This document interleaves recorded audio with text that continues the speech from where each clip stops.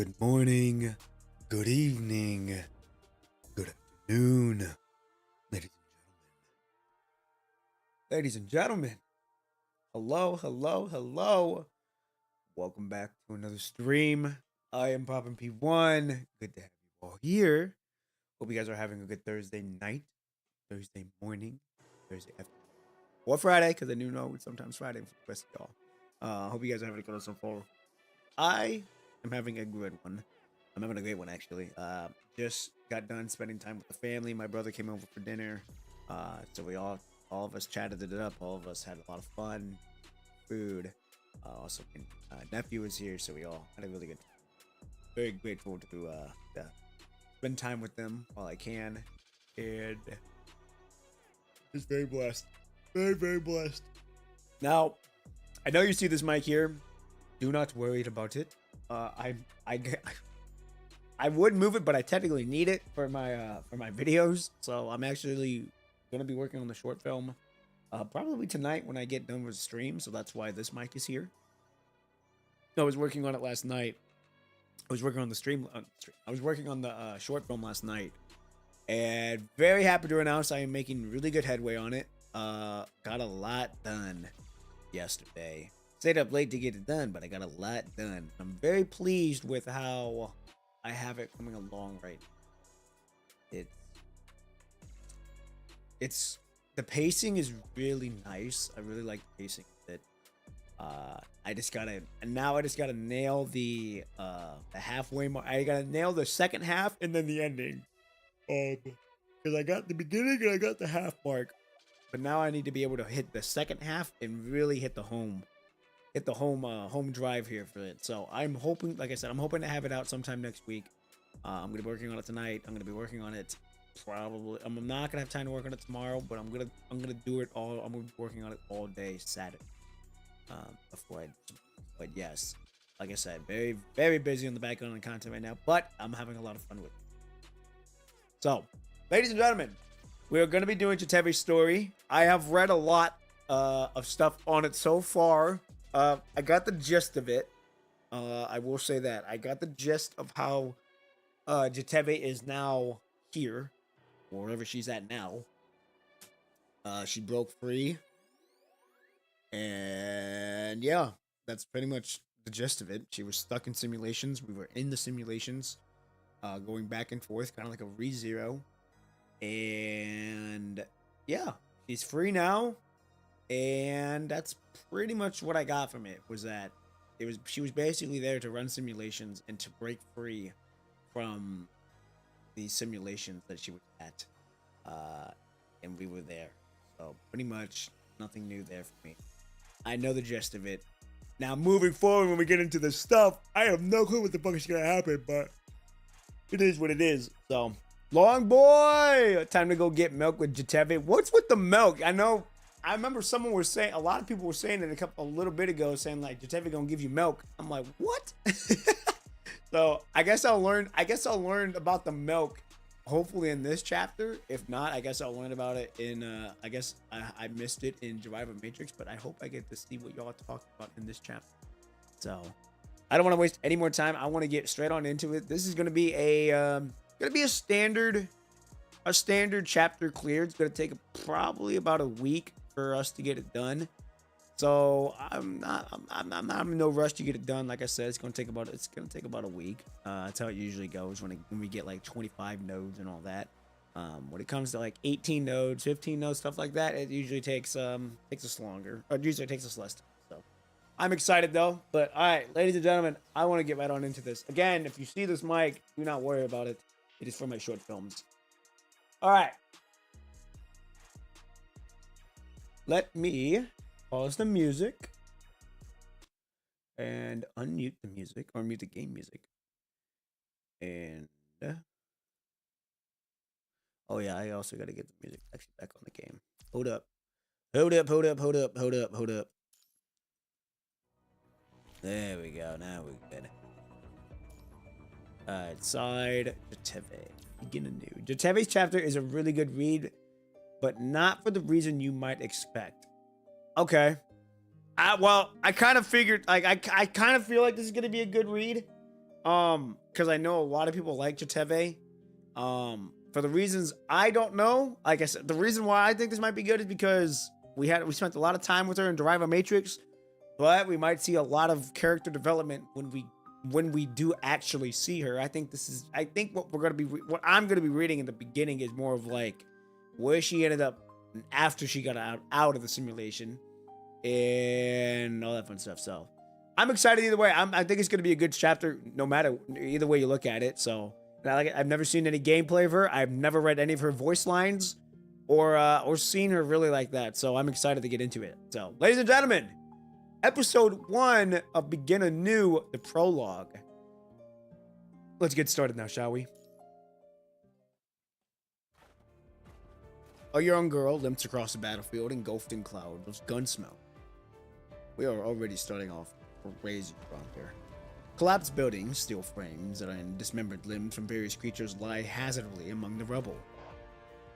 Report. Ewig? Okay. Power transmission towers malfunctioning. Approximately 76% of the area's cables have been disconnected. Stronghold number 5 power distribution network has most likely collapsed. The girl called Ewig, visual model momentarily blurred. She hits the ground as soon as she loses sight. Her broken leg assembly snaps, becoming part of the rubble. Vital fluid pours from their severed joint.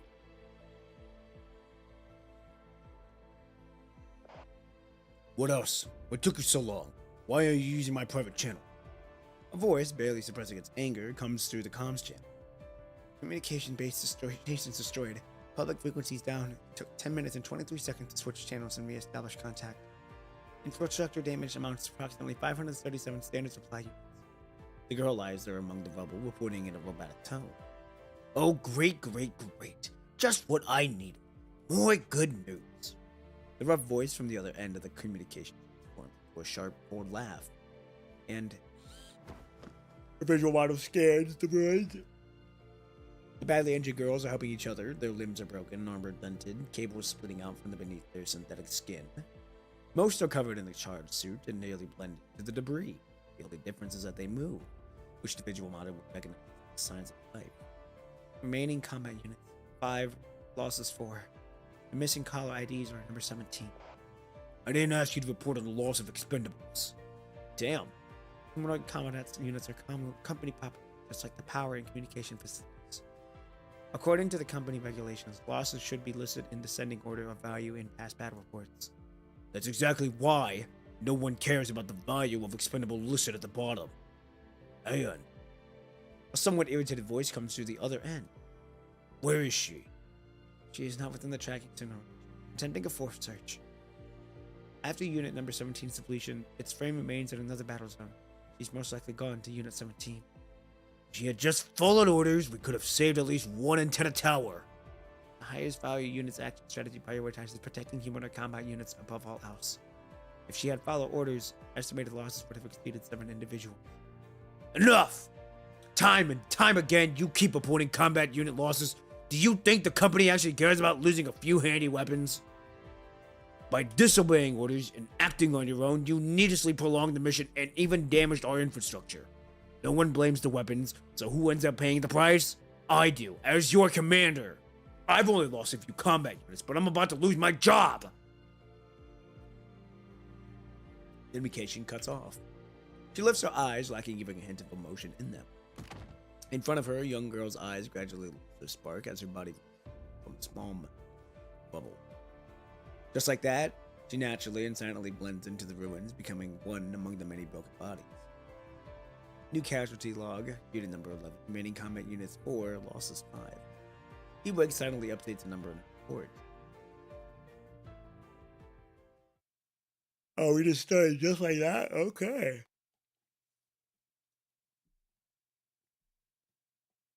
Off to a heavy start. Oh yeah, I was gonna say off to a pretty rough start. Oh shit, we are already immediately in this. Okay. An infiltration mission. Yes, the mission location is in City 141 along the transatlantic coast. There's a recently claimed conservation area in that region. The troops stationed there discovered a strange unit there. A group of girls wearing matching uniforms were fighting against the corrupted. They pose exceptional individual combat skills and teamwork capabilities, but don't belong to any faction we know. And even cross-reference with their major factions that disappeared at the end of the Golden Age, but still found nothing. So we need you to undertake a solo infiltration mission. You're telling me we gotta go solo? Silica pulls out the confidentiality mission documents from her desk and hands them over, looking somewhat confused herself. Why are we going alone? Why are you in that frame? Hold on. Oh, you know what? This is... No.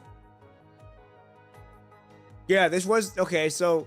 Whoa. Copperfield Aquarium was after Lee got his frame, correct? No, it wasn't.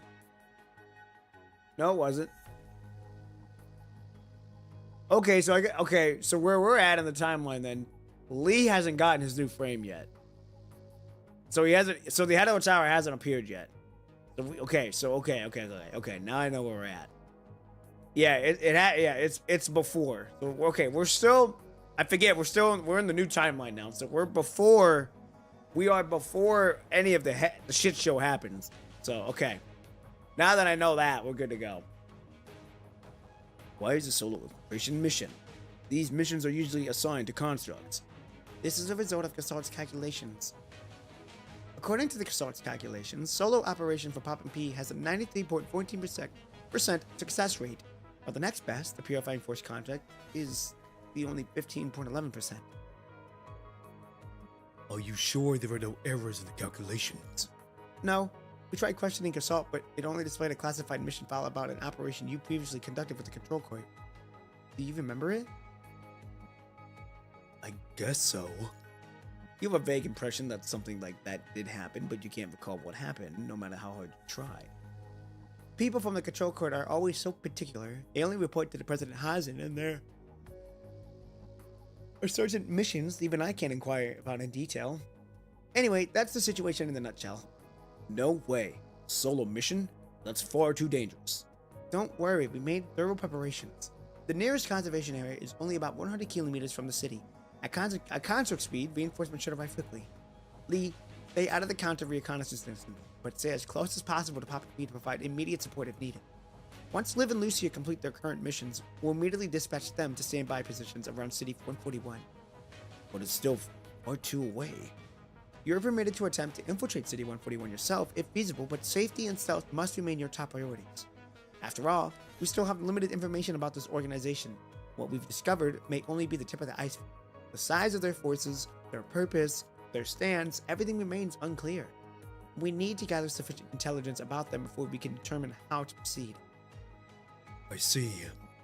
Soldiers from the conservation area have observed transport vehicles entering City 141 at regular intervals. Hey, who followed? Macaw Bard! Hey! Hold on, you can't hear it.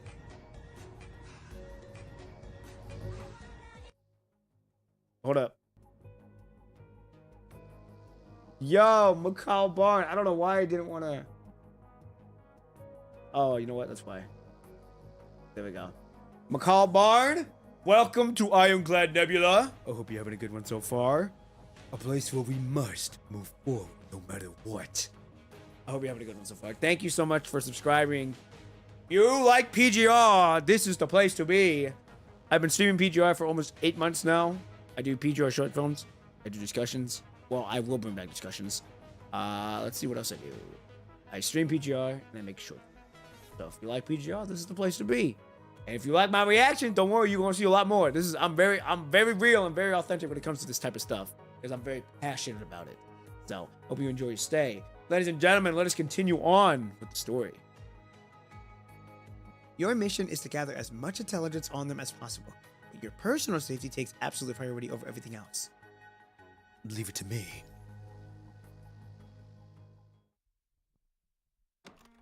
As you leave the meeting room, the mission details are sent to both your terminal and Lee's.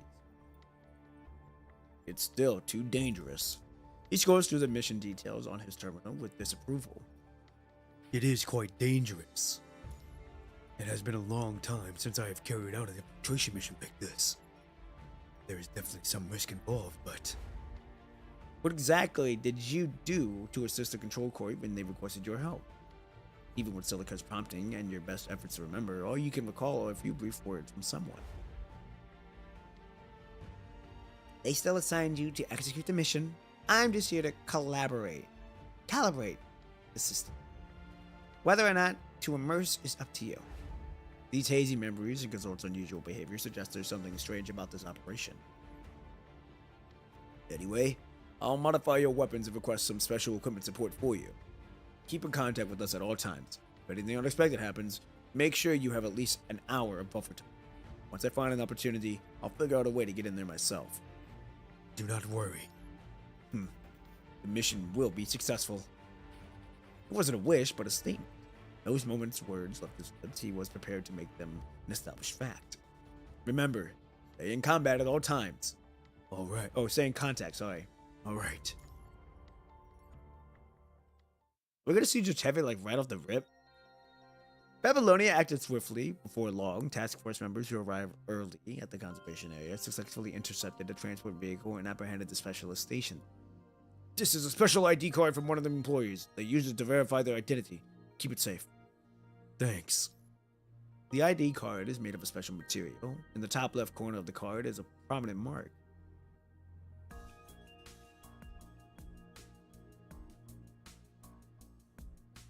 Lebowitz? Lebowitz?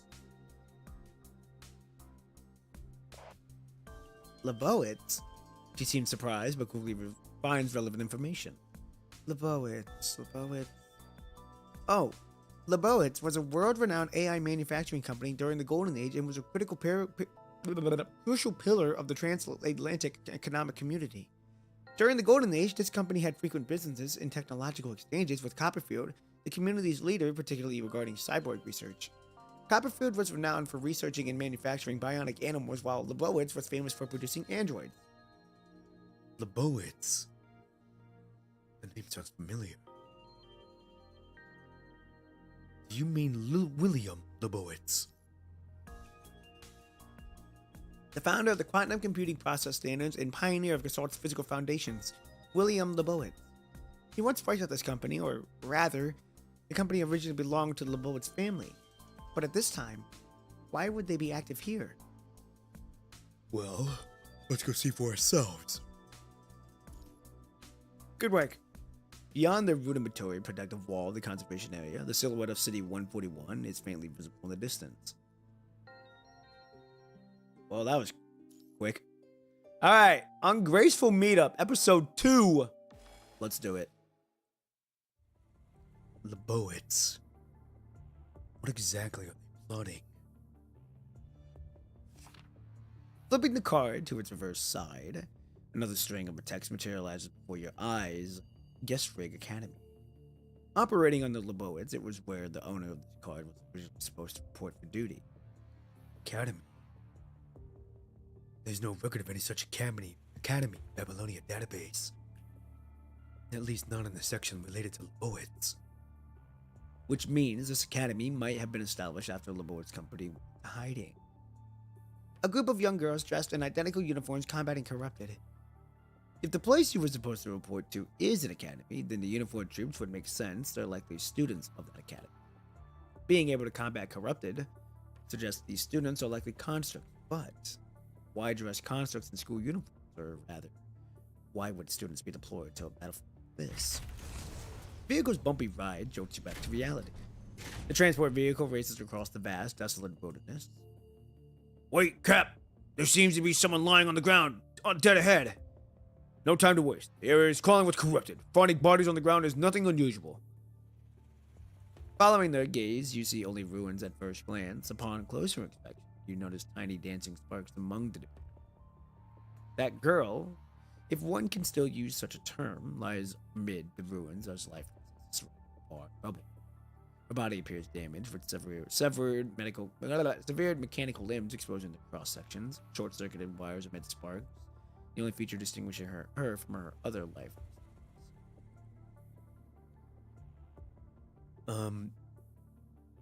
That's probably a construct. We might still have a chance to help her. But to a corpse, you can't really call it a rescue, it's salvage.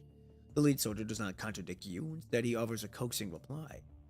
but she still might be alive, don't you think? You sure know how to ask for the impossible, dear specialist. He responds with a sarcasm and mockery, but does not outright refuse a request. We'll take a look when we pass by. Mid-conversation, the mercenary driving suddenly jerks the wheel, causing the vehicle to swerve violently. Enemy attack! What's going on? Someone's opening fire on us, Cap! Turn around! Fall back! Rat-a-tat-ta. Rapid gunfire echoes relentlessly in your ears. Oh! Shit! That's her! Okay, it's Jetavie right off the rip. The transport vehicle zigzags erratically, desperately maneuvering through the hail of bullets. No, we can't retreat. At this point, you really don't want to play hero, do you? Blindly turning around in the open wood in this road, no cover, would make a sitting duck for their bullets. Damn it! Drive towards those rovers we just passed! Oh yeah, I remember I did this. I enjoyed it. I also got the character, but that came with it too. Oh, nice. Blaze Warrior, hope you're having a good one so far. Hope you're having a good morning, good evening, good afternoon. Hope you're having a good Thursday too. I made a comment on your voice, so I hope you saw it. You're making improvements.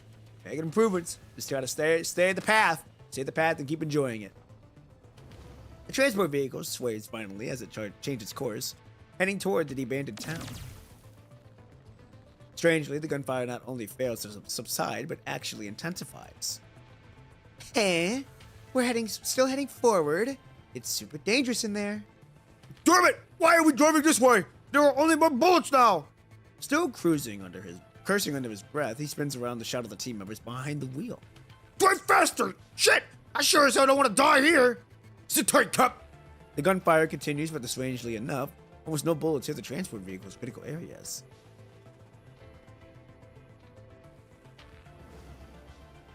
What? Was there something happening there? Okay. Dust begins to rise. As the transport vehicle enters the abandoned town, yellow sand gradually engulfs their field of vision. As the transport vehicle disappears into the haze, the previously relentless gunfire gradually falls silent. Did we lose them? An uncanny silence falls over the surroundings. From the sand-shrouded ruins, a corrupted suddenly slants against the front windshield. Immediately after, countless pairs of crimson eyes light up from within the dust cloud. Damn it! We just fucking stumbled into a corrupted nest! 1, 2, 3 hordes of corrupted emerge from the mist and charge toward the transport. Lock and load, boys! The corrupted and crowding in front of the vehicle, making it nearly impossible to move. Damn it! Abandon the vehicle for now! Oh shit, even that one's got a voice. He barely pokes half his body out when a large corrupted lunges toward him. The corrupted loses its balance and tumbles to the ground like a kite with its string cut. Whoa, as expected of a specialist. God damn, good shooting! Something doesn't feel right. That bullet definitely hit its mark squarely. But even with the service weapon upgraded by Babylonia, it should be impossible to paralyze such a large corrupted with just one bullet. The corrupted roars and charges toward you again. The bullet strikes its mid-charge, sending its body flying backwards from the force of the impact and its own momentum. What's going on? You only fired once, but there were 2 gunshots to the dust cloud. What an awkward introduction. Though the swirling dust, the silhouette of a girl in black clothing flickers in and out of view from a higher vantage point. Who? I'm a corrupted, coming to eat you up. Now, are you going to shoot? The girl's laughter rings through the wind-blown sand. But in the blink of an eye, the black silhouette vanishes like a ghost. As the sandstorm gradually subsides, a wave of corrupted surges forward. 2 gunshots ring out again, and the target corrupted falls instantly. Suddenly, an interesting thought pops in your head. Just as expected, the corrupted falls away, even though your bullet missed completely. Someone is assisting you from the shadows, but who exactly is this person? Haha, shit, we're about to find out. You watch as the transport vehicle ignores the warning shot and charges straight into the abandoned town, swarming corrupted. They just won't listen. There are loads of corrupted over there, you know. If something goes wrong, don't blame me. The girl yawns out of boredom and passes her black gun to her tail behind her. She perches on the roof of the wooden cabin, leisurely swinging her legs. She can't figure out why that transport vehicle would stubbornly press forward even after it had been born by gunfire. Gazing into the distance, she knows her companions remained buried somewhere in the woods. That's her real purpose for coming here, to recover the body that was so carelessly discarded. She stands up, ready to rush toward her companion's location, but her body suddenly freezes. Why is that transport vehicle still heading toward the exact ruin where her companion lies? Oh, she got kind of elf ears. No way. It isn't just a coincidence. I can't take this. With a resigning sigh, she takes her gun from her tail, aims at the corrupted, and prepares to fire again. She is synchronized. She is synchronized with something. A strange feeling. Her signal seems to be synchronized with someone else's. The other person is loading their weapon, raising the gun sideways, quickly taking aim, pulling the trigger. She perceives their every movement with crystal clarity. Who is it? Where? Her visual models dart back and forth, desperately scanning for the shooter's position. Found you! A figure in exoskeleton combat suit looks somewhat bedraggled beneath the thick clouds of dust blotting the sky. What an awkward introduction. She can't help but find herself intrigued. Loading, aiming, pulling the trigger. To her, these are distinct actions happening in slow motion that she can easily break down and analyze. Sorry, Jesus. So she mimics those slow movements, deliberately raising the gun barrel. Bang! Ah, shit, we get to finally do some work. Alright, let's do it.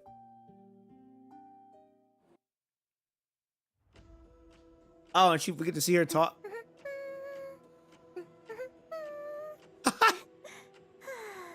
Just as expected. Ah! I've still got some power left. A little exercise would be nice.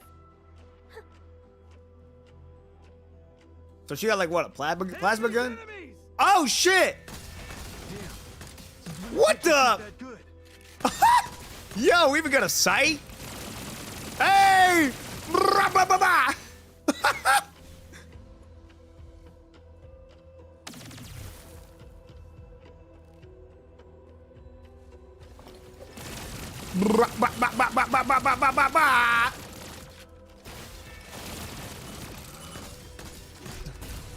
Dude, they've upgraded. That's so fucking cool. Where is she? No time for this. Aren't we supposed to escort the teacher? Yeah, but it kind of feels like we're the ones getting escorted. Do you guys know anything about the woods? Huh? I thought the company sent you. You idiot. The teacher's asking for your take on Leibowitz. Leibowitz. Oh, that's what you meant. Well, you know, we're just some hired guns. Not with the authorities. We've been hired to escort those sent by the company. You know, people like you. Just say something nice and can it. Had to give a full intro. I don't like how my mouse is like how we're so sensitive at the moment with this stuff. Oh, here we go. Weird. The road's supposed to be clear. Did something happen? Speaking of which, what you just pulled off was pretty impressive. Is everybody in Leibowitz this good? I only know the basics. I get it. You guys are all about secrets. I'll quit prying into your business. By the way, seems like there's a few more barricades up ahead. Would you mind helping us out? The situation's still unclear, so let's stick together and watch each other's backs. What do you all say? Agreed. You can adjust sensitivity. Can I? Oh, you're right. I can. Ah, angle sensitivity.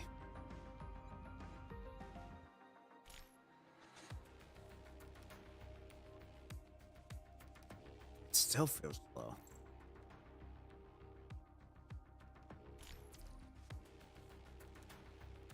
That's a little better. So many barricades. How long has this place been deserted? What? Oh.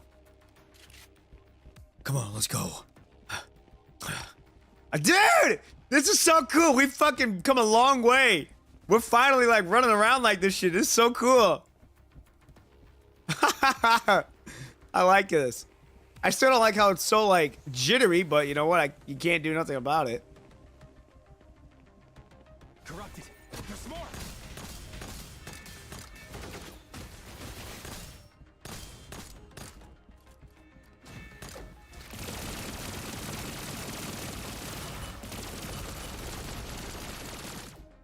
These corrupted still have electrical currents running through them. They were destroyed just now. Where am I going? Over here. No wonder we never got an alert. This detector's totally busted. Where's the tech guy? He cracked open some Golden Age wine and got too wasted in the conservation area to join us today. Nice. Alright, let me give it a try. Oh shit. Okay.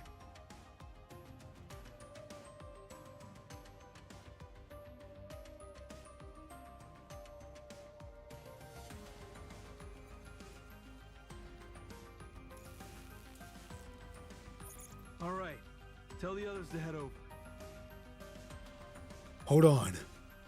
There are still some things that concern me. Stay safe and make it quick.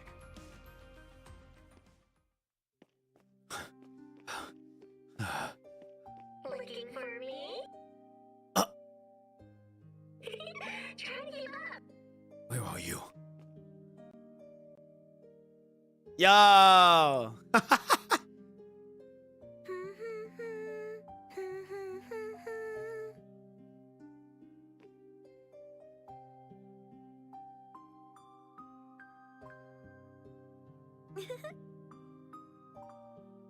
Well, she got vampire teeth? The girl suddenly disappears. Nobody to be found. Don't know what it said. Well then, I'll see you later. What's that sound? You just don't give up, do you? Alright, let's make this quick. I've got places to Oh, we be. get to use her? Oh! There's some sound trend spreading through the corrupted? Everyone's got a red note?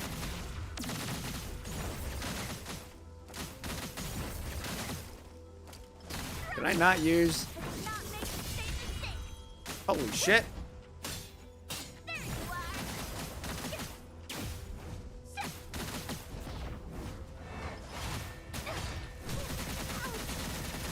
Oh, we can just hold down the fucking...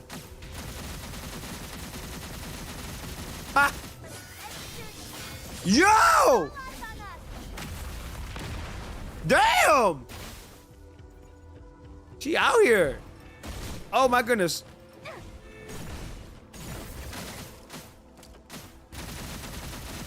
So we basically just hold this button. That's all I do, is just hold this button.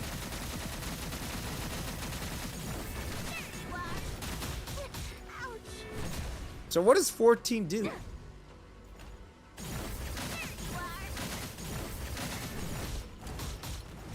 Trying to learn a moveset. Hold up.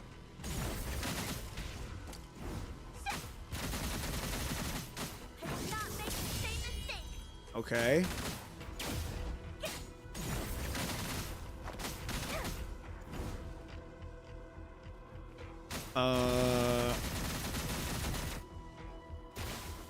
Leftover data chip. Data chip? Those marks just dropped this? Nothing useful at all.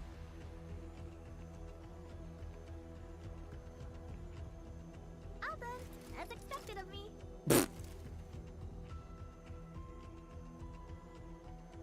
That it? I guess so. Cotton. As expected. She's dead, isn't she? Which video did you comment on? Because I don't have my other account. This is my only account I use. It was your recent one. It was your most recent one. I don't remember the name of it, but it was your most recent one. Like the one that you posted like 6 days ago, I think. You could hold her skill in ult mode, hold attack after hold skill to do special attack. Oh, okay. So, in ult mode, I don't remember which one was ult mode. Hold the attack after hold skill to do special attack. Okay. After repelling the wave of corrupted from the town, the transport vehicle stops beside the ruins where embers still dance in the air. The uniformed girl lies there, her torn skin revealing sunken mechanical structures and patches of what appears to be vital fluid have already dried up around her. She's dead. Around her, mountains of corrupted corpses are piled high. She died after an intense battle. With a hint of bewilderment and loneliness, she lies quietly among the skeletons that remain, reinforced concrete and steel. Knew it! The mercenaries check twice to confirm she won't move anymore, speaking as if discussing some disposable commodity. Come on, let's go. They walk away, having lost interest. You want to take her with you? But she's already... All right. Although we're strangers, a warrior like her should have rested in a place crawling with corrupted. Fine, let's take her. The vehicle can handle the extra weight. Together, they lift her onto the transport vehicle. The engine roars as they continue their journey towards City 141. So they took her away. Watching the transport vehicle slowly disappear into the distance, the young girl, having finished cleaning up the remaining corrupted, arrives at the ruins where her companion had been, only to find the place completely deserted. At regular intervals, mercenary escort transport vehicles enter City 141. Company specialists are stationed at the living quarters posed as teachers. Most likely, the companion they just picked up will also be there. She arcs her back in a lazy stretch. After synchronizing with that human, the battle becomes unexpectedly easy. She can't help but feel curious about it. Teacher? Teacher? I'm sorry, what? Okay, episode 3, Weapons of War, let's do it. The Red and Deer Specialist will take our leave now. After entering City 141, the transport vehicle stops at the entrance of a forest on the city outskirts. Throughout the journey, you try to extract information about Lebowic from the soldiers, but you were only met with blank stares, leaving you empty-handed. Maybe I think you can only do special attack only after her hold red and ult mode. Ah, okay. The reason, most likely, has everything to do with their position. As mercenaries, they merely accepted the company's commission to help escort the specialists to City 141.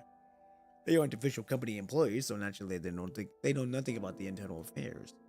The task of gathering intelligence will have to fall on your shoulders alone. After a brief farewell, the vehicle sent by the Academy slowly makes its way toward the nearby City 141. Past the damaging city walls, a winding path carved with the soft moss and fallen leaves stretches forward. Beyond the road's end stands a surprisingly intact structure. I'm guessing it's the Academy? Yeah. A white building of classical architecture comes into view. Sunlight grows mechanically through the thin mist, and even the chirping of birds follows the silence. Despite being the season of nature's renewal, everything here seems bowed in pale shadows. Checking the image on the ID card, yesterday, the Academy under Lebowic's jurisdiction, this is where you are supposed to report for duty. Looking up from the ID card, you scan your surroundings. As if confirming your suspicions, groups of girls in identical uniforms pass by on a distant path. The girl you brought must have been one of them once. Perhaps someone recognized her. Excuse me. I was wondering. She bows to you in formal deference, then briskly walks away. You turn your attention to another girl. Hello, I'm a new specialist. Where should I report in? The girl on my back. Is she one of your classmates? What should I do with her? Just like the previous girl, she bows politely but completely ignores what you say. You try questioning several more students only to receive the same response each time. What? What is going on here? Normally, in a school, an unfamiliar face would easily spark curiosity, but now, they all just keep their heads down, silently rushing past you. Not a single one asks you any questions, neither about you, nor about the girl you brought back. No one cares whether she's dead or alive. These girls move as if following program instructions, mechanically walking toward the Academy buildings. Could it be that the girl I brought back isn't a student here? No. They must be from the same place. Dark-colored uniforms stained with reddish-brown vital fluid and battlefield dust. They even have nearly identical hairstyles. But why would they be sent to battles as students? Only to die in desolate wasteland where no one would ever find them. Flowers bloom violently before your eyes while the girl behind you silently fades away. Spring in Gestrig gives you one subtle sense of being torn apart. You don't look well, Edwig. Oh, wait a minute. I thought she died. Jetavie hasn't returned, White. You take a few steps forward, following the faint sound of voices. In the distance, you see two girls tending plants beside a flower bed. Are you worried about her? The white-haired girl turns her face toward you, scribbling and sketching in her notebook. No. As the highest value individual, her loss would cause enormous damage to the company. That could contradict with our operational strategy. She already graduated, didn't she? I don't understand why she's remaining here. Maybe she just left and will never come back? The strategy loaded into the highest valuable individual prioritizes the protection of humanoid combat units above all else. As long as we haven't successfully passed the final examination, she won't leave without reason. This might be her strategy, but because she wants to do this? The girl known as White speaks with a slight stutter in her voice. That doesn't explain her behavior. No weapon would want to do anything. That contradicts our fundamental programming. Edwig shakes her head. White falls silent. She simply leans down, staring blankly at the white flowers before her. Edwig, it seems that we've waited long enough to see the fluorescent... Huh? China Santiums bloom. They even glow in daylight. That's a big word. White pupils pulls out a notebook from behind her and begins to write a sketch in it. Yes. White, astonished by the brief, unexpected answer, looks up at Edwig. Edwig gazes at the white flowers in a trance-like state. Beneath the petals, a butterfly emerges from its chrysalis? I'm butchering that word, I know that. She trembles as she crouches down. Her newly attached left leg doesn't fit properly, reaching out to touch the empty flowers. What is she gonna say? Flowers. She collapses. White struggles to help her back up. The last test, everyone left damaged. Number 17, number 11. They were all lost at the battlefield, weren't they? She silently attaches Edwig's left leg. The connection points making metallic clicking sounds as they lock into place. It's the same for you, Edwig. If Jetavie hadn't disobeyed orders and suddenly pulled back to rescue you from that swarm of corrupted after your leg was broken, you wouldn't have returned. Just like number 17, right? I came back. What's the point? I don't know. You came back, so you can water the flowers with us, right? One individual is enough to maintain them. But looking at these flowers makes you happy, doesn't it? My visual module doesn't transmit positive emotional signals to my processing center. White watches Edward silently, observing the vibrant colors reflected in her eyes.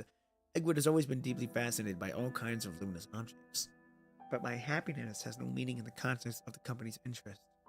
That's not the issue, just... Isn't it okay for us to live? Edward shifts her gaze back away from the flowers and lets out an almost impeccable sigh.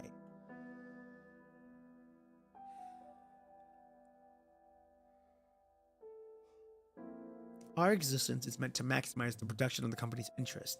This has nothing to do with an individual's life or death. Ugh. Having expectations for impractical things only creates unnecessary burden on the emotional module. Excuse me. I was wondering. Finally approaching them, you attempt to assess the situation. Hello, are you the new teacher? White quickly identifies you by your attire and the recent notice. After respectfully bowing, she takes a step back as a customer. Excuse me, but do you know who this girl is?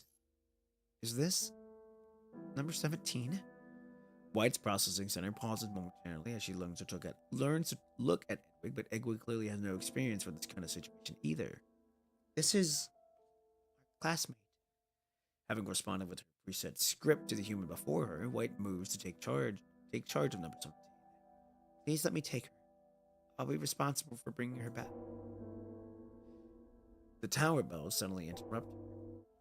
White and Edward, as if suddenly receiving a command, abruptly turn and walk back toward the academy. What the fuck is going on here? They're just like, Gone? Hey, wait! They proceed without any acknowledgement, walking straight back as if you had vanished. A broadcast announcement follows. All faculty and students, please gather in the first floor auditorium. Even now, no one has told me what to do when number 17 remains. Hey, you over there, the new specialist. What are you doing? While searching for someone who can answer your questions, you're suddenly halted by a soldier's sharp command. Didn't you hear the broadcast? Go to the first floor auditorium right now. What are you carrying? Why are you still lugging around a depleted weapon? Depleted weapon? Just leave it here. Someone will take it to the waste recycling station. Bringing back a broken weapon. You've caused us quite some trouble. But she's still... Is this how you treat a warrior who sacrificed herself in a battle against the corrupted? That's an order. You only have 3 chances to disobey orders, whether due to negligence, carelessness, or other factors. After that, the company has the right to terminate your employment immediately. Don't make me say it twice. Put it down now, then report to the auditorium immediately. If you leave her here, she'll probably just be thrown into the waste recycling station, won't she? Isn't there something you keep to remember her by? Something like a contract's nameplate. While lost in thought, you notice the collar around her neck marked with the number 17. Please, let me keep this.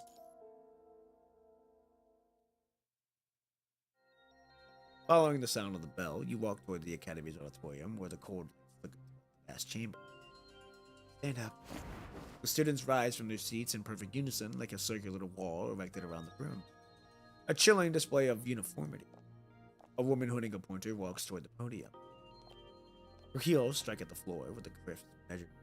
Each step distinctly audible in the silent hall. Each step seems precisely measured, carrying an undeniable gravitas until she finally takes the podium. Good afternoon, Tactical Command Instructions. I am Martha, the director of the Gestrig Academy. She gives a slight nod of acknowledgement to those seated in the front row, then lifts her gaze to survey the standing students. All humanoid combat units, listen carefully to what I'm about to say in orders that follow. Yesterday's battle was the 5th round of the testing with Gestrig Academy. After the battle in this test, nearly half of the combat zones have been breached by the corrupted and reduced to ruins. 3 power stations were restored, 2 communication towers were disabled, and approximately 84% of the computing nodes across all battlefield zones were completely shut down. Total economic damage amounts to 3,178 standard supply units. I solemnly announce that you have all failed the company's 5th round of testing.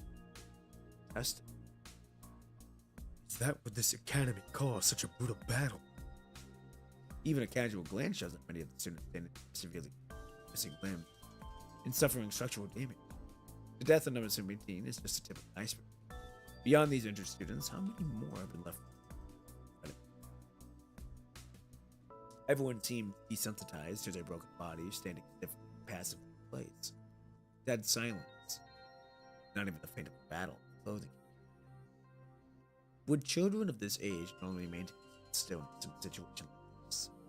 As the robotics and newest weapons, you'd fail to achieve the company's expected combat results. Frankly, this outcome is incomprehensible. The company gave you humanoid bodies, but not so that you, its weapons, would develop pointless emotion. In any case, the failure of the 5th test is undoubtedly a heavy blow to us all. The loss of the battle zone will have an irreversible consequence on the situation going forward. However, I expect you all to do the utmost to minimize the impact of this failure. The company will not give any substantial reward or punishment based on this test outcome, because as long as you pass the final testing, defending the city's innermost ring, you will all gain freedom. Conversely, if you fail, every one of you could be discarded. I expect all of you to remember your place in your mission. Final test. You have heard that conservation you wait and wait. Pass the final test to gain freedom, or fail and face disposal. This was the student's motivation. But could these lifeless public students truly understand the concept of freedom? Due to the disastrous consequences of the 5th test round, the previous commandant has been dismissed by the company. Fortunately, as of today, the company has been assigned a new specialist to report for duty. I should have been honored to introduce you to the new instructor to you all. However, However, despite being scheduled to report at 10 a.m., the specialist failed to arrive. Not until the 5 p.m. routine meeting did the specialist finally decide to show up. I'm deeply curious about what reason this specialist could possibly have for defying company orders just to be late. Her eyes gave sweets across the auditorium, locking onto the only unfamiliar face. What the fuck? You're telling me that we're the one that's supposed to be leading this charge? Despite standing on the stage, her eyes judge you like a baleful god. Please answer my question, specialist. Invisible weight presses down on you. Oh shit. Alright, hold on. We can't buckle here. Your military instincts quickly identify the source of the pressure. Within your visual field alone, no less than 10 fully armed soldiers cast furtive glances your way as Martha poses a question. While both groups are armed forces, the students' mission is to battle the corrupt. These soldiers, however, they likely serve a different purpose. They're likely part of the Academy's militarized management system, an intimidation force designed to ensure faculty compliance with others. You need to choose your words carefully. I encountered some corrupted. I got attacked by the corrupted on my way here. We just completed the 5th test. Most of the corrupted surroundings of 141 have been already eliminated.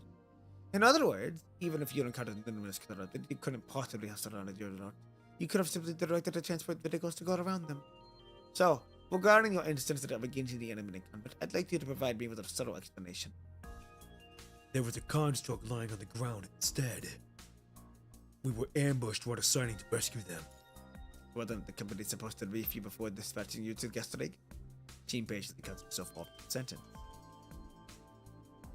They are mechanoids, not constructs. War machines developed by the company, and the weapons that are not worth human with threats their lives to save. Weapons that obey the company's orders absolutely to fight for the company's interest. All the weapons that only follow orders and eliminate the company's enemies. But even humans so much for the company and guess big. The company tolerates human weakness by allowing 3 instances of negligence. After this 3 entities, you will reach the missile. You've already been marked once for tardiness. Do not make another mistake. She shifts her gaze, surveying all the students present. Now, let's formally introduce your new tactical teacher, special employee number 3000-035-034. Wait, 035-034. Yeah, we said it right. The company traditionally doesn't concern itself with the names of authorities that you're applying. However, for the sake of the convenience and the future communications with the students, I'll permit them to address you by your name. Furthermore, given the record of repeated failures and field command by previous commandants, this commandant will only be responsible for daily tactical coordination training, but will not participate in actual field command. We will remain silent. That will conclude today's meeting. Okay, so we're basically in another game now. You step out of the auditorium. Progress was made on investigating an unknown unit. This special unit belongs to the Guestwick Academy. And Guestwick Academy has an insensible relationship with the Lord's company. In the unit, it's known as Weapons 4, they appear in the guise of students. To pass their final examination, they battle. Some questions have been answered, but many new mysteries have already surfaced. If they're supposed to be war weapons, why dress them in school uniform? Even the human teachers. The academy management seems excessive. Something happened. Why did the city avoid contact with the outside forces? What dark secret are they hiding?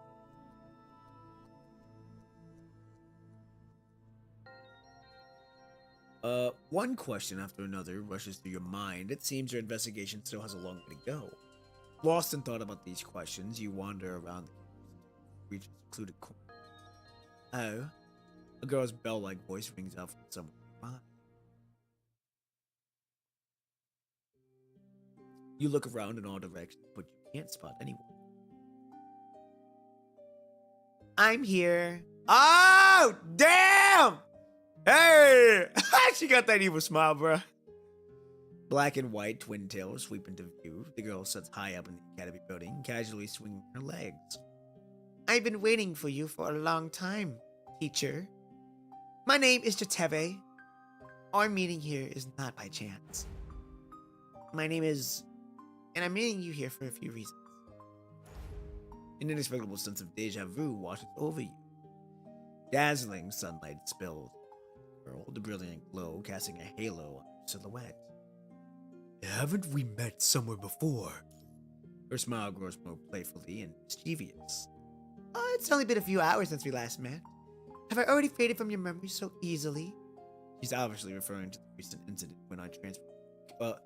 She's obviously referring to the recent incident when our transport convoy encountered the corrupted. That inexplicable sense of deja vu reigns faint. It seems too blurry to recall. It's clear the only time left to continue the conversation is this one. Back then, why did you open fire on our transport vehicle? And at that time, you fired warning shots to stop us from approaching, didn't you? You should probably thank me, you know. A satisfied smile spreads across the girl's face. But in the end, you still charged straight ahead anyway, just in a different direction. And the reason you were so determined to keep going?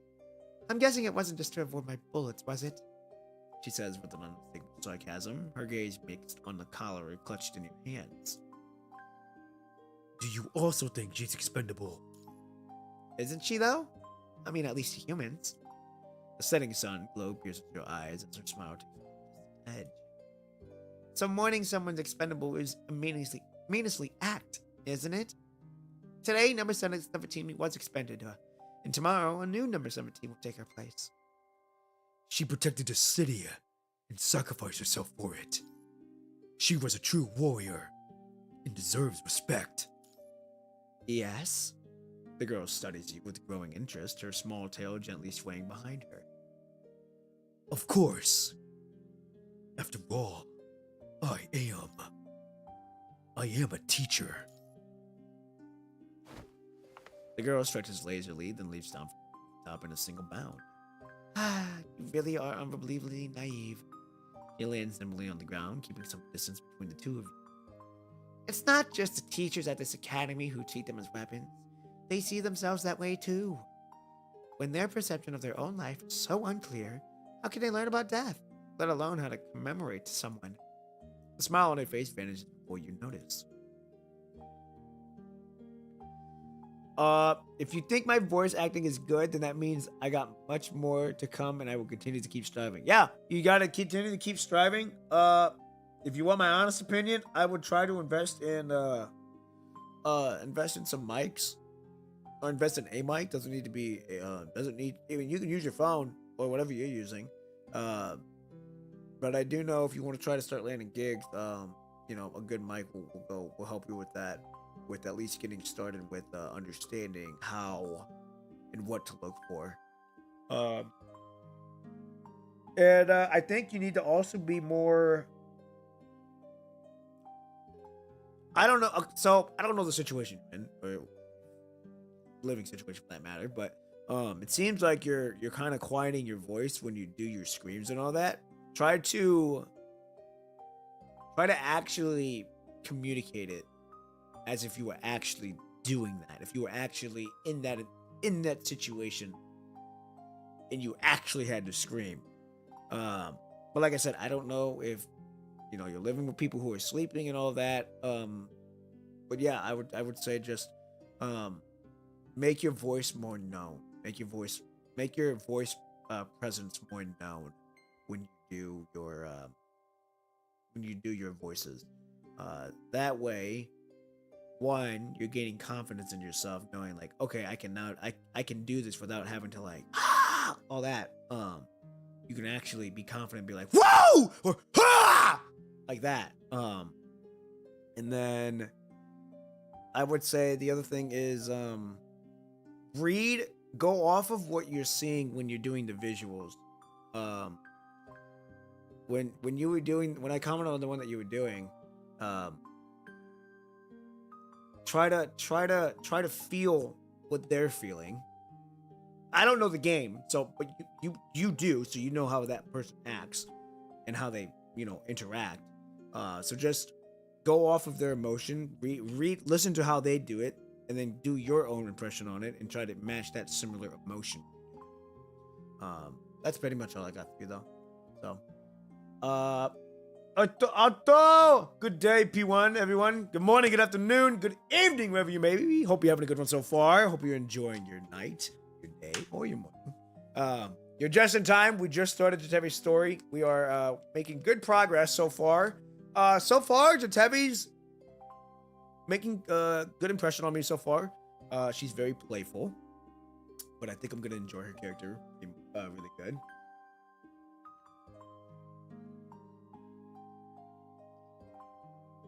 And yeah, so far, pretty good chapter. Little slow, but pretty good.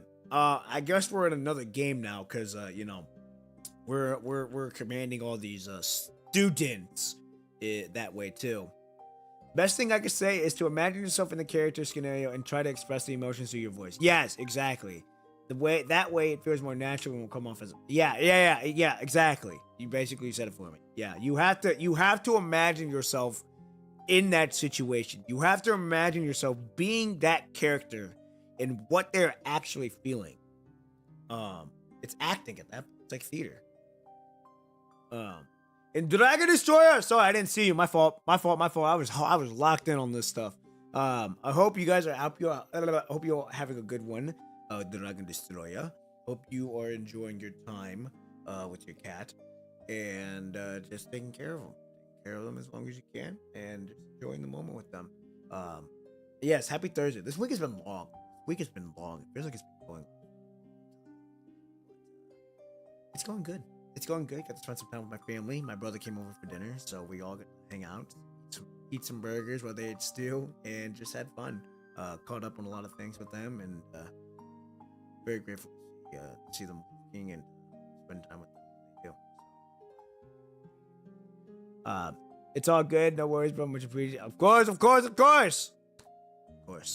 So, I'm really liking this chapter so far. It's like I said, it's a little slow. It's a slow burn, but that's how most chapters go like this are. So it's a slow chapter. It's a slow burn, but I'm hoping it's gonna pick up probably in the midway point or whenever we get to the next second half of the story, because there's a normal and then there's another normal.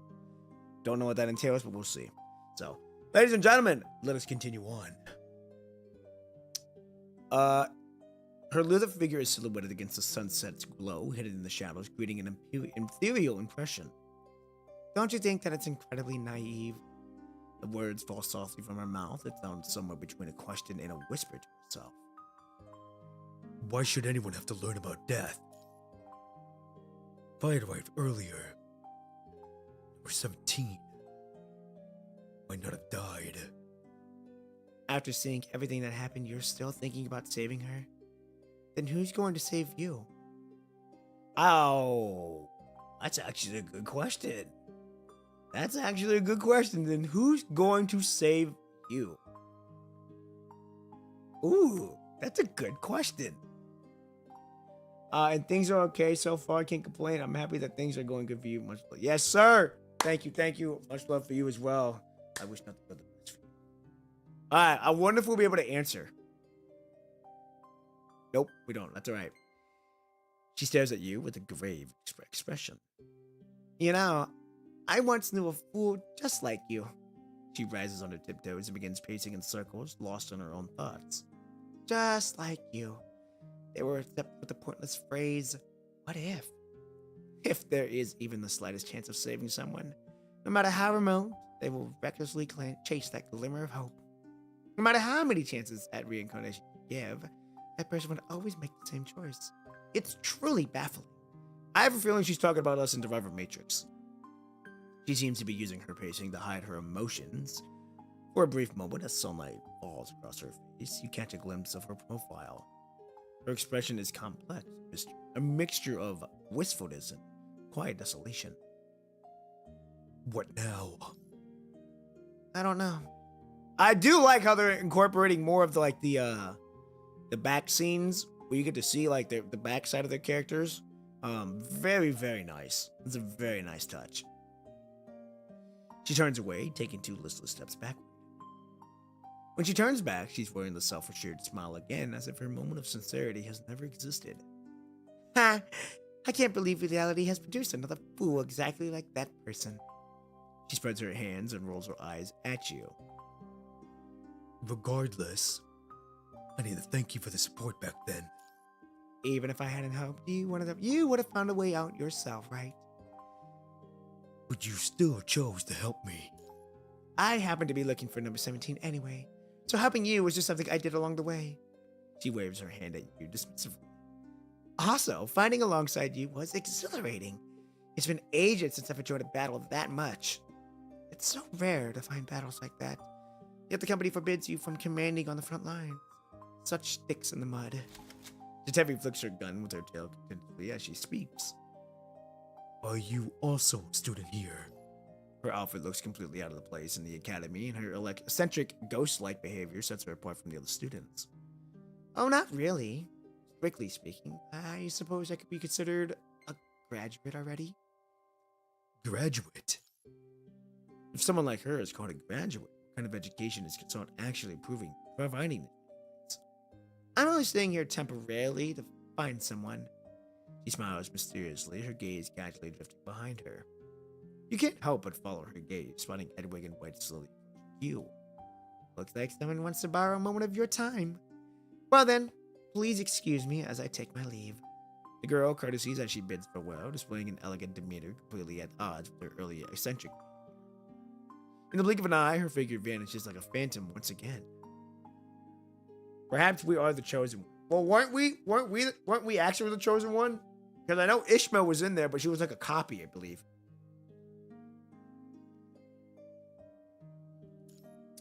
I believe that's what it was. All right, here we go. Episode 4, A Familiar Nightmare. In the blink of an eye, Jetavie's figure vanished. Oh, wait, this part.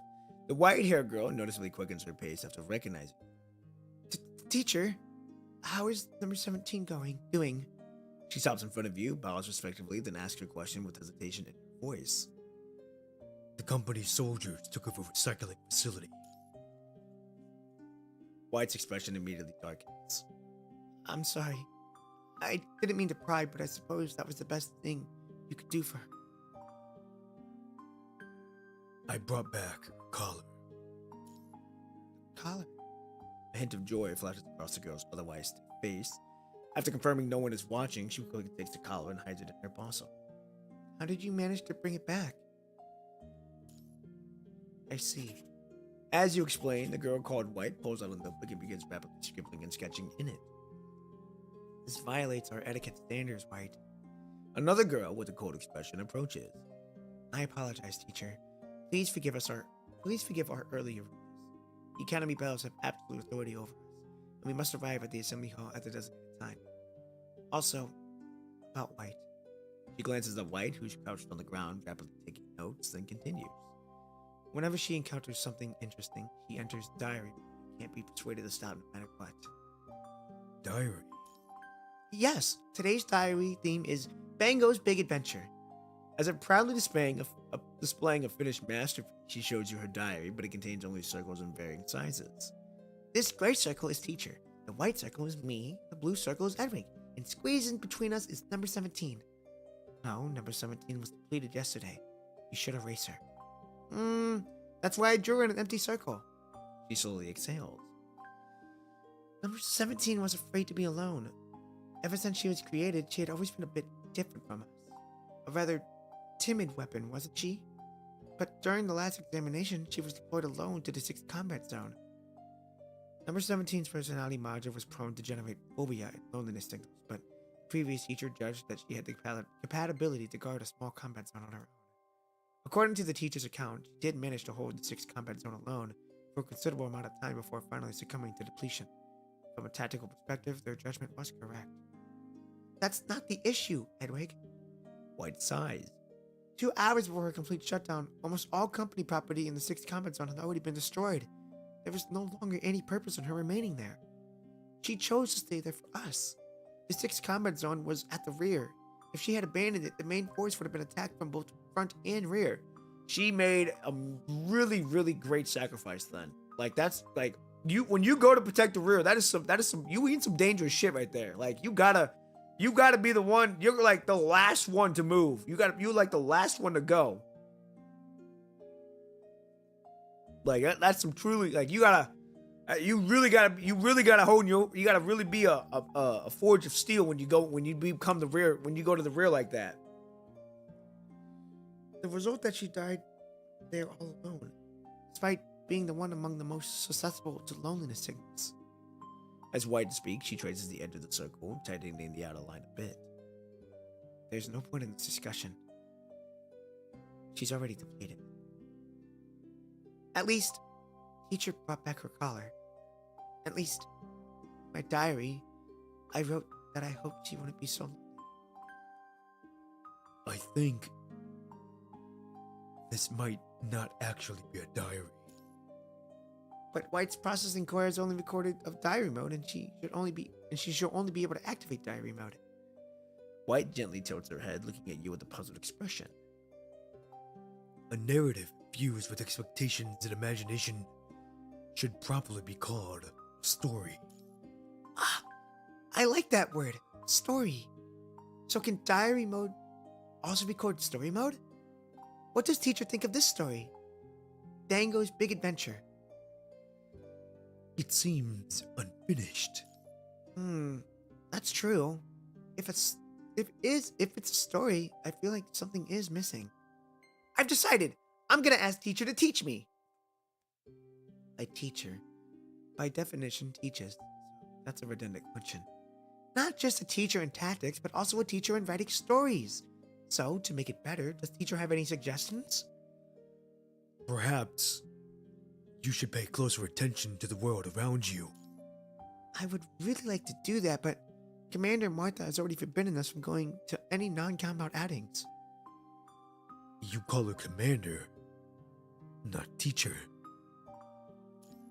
Keenly sensing something unnatural in her words, you seize the opportunity to ask White about it. After the second evaluation, after that, she was no longer to call us. We were no longer to us to call her teacher, and she also stopped letting us enter the city's residential areas. What happened then? Many of us were depleted in that operation, and the commander was very dissatisfied with the test results. Afterward, Commander Martha's attitude also changed. It was indeed our responsibility. Another test? Where did you live before the first test? We have no memories of that, and Commander Martha has always also forbidden us from learning anything about our past. Confusion flashes across their face as weapons are used. They probably have no need to know about it. All right, I'll do my best to follow your advice. And like I said, my advice may not work for you. So, and you know, that's the beauty of life. You're able to take in so much things, but you also have the final say on whether or not you follow them and whether you don't follow them, and whether they work, whether they don't work. I get advice all the time from people at work, but do I take it? Not all the time. Sometimes I don't take it. Sometimes I'll just be like, that's cool. Sometimes I'll be like, okay, I understand. So you weigh your options out. Like I said, weigh your options out. Weigh what you think is best and go from there. Because at the end of the day, I'm only here to guide you and inspire. I'm only here to guide and inspire people to chase their dreams, spend the time with the people that they care about the most, and to enjoy life. You take that as you can. You take that as you will, and if you resonate with it, you do, and if you don't, that's all right. So, like I said, just weigh your options out, and if you feel like that's best for you, then go ahead and do it. All right, here we go. What about Jetavie? She seems a bit different from the rest of you. She's the strongest and most valuable among us. According to our teachers, she should have graduated by now. Look, this black circle represents her. It's separate from all of our other circles. White points to a page in Dango's Big Adventure. She usually keeps to herself, but she fights alongside us and protects us even if it means disobeying orders. She's a very strange individual. I can sense it. She emanates a very lonely aura. Should we call her the only fixed point in all these cycles? All the other classmates are lost in battle and the circles around her keep changing, and yet she alone has survived. Feeling the atmosphere growing heavy, White leans in with a conspirational whisper. So, what ending awaits Dingo's Big Adventure, teacher? You just have to wait and see. I'm looking forward to it. I'll definitely write a story that will have a teacher singing the praises. You gotta give him hope, ladies and gentlemen. Dusk settles in the west. After bidding farewell to the two students, you continue walking along the Academy's flower beds. You've gleaned new information from your conversation. The students, who are weapons, have no knowledge of how they've been created. After the failure of the second test, the Academy's governance policy seems to have undergone a complete reversal. Jetavie is a special individual, stands out from if she is not here to pass the test, she has stayed behind to search for something. As the investigation deepens, more and more mystery seems to emerge. The tower bell tolls differently than the previous meeting. This time, its tone is urgent and frequent. Students from all around quickly converge at the center of the academy. As the teacher, you might as well be a wall amid the flowering cloud. They pass by silently, never sparing you a second glance. The students' footsteps are uncoordinated, yet they naturally form perfect ranks when reaching the entrance. There it is again, despite wearing school uniforms, they emanate a chilling sense of precision. I'm ready to receive the directive. The 7th, 13th, and 14th Parazones are under a large-scale corrupted assault. Her voice isn't loud and is somewhat hoarse, but you can still hear her commands clearly from where you stand. Those are the numbers have been called. Please proceed by your assigned battle zones for support. And the numbers 7 through 29, 32 through 40. It's like reading from the Grim Reaper's list, bringing a deathly silence over the assembly. Some of those called will quietly be depleted on the battlefield, just like number 17. Forcing these young, fragile faces to shoulder their weapons and rush onto the battlefield of a near certain death. Let us go. The uniformed weapons instantly move toward the battlefield with machine-like precision. A girl's silhouette flashes across your vision and suddenly materializes beside you. Fighting alongside you is strangely exhilarating. You know, we might even create miracles together. What do you say, teacher? Should we take the field together this time? That playful, teasing smile appears on her face once more as she extends her invitation to you. For this battle, all humanoid combat units will independently assess the battlefield situation. The tactical teacher does not need to be involved. As if she has read your mind, Martha's gaze suddenly pierces the distance and fixes on you. Tactical teachers must not participate in on-site battle, a company order that was repeatedly emphasized.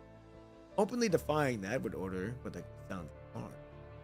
As Babylonia spy infiltrating Facility 141, you still have many things to investigate. Yet, if you join the battle, you can gain intelligence about this one. You can gain intelligence about one side of the battlefield, as well as the combat patterns of these girls labeled as weapons. What choice should you make? Really?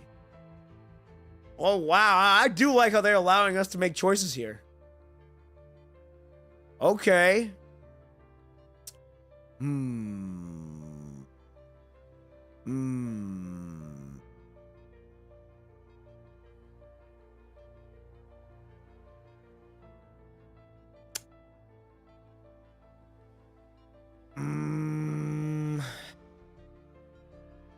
Part of me wants to say force my way onto the battlefield, but at the same time, obeying the orders does give us security for the moment. As much as I would like to go to the battlefield, we're gonna have to probably obey orders here for now, just so that way we don't fuck up our first day on the job, because I do believe we're on the first day as well. So we are gonna obey orders here, as much as we would like to join the battlefield and help these students out, so that way they can get back. If I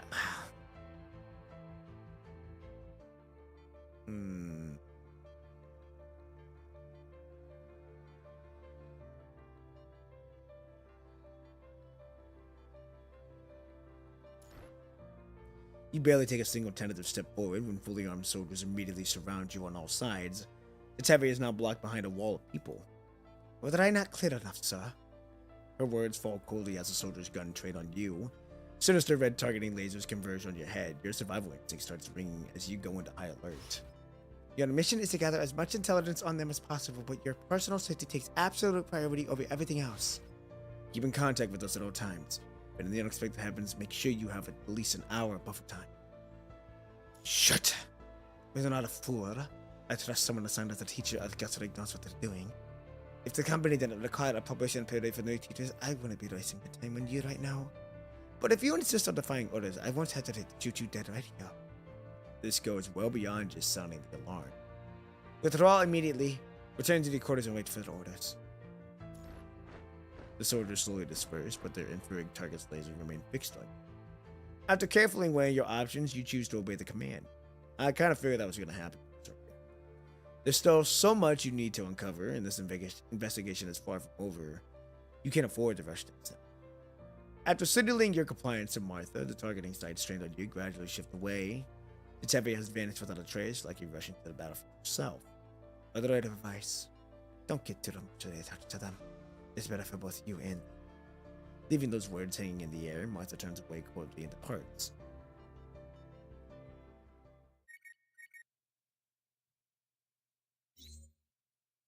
It's 2 a.m.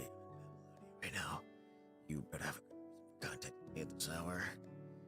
I've encountered some strange mechanoids. Mechanoids? Weren't you on an infiltration mission? Do you know about the Loboids company? Major android manufacturer Golden that had technical exchanges with the Are you saying you've encountered mechanoids in the company? Bingo! There hasn't been any sign of them for a very long time. If you can confirm that that place belongs to the Loboids company, keep an eye out. There might be a matrix here similar to Consult there. Similar to Consult? That can't be possible. The founder of Consult Physics, Leon, once belonged to this company. Even though the Consult research kept completely confidential at the time, can't rule out the possibility of leaks. Washu is a case in point.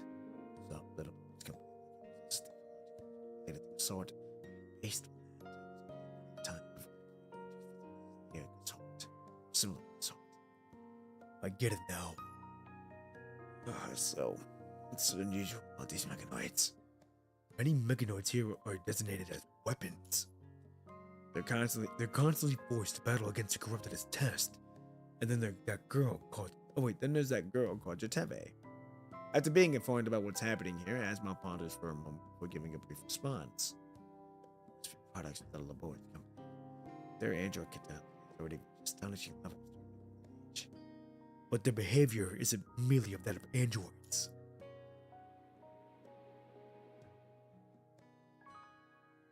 There are two possibilities. One is that they're also conducting research. The other is that they're infused android with some AI plus human consciousness. AI?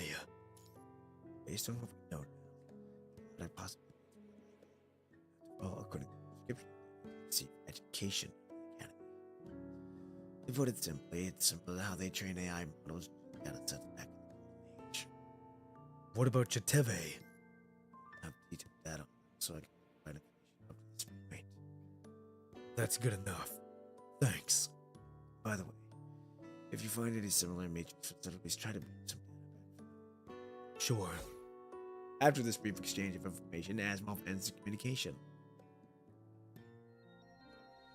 In the deserted technical hall, Martha stands at the center, waiting for her superiors to connect.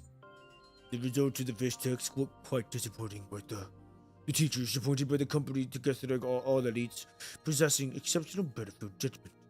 Given how dire the situation already was, why did you strip the technical teachers of their on-site command authority during the emergency mission? The combat mission overseen by the previous technical teachers almost ended in failure. The tests were far from ideal. I feel that's not your tutor reasoning, is it one? Even though the results of previous tests weren't ideal, the presence of each teacher undeniably had a positive impact on the battlefield situation, of course at a corresponding price. Many tactical teachers prioritized protecting the company's high-value assets in order to achieve battle moments. This led to excessive losses of humanoid weapons. I suspect that is the real reason you stripped them of the command authority, isn't it? However, allowing those weapons to make their own battlefield judgments won't necessarily serve to salvage the battle situation either.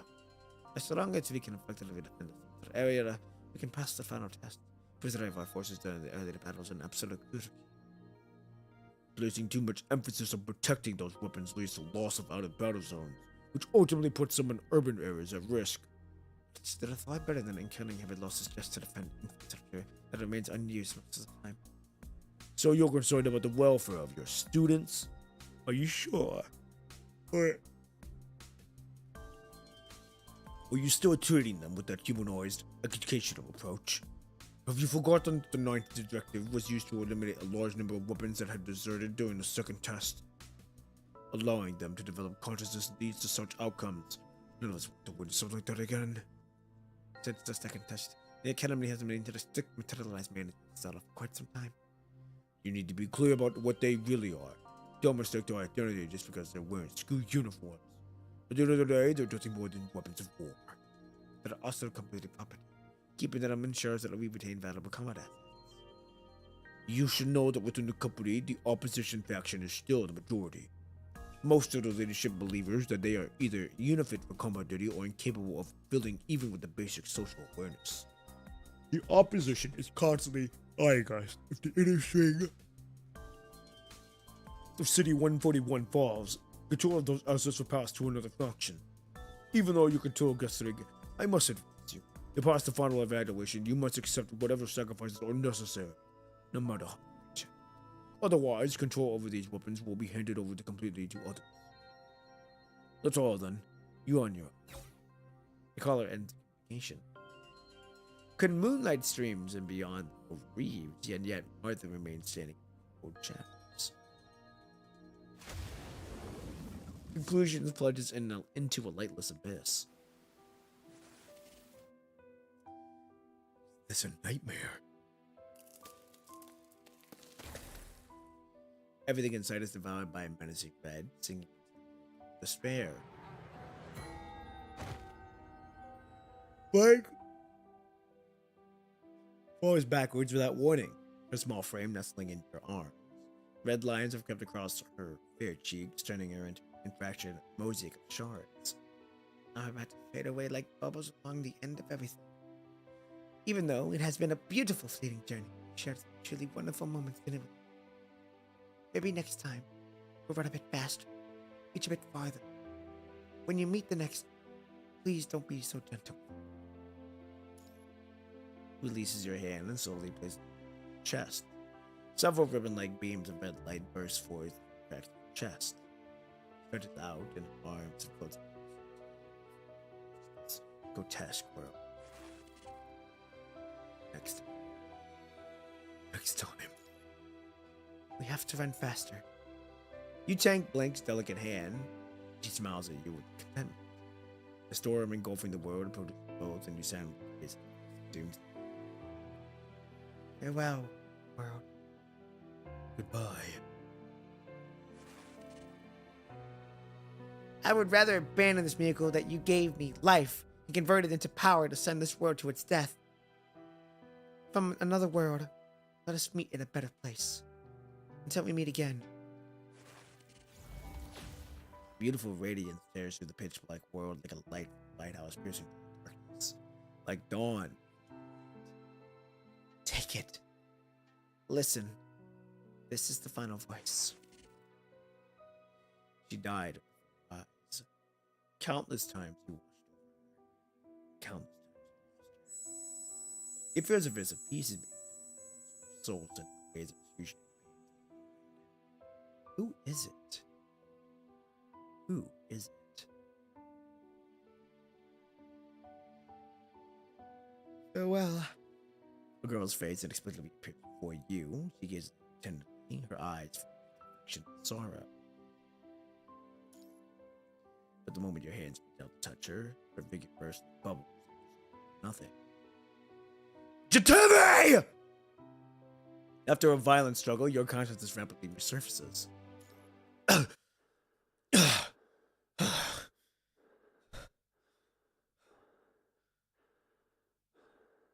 It's like you have a disturbing nightmare. If you gasp your breath, chest heaving.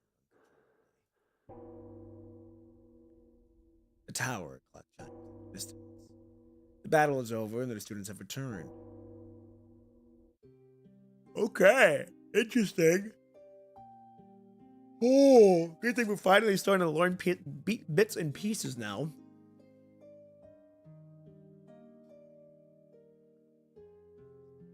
Okay, let us continue on. Episode 5, Counterclockwise. You look out the window. The students return to the academy scattered and straggling, dragging their broken bodies. The crowd is barely half as dense as when they departed. Many more have sacrificed themselves. Phantom images from your dreams still linger in your retinas. The morning sunlight fails to dispel the gloom brought by the nightmare. Jetavie, that girl, vanished so easily. Was it merely a nightmare or something you truly experienced?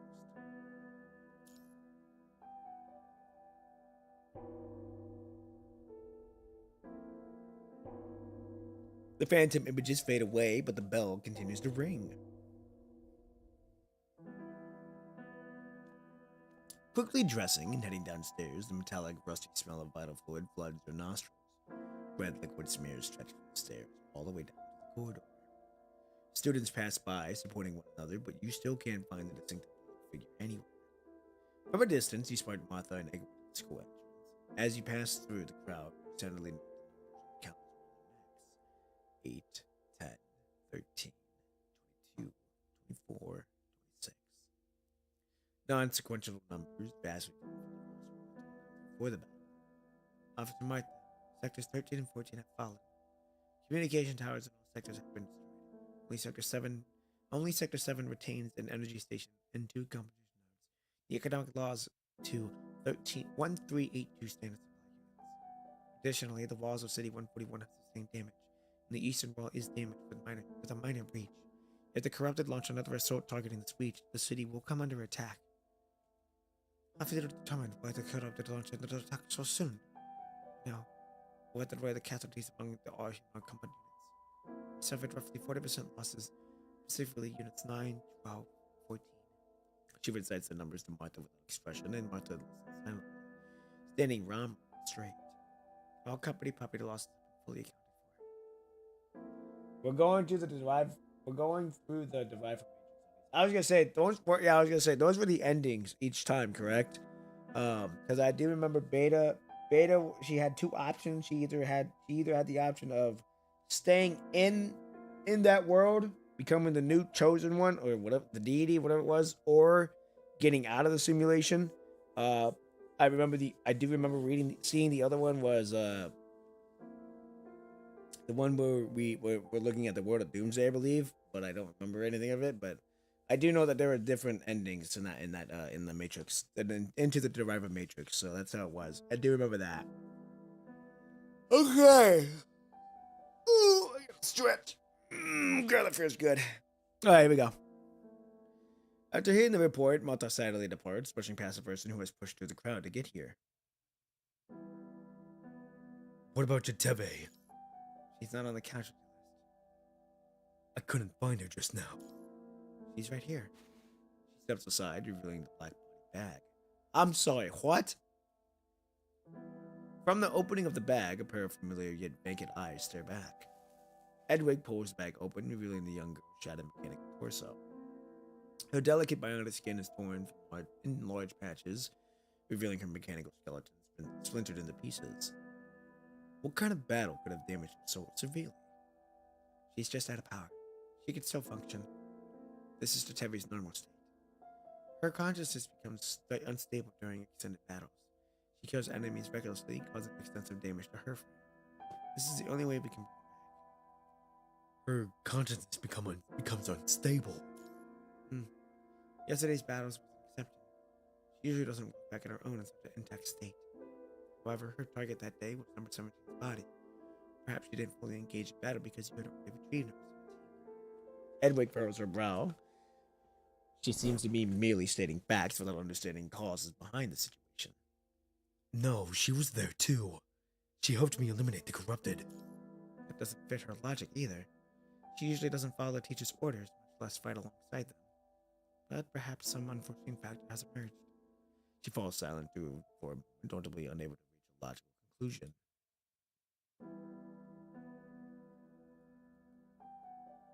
The morning course consists of some simple tactical coordination exercises. After evaluating materials left by the previous tactical teachers, you devise what seemed straightforward training protocols, but the actual implementation was expectations. I'm sorry, teacher. I just made a mistake with my commands. After failing to exit the system again, Edwig's face turns pale. It's not your fault. Even though mechanoids possess data processing capabilities far superior to humans, they cannot think beyond the shackles of their programming. Martha's requirements prevent you from actually commanding in battle. Otherwise, I was gonna say, if we actually had permission to fucking do our job, we would be having a different story here. You would actually be seeing some results. 1/3 of the seats of the classroom are now empty. They all perished, didn't they? Due to her severe injuries, Jetavie is not participating in today's class.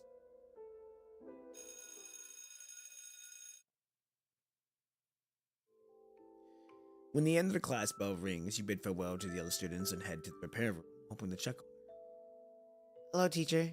Jetavie isn't here at this hour. She's usually at the clock tower. Oh, are we about to be seeing her one art? You ascend the spiral staircase to find her at the top of the clock tower. The girl looks slightly startled. She hasn't fully recovered, and she sits there trying to attach her right arm to her shoulder. Sorry. An apology escapes your lips before you can think. Somehow, it feels impolite to see a mechanoid in the midst of repairs. Oh, how rude of you, teacher. A teasing laugh drifts from behind you. Did you sneak up on here without a word just to see me in this miserable state? I just wanted to make sure you were out of danger. Well, well. I never knew you were a teacher who cares so much about your students. Hey, turn around. With her permission, you turn around. A mysterious light flickers in the girl's eyes, making her thoughts impossible. Much of her body is still exposed, with mechanical structures, cables, and connection points clearly visible inside. Even in the state, she looks much better than a few hours ago when she was just scattered pieces in a blurred sack. How's your recovery coming along?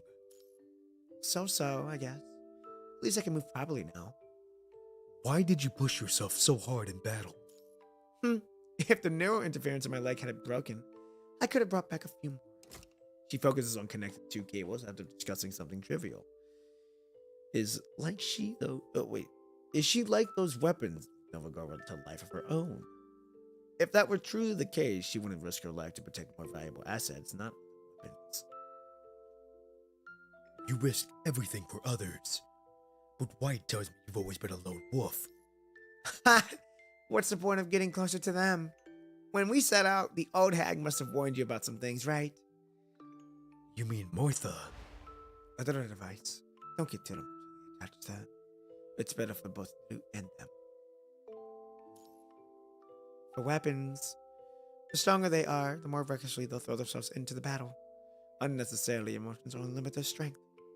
And for you humans, treating weapons who fight at dawn and die by dusk as people will only end up hurting yourselves. But they have their own emotions too. Showing empathy toward Showing empathy towards those who can feel is almost an instinct of human nature. Are you referring to White, the one who showed you around the campus after I left? As if reading your thoughts, she suddenly mentions this name. Yes. She was sacrificed in the battle just now. You gotta be kidding me. I like this word story. Was White planning to become a novelist? I'll definitely write a story that will have a teacher singing its praises.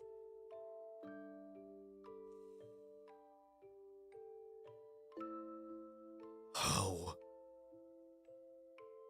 did she die? I don't know. We weren't in the same combat zone, but her serial number appeared on the casualty list. Her calm voice betrays a certain numbness. She liked to stare at the sky, went into diary mode whenever something interesting happened. Even wrote about things beyond reality. You've noticed so many details. I thought you weren't close to them. Of course not. I only spoke with her a handful of times. After all, they're all used up sooner or later, so there's no point in investing too much emotion. But that doesn't stop me from remembering them.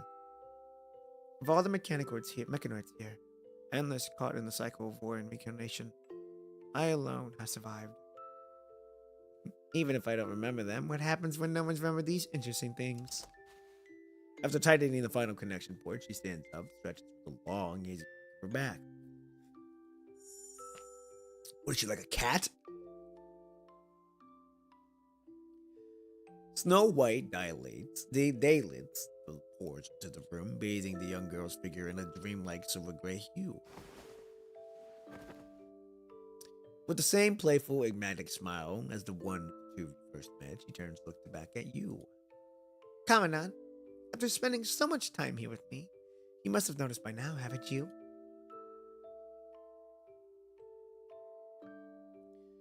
Snow White daylight, snow white walls, snow white ceiling and doorways. Yet among all of this, what stands out as incoherence is... I was gonna say, it was something to do with the clock tower. In the center of the room hangs a mammoth-like black clock, far too large for comfort. It's running backward. Ah, so you've noticed. The clock in this tower is broken. Both the hour and the minute hand rotates counterclockwise. Countdown. Someone once told me that if you add a possessive, it would be countdown to life, wouldn't it? Life flows towards its end, yet the hands of the clock march on ever onward to the next cycle, repeating a hopeless loop. Her silhouette becomes ethereal in the haze of the sunlight. Everything here, no matter how stable it may appear on the surface, is actually a fragile existence. Against the sunlight, her expression is impossible to make out. Ah, what a shame. It seems I'm also among the fragile ones. Except, she leaps gracefully she leaps gracefully from on high, trailing a shower of sparks as she descends. Watch out! the last time, do you remember the last time when we battled together?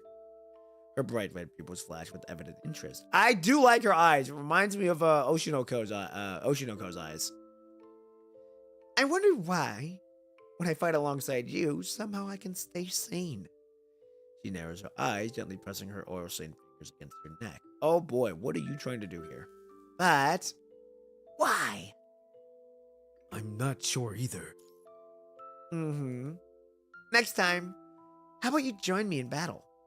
Next time, perhaps we could. Maybe next time we'll run a bit faster, reach a bit farther. A hazy deja vu shatters the space around them. Their minds struggle to anchor themselves in the present. But the company doesn't allow tactical teachers to command in the field. Oh, trust me, teacher. Trust, Jetavie. Just reach out your hand, and I promise I won't leave it hanging. Despite the playful smile on her face, her eyes are intensely serious. Urgent Rebel Bell tells interrupted conversation. The sound is deafening since you are at the top of the clock tower. The alarm warning of the corrupted ambush rings out once again. Is everything ready? It's all done. The frequency will lure them toward the breach in the city wall. No fucking way. They're actually They're actually doing this? That's fucking wild. And the fact that they're actually able to lure them in there goes to show how fucked up they're willing to go. And how they're able to quote-unquote control the corrupted. Excellent. Once the central district falls, control will be transferred onto us. Even if we don't fully succeed, they will still make excellent test subjects. Oh, that dude had the same eyes as Jetavie. I wonder if that's her father. Alright, here we go. Episode 6, Shackles. Level 3 structural deformation detected on the East District Wall, Section B2 with a new breaching forming. Estimated number of corrupted report remaining personnel in Section B and prepare to update tactical strategy. Estimated 85, still increasing, approaching in waves, 5 personnel remaining in Section B, currently establishing a new defense network. Query.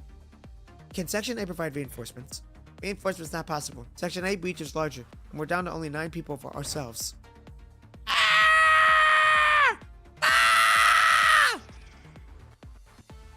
Post malfunctions, munitions deployed.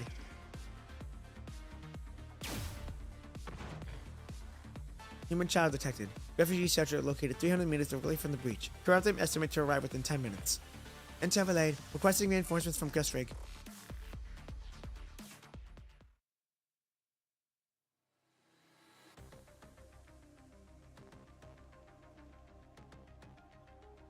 Oh yeah, this is where we kind of shine, but we shine more when we're on the battlefield.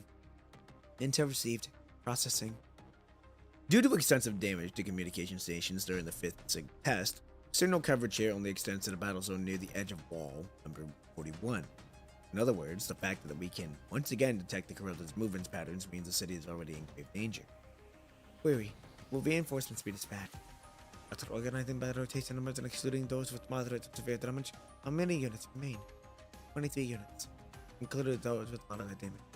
30 units, included the company guards and account as well. Prepare immediately. Even when facing such dire circumstances, her stern expression never changes.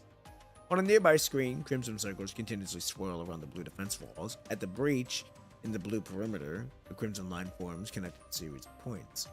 They're temporarily contained by the narrow breach thanks to the blocking efforts of students' forces, but the line grows increasingly wider, surging like a flood toward the gap. With just G's forces, there's no way we can hold them back, right? The beast forms an outer choke point, where they can overcome a numerical disadvantage. If our elimination and containment rate falls below their influx rate, we'll be stuck battling in circles. By then, it'll be too late. Once declared, they'll need to assess the situation and make tactical decisions on their own. If they can coordinate their attacks, their battle power will increase significantly. The other words are identical to those of the previous companies. You coordinated the operation under your command, but nearly 60% of candidates were ensured to secure that, all for the sake of protecting high-value, non-essential assets. But this time, civilians will also fall victim if we fail to hold our position. They don't protect the civilians. There are non-automated armament in the mid-range zone that they can be used to establish a new stronghold. I placed my trust in them many times already. If they fail to deliver results this time, I won't be able to save them. She coldly withdraws her gaze, focusing her attention on the screen, offering no further explanation. Officer Martha, preparations are complete. Let us go. As the assembly orders are issued, the silhouette of a young girl appears in the distance once more. Teacher. Oops, sorry, I didn't mean for that to be loud. From her slightly parted lips, you can tell she's calling out to you. In that same moment, 5 or 6 pairs of eyes lock onto you, armed guards stationed in guest rig, each equipped with standard issue sidearms. What should you do? Jetavie! Hoo-ha! Hearing your call, Jetavie stretches with a long, hazy arch of her back. I hear your voice, teacher. Following your movement, the soldiers raise their guns once more. Stand down immediately. I won't say to set. Snap. All the raised weapons are quickly knocked to the ground. You dare lay a finger on this person. Jetavie, obey your orders or else. Oh, don't stand in my way, okay? Ah! A black shadow flashes before you. By the time you regain your senses, all the armed soldiers have been completely incapacitated. I said it before. Just reach out your hand, and I promise I won't leave it hanging. She triumphantly takes your hand in hers. All right, come with me now, dude, teacher. Hey, let's roll. I successfully lowered 50 corrupted to Section B, but my remaining frame components no longer support high mobility functions. She forcibly tears off her infected lower leg and slumps weakly against the wall. Hang in there, reinforcements will arrive in 3 minutes. They'll prioritize Section A, but the remaining component nodes are more valuable to the company. That's why I lured them away. By reinforcements, I mean just me. The sound of high-speed movements cutting through the air comes through the communicator. Don't. It's too late. Ah! Oh yeah, we here. Come on now. Teacher, how can you be here? Let's get out of here first. While helping number 19 to her feet, the teacher fires continuously. Crimson bullets follow, blooming into explosions among the masses. Bang! All units, wait, hold on. All units, lure the corrupted towards Section A, then retreat to the rear. But the computer monitor notes there. They will serve perfectly as bait and obstacles. In this battle, we need to preserve as many combat-ready forces as possible. This contradicts the strategy of protecting high-value assets, but humanoid combat units must prioritize human commands. He decisively joins in firing at the corrupted. Come on now, hey, this is where we work. This is where we shine. After clearing Section B and luring the corrupted, they retreat behind Section A. This position sits on the inner side of the road leading to the urban area, an almost mandatory passage for any. The large server racks known as the computable nodes have transformed into crimson crystals clusters after being infected by the punishing virus, scattered around the perimeter on their battle. Maintain suppressive crossfire. Or odd numbers, fan sweep to the left flank. Even numbers, covering during reloads. Force them toward the center as much as possible. Wave after wave of bullets methodically hammer onto the horde of corrupted, dropping the slow, zombie-like entities as soon as they're hit. The Jetavie silhouette weaves through the center of the battlefield, harvesting corrupted as swiftly as an angel of death. This famous always had the same damn problems. The corrupted behind immediately fill the vacant positions, violently charging toward the defensive line. Will these things ever stop coming? The Jetavie pulls back the charging power, then unleashes the red particle beams and blasts through the horde of corrupted. Hey. Though this blast takes down numerous foes, it only sends the survivors into a frenzy of rage.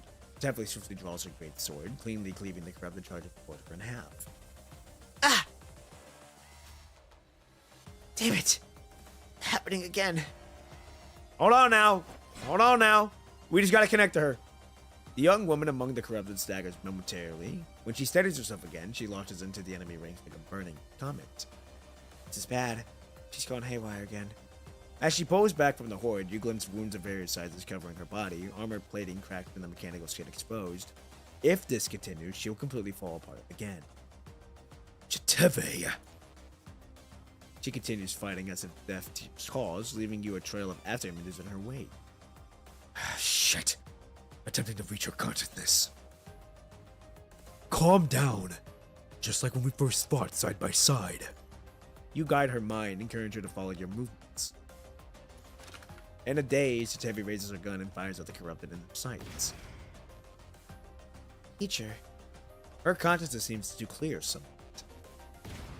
The corrupted in their line of fire drops instantly. Aim, pull the trigger, bullets fly. The two of you match each other's movements, gradually forcing the remaining corrupted toward the center of the road. The girl's consciousness slowly rises from her murky swamp. She grips her gun with both hands. Oh yeah, hey, I told y'all! We just need it connected. Hey! Okay! Come on now, hey! We gotta work! We gotta work! We got a job to do, ladies and gentlemen! We go to work and we put that work in! Everything around her seems to darken in an instant as the gun erupts with brilliant red flames, waves of scorching heat blowing.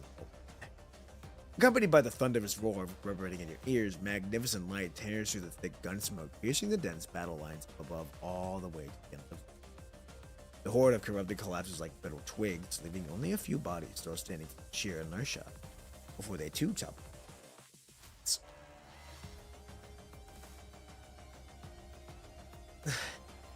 That should do it. Corrupted signal, 10 o'clock position. No! Don't come any closer! A tremble, free cry echoes in the distant ruins. A corrupted hiding in the corner raises its butcher knife toward the shivering little girl. Ultimate mode, what the fuck? Jetavie, no! Her consciousness oscillates violently, though she still maintains her connection to the beacon. But clearly the beacon can no longer fully restrict actions. A streak of red electricity suddenly flashes around her before she realizes that she's already rushing toward the little girl. It takes at least 10 seconds for you and Egwood to reach the predetermined location. God damn it! Brushing aside the raising dust, you see Jetavie with the sobbing little girl in her arms, the light gone from her eyes. She's cleared all the corrupted in the area by herself. Teacher, give me a hand. Looks like we'll have to carry her back ourselves.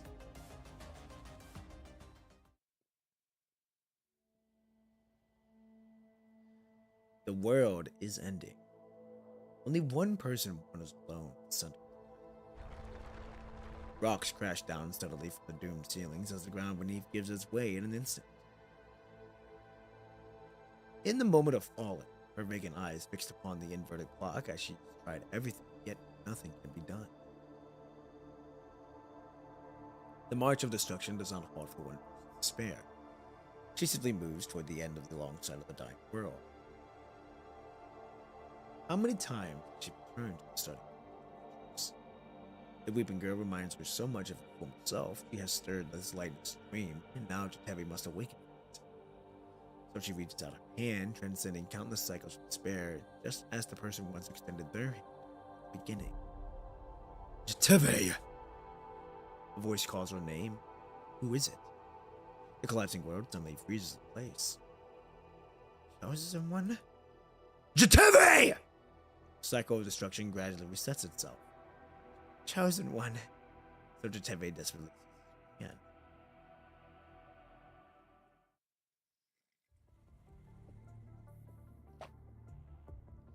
Inside the transport vehicle on the return journey, the chosen one! The girl lying down suddenly pulls upright, tightly gripping your hand. Mechanoid strength. A mechanoid strength is no joke, even though the exoskeleton intense pain shoots through your palm. God! Ugh! Jetavie! My hand really hurts! Huh? She stares blankly for a moment, then, as if suddenly comprehending the situation, abruptly withdraws her hand. Oh, it's you, teacher. She turns her face away in disappointment. Oh, okay, so hold on. Does she not remember what we look like? Or do we not remember what she looks like? Or is it both? Who is the chosen one? You were repeatedly calling out that name just now. Could you see my dream just now? She eyes you warily, instinctively reaching for the sidearm beside her. Your consciousness was highly unstable, so I attempted to connect with you. That's impossible. Both don't remember. Okay, good to know. Thank you. Thank you. Even if connected, you shouldn't have the clearance to initiate a deep mind connection. You opened yourself up. What? While your consciousness was unstable, you opened your deep mind connection to interference to me. I apologize for my rudeness, teacher. Regardless, I must thank you for your assistance. My consciousness was indeed stabilized. However, I ask you not to casually browse through my data blocks. Some of that information could put your consciousness at risk. She releases her grip on the gun and courtesies respectfully, lifting the edge of her skirt, a gesture that also conveniently puts more distance between the two of you. Just as you're about to continue discussing the matter, Egwood's voice interrupts the conversation between Jetavie. We've returned to the guest rig. What a fucking name, guest rig. Walmart version of assault. What's happening? Weren't the traction frequencies already set up? Why are the corrupted only just breaching city walls? The Scott spotted a human participating in the battle. Clearly a new tactical teacher sent by the company. New tactical teacher? Didn't that woman already prohibit instructors from participating in combat? However, the technical coordination of those weapons have been accepted. There's no way they coordinated that well on their own. The fact that they've managed to contain the corrupted entire ring is likely thanks to that commandant's leadership. Always meddling when they shouldn't. Ah, you damn meddling brats! Fuck off, ho! That battle wasn't even supposed to be the commandant's responsibility. A plan has been laid. If this continues, we'll likely have time to prepare for our defenses. How long until the factory can organize the next wave of attacks? At least 12 hours. Speed it up. Faster the better. But if we produce the corrupted at maximum capacity, the equipment will overheat. I'm afraid the attacks after that will be much delayed, much longer. That's fine. We can't give them too much time to recover between attacks. What about that tactical teacher? I'll find time to have a little chat with the teacher. We can't let that teacher interfere with that transfer of control. And what if they refuse to relinquish command? It's best if they surrender willingly. If not, we won't wait any longer. The longer we delay, the more complications arise. Well, you do that, I'm sorry, your ass is getting rocked. Alright, after this episode, I'm gonna go get a water and use the restroom, and then we continue on. Alright, here we go, episode 7, Return.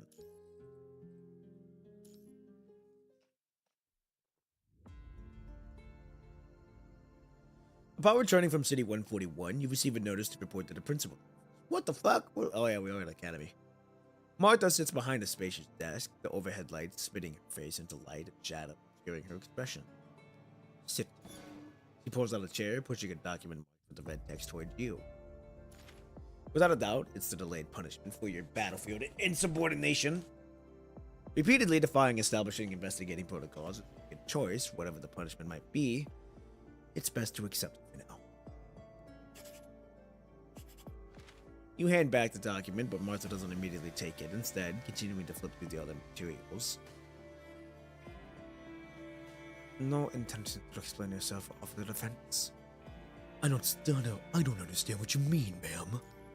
I thought you would save your... I thought you would use your battlefield performance as a bargaining chip.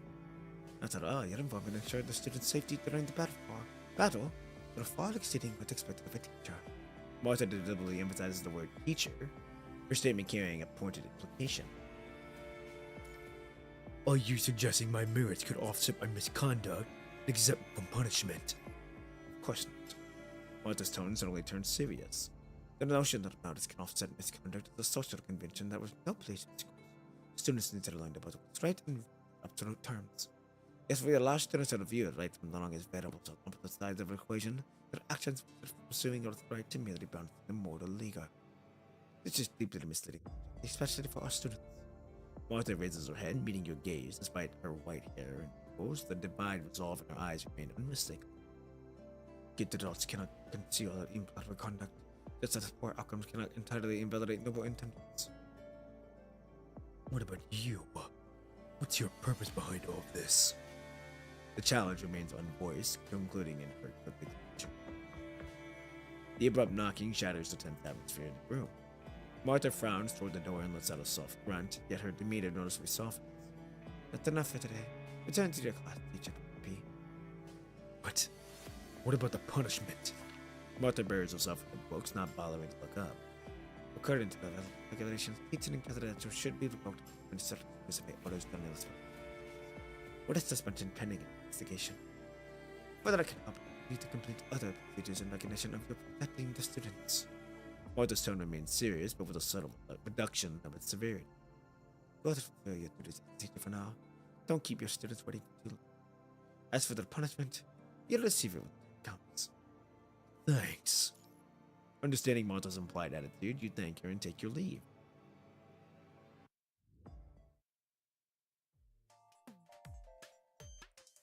As you close the door to the principal's office, you notice a figure peering cautiously from around the corner. Oh, you're out already? Did that old hag give you a hard time? Be respectful to your teachers, Jetavie. Oh, but she's an old hag. When Eggman reported to her, her first reaction wasn't happiness, and she snapped that she would hold you responsible. Because she was worried about all of you. Who? The old hag? No way, that's impossible. No sooner than the words was spoken than a deep, deliberate cough emanates through the door. You can share the points in this week evaluation. Sorry to disturb you, Commander Maita. Jetavie rolls her eyes at annoyance, making faces at the closed door while tugging at your sleeve. Oh, let's go. Egg would say she has something to give you.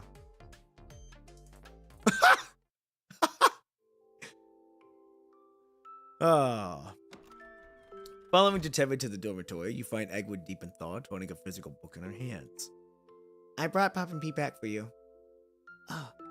Eggwood steps out of it, though her expression barely changes. As your eyes meet, her pupils subtly adjust, and she extends the book in her hands toward you.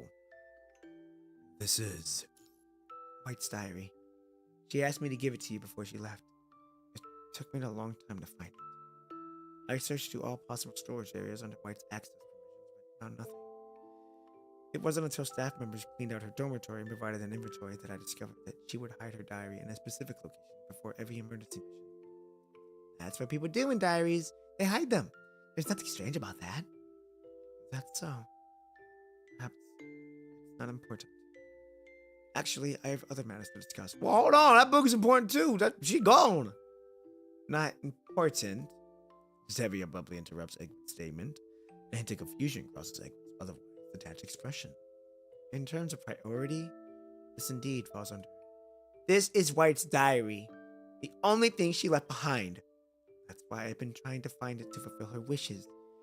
It's just that it was hidden differently than I expected, which caused a slight delay. If this is what you're upset about, it is indeed my mistake. That's not what I'm talking about. I'm angry because you think White Diary isn't important. Eggman responds with bewilderment, her answer coming across as completely matter of fact. We have system logs, which are more convenient and efficient and less likely to be lost. You... all right, Jetavie. Calm down. Eggwig, what were those other matters you mentioned? With visible indignation, Jetavie sets Eggwig down. Eggwig furrows her brow, not angry, but simply confused and unable to comprehend the purpose behind Jetavie's action. You can't blame her, though, because you also got to realize she's wired to be like that. I would like to borrow your permission to visit City 141 during a time when there is no emergency. As for the frequency of corrupted invasions increases and our sample sizes expands, the data analysis modules of several students, including myself, have reached similar conclusions. There are abnormalities in the attacks in City 141. The corrupted invasions appear to have some purpose. However, we have too few data points and insufficient information to draw any more useful leads. Before Egwood could respond, Jetavie jumps in. Is that how you ask someone for a favor? Or do you think handing over White's diary to Papa Pete counts enough for a favor already? Why would you think that? That was between them. You're right, though. One should give before taking. That's just common sense. Egwood nods thoughtfully. What do I need to give you in return for borrowing your access? I don't need anything. I'll help you. Why? Because I'm your teacher. Also, you should apologize to White. Is that a condition? No, it's just a suggestion. It has nothing to do with granting you access. White, I'm sorry. Before finishing her sentence, Egwood turns around and bows deeply toward White's dormitory, causing you to freeze in place with the diary still in your hand. Is this how it's supposed to work? She sighs once more and lightly taps Egwood on the forehead. Egwood covers her forehead, appearing confused, yet remaining standing perfectly still, as if waiting for an answer. Edwig, you're absolutely hopeless. She probably just needs a little more time to understand, Jetavie. But that's good enough. When do we depart? Ready whenever. As she speaks, Egwood glances at Jetavie beside her and adds a follow-up. Thank you, teacher. What we're here for. We're here to guide. We're here to guide the next generation. Amid synthetic voices of announcement, you lead Jetavie and Egway out of the train car and into the platform. You glance back at Edward falling behind you. She's merely looking around, observing her surroundings with no apparent intention of taking the lead. Edwig? What's wrong? Where do we go next? I don't know. Didn't you say you had suspicions? Yes. I think the corrupted invasion has a specific purpose, which is why we came to look around the city. But I don't know how to search for relevant clues. There are too many possibilities, which is essentially the same as having nothing. Do you have any ideas? Jetavie is at a loss for words as she tries to formulate a response. Her intense demeanor unintentionally frightens a small child nearby. Wow! Oh, don't cry, don't cry! The woman lifts her infant into her arms, gently rocking the baby back and forth with tenderly patting its back and palm. Sorry about that. It's quite alright. I recognize you. When the corrupted attacked, my husband and I were near the field in the shopping mall in the city center. I'm surprised there is a shopping mall here. You must be from the outside, sir. When the Bullets Company took over this area, they built a shopping mall in City 141. It served as a place for people to exchange supplies and run small businesses. Back then, we were near by the mall buying supplies. When the building started collapsing, I was terrified. That's when you all appeared. The woman smiles, gently lifting the baby's hand toward Jetavie while softly cooing the infant. There, don't cry. Big sister's over there is the hero that saved you. Don't you remember?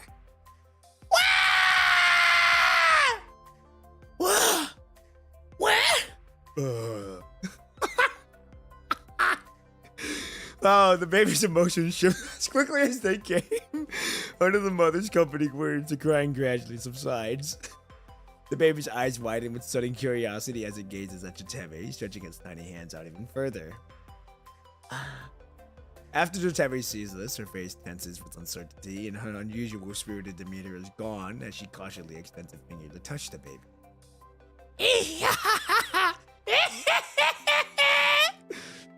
She seems to really like you. Would you like to hold her? Me? Jetavie turns around, casting a pleading look for help. Oh, Jetavie, you don't know how to be good with kids. Come on, come on.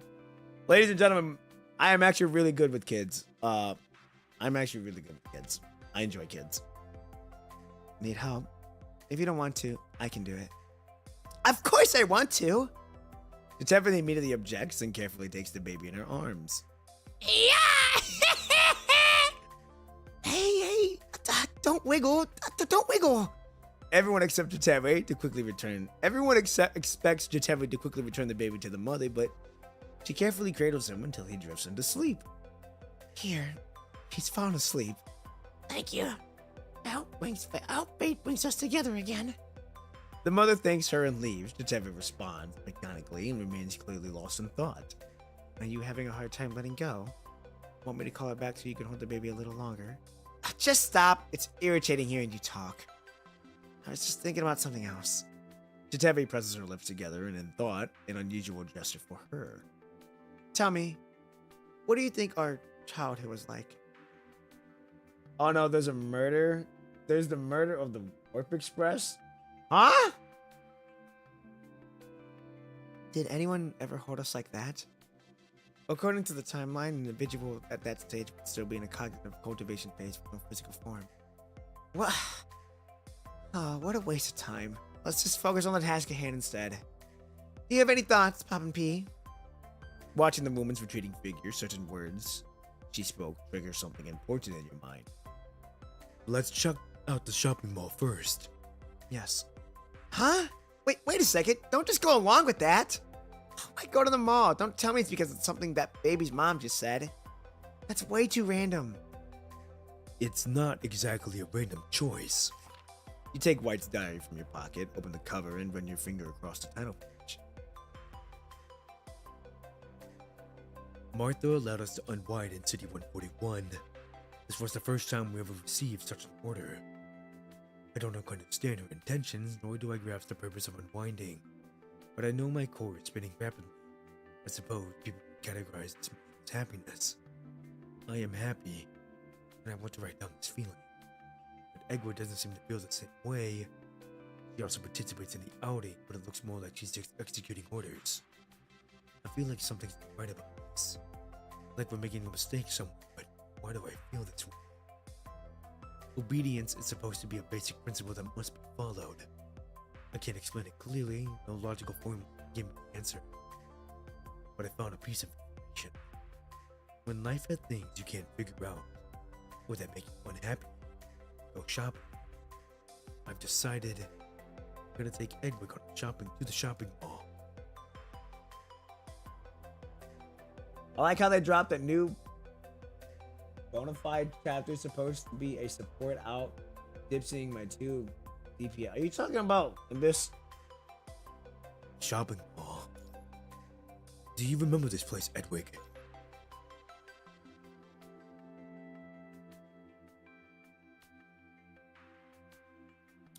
Different game? Yeah, that's what I figured you were talking about. Figured you were talking about a different game. Not Limber's probably, but a different game in general. Edwig tilts her head in confusion, her mechanical pupils dramatically dilating and contracting. No keywords related to this place were found in my database.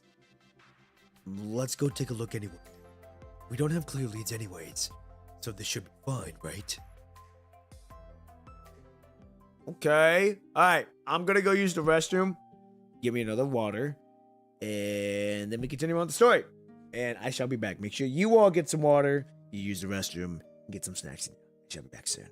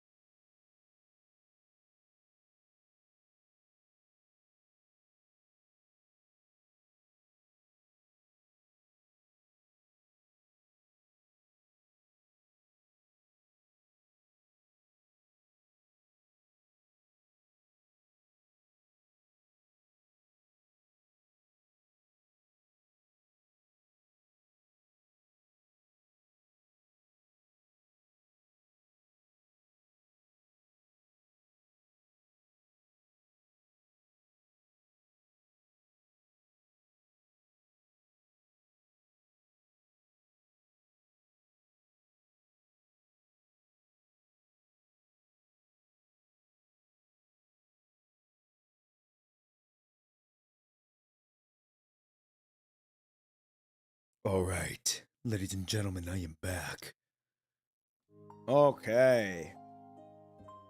Korohime 619. Jetavie, the succubus vampire. She looks like a vampire, but she also looks like an elf on top of that, just because of the ears. But you are right, she does resemble more of a vampire than anything. You are correct. Also, good morning, good evening, good afternoon, wherever you may be. Hope you're having a good one so far, and I hope you're enjoying the stream so far. Welcome, welcome, welcome. We're making really good headway on this chapter so far. We're 43% done with this story. I know we got another one coming up, but so far, not bad. Not bad. We're making good pace. Making really good pace right now. So I'm excited to see what's going to happen here. A lot of screaming. Yes, I wasn't expecting to do some screaming today, but you know what? It is what it is. I'm going to have to let my voice rest tonight, so that way my voice is ready to go to do the short film this weekend. So I'm going to try not to lose I'm going to try to make sure my voice is preserved until then, so that way my voice is ready to go to use this mic whenever I go to do my short films. Because when I do my short films, I don't use this mic. This mic is purely for my streaming, and for like Discord or playing games. This mic here is strictly for my short films and for my other future videos that I have planned. So this bad boy is purely for that. I also have another mic, but I haven't broken that one out yet. I haven't seen a reason to yet, but it is very nice to have just in case. So. All right, ladies and gentlemen, episode 8, the journals end. I almost said journeys. All right, here we go. Super delicious bubble tea. I especially love those little. Oh wait, this is White talking, but we're gonna do it in our voice because we're reading over the diary. Super delicious bubble tea. I especially love those little toppings called caramel pearls. There's also a little demon style one. I wonder if there's a hero style too. Following directions to the diary, you arrive near a commercial street. The facilities here are already debilitated but in age, but some shops are still open for business. Jetavie seems to like this place quite a bit. She dashes off to explore elsewhere in the blink of an eye. The transmitter is likely hidden somewhere around here. You should thoroughly investigate the area first. All right, let's do it.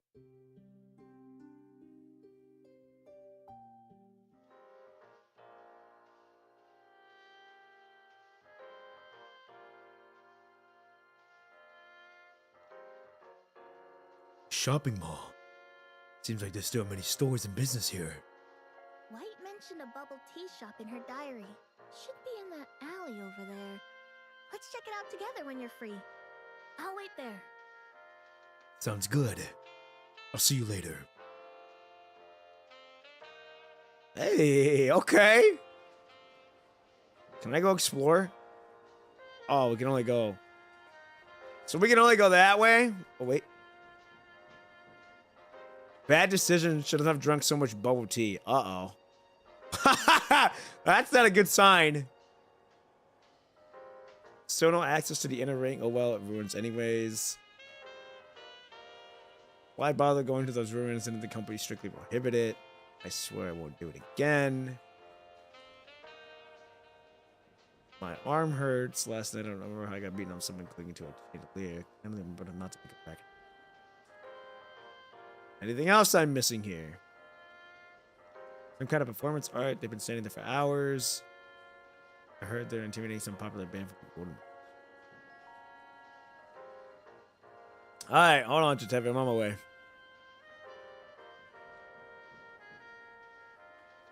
Is this a Beatles reference? It looks like it. It looks like a Beatles reference. You know, now that you mention it, it does. That's fucking funny. This is the perfect scene right here, ladies and gentlemen. Insert Beetle frame. All right, let's go. Damn, she got some legs on her. Holy shit.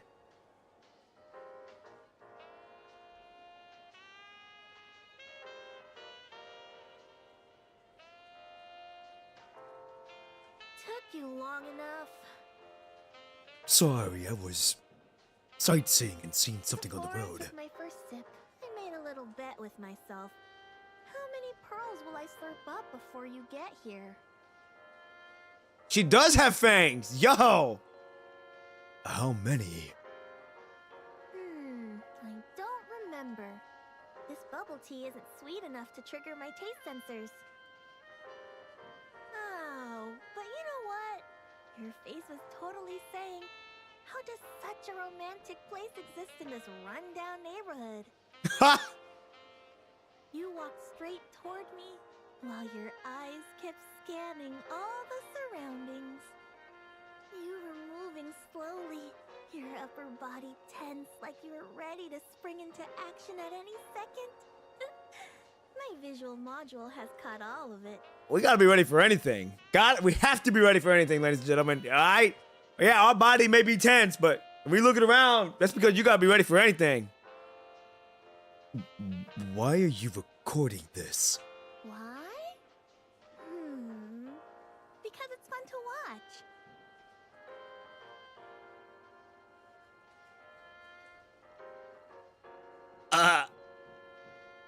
Did she even take a sip? But you really plan to stay this alert the whole time at a bubble tea place?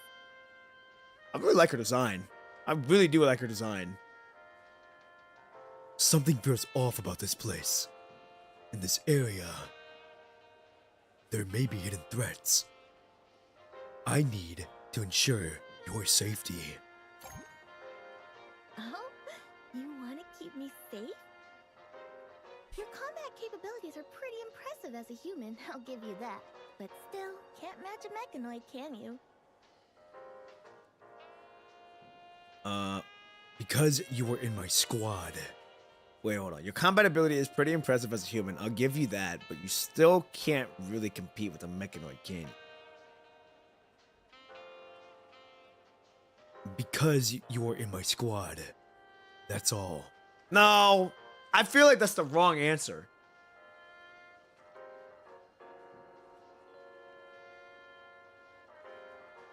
Nah, I think this is it. Always acting so tough. Why not let me protect you for once, Look, if I can't get you to relax and enjoy bubble tea with me, then meeting here is pointless. So, I've already checked every inch of this place and turned over every stone before you got here. I've swept the whole place. Inside, outside, floor to roof. Nothing weird, no interruptions. Not even a fly can get through. But are you really okay with this? Dropping your guard so easily? If something does happen here, no one's coming to save you, you know. I thought you said you swept the area. Of course. Nothing else can threaten you now. Except me. In this lonely little corner of the world, I'm the only one who gets to hurt you. Ha! And yet here you are, waltzing right into the devil's den like a clueless hero who trusted the wrong person. Tell me, aren't you afraid I'll eat you whole? Give me a choice. Go on then, Miss Devil. Oh? Jetavie's expression suddenly turns somewhat frightening as she slowly leans in closer, Jeffrey sniffling a few times. What the fuck? Then she gracefully returns to her seat, watching you with great interest. What are we in a dating sim? What could possibly make you this bold? I trust you, Jetavie. She had countless opportunities to hurt me, but knowing that she preferred from doing so, she chose to protect you instead. Oh, looks like someone's fallen under my spell. Oh, by the way, do you know why I picked this place? Are you searching for the transmitter? This store's dreamy vibe totally makes it the perfect spot to set up a signal source. After all, who'd suspect such a charming little spot? But like I said, I've turned this place inside out and still found nothing. Not a trace of the signal source here. Then why did you choose this location? A nice bright spot like this makes it much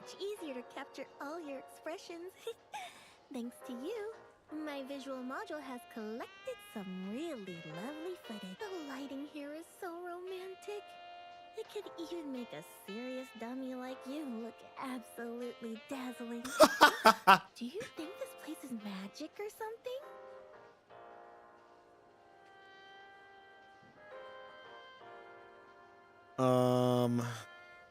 The lighting here is so romantic. Even it could make a serious dummy look like you absolutely have. You think this place is magic or something?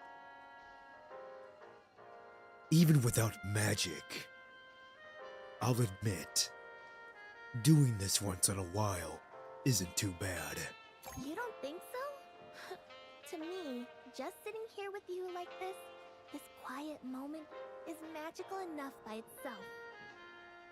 Right now, staring at this bubble tea, the sounds of battle with the corrupted just fade away. This is the magic that a simple day like this truly holds for me. I'd love to stay longer, but that signal source won't find itself. Wait a minute. If I'm right, you didn't tell the old hag that you took us away from Gestrig, did you? Are you sure it's okay to be lounging around chatting with me? In the very place she forbade you to go? Well, we are already accomplices.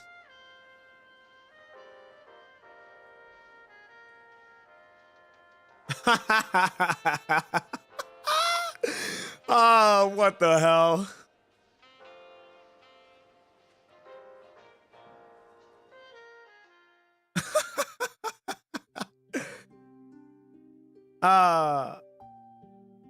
Well, ladies and gentlemen, hey, we got when you're up on that cards like that, you gotta play your cards right. Ladies and gentlemen, you gotta play your cards right. You gotta play them right. You got a deck? All right, I got my deck. Whether it's a good or bad, whether you got a good or bad hand, you still gotta play them cards right. Boom, boom, boom. Hit them out. 1, 2, and 3. 3 strikes, you're out of the game. More accurate, commandant risk. Here we go. I like the music too. That music is really, really nice. Okay. Now I've also been debating on whether I want to do a short film on this one or not, because I usually never do short films for Floating Records. I used to, but then I stopped because I was focusing more on the main stories. But I don't know. I might do one for this one. We go see how the story plays out.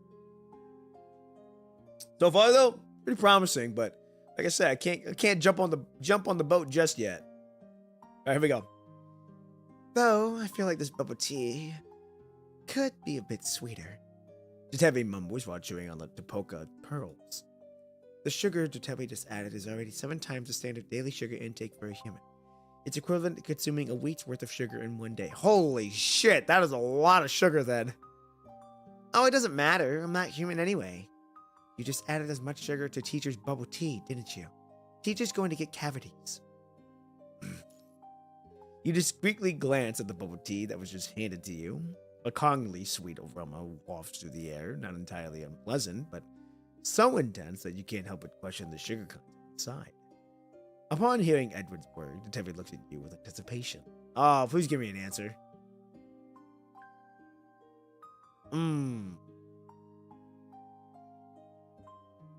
Well, okay, hold on now, ladies and gentlemen. We did play the card of, it's okay to do this every once in a while.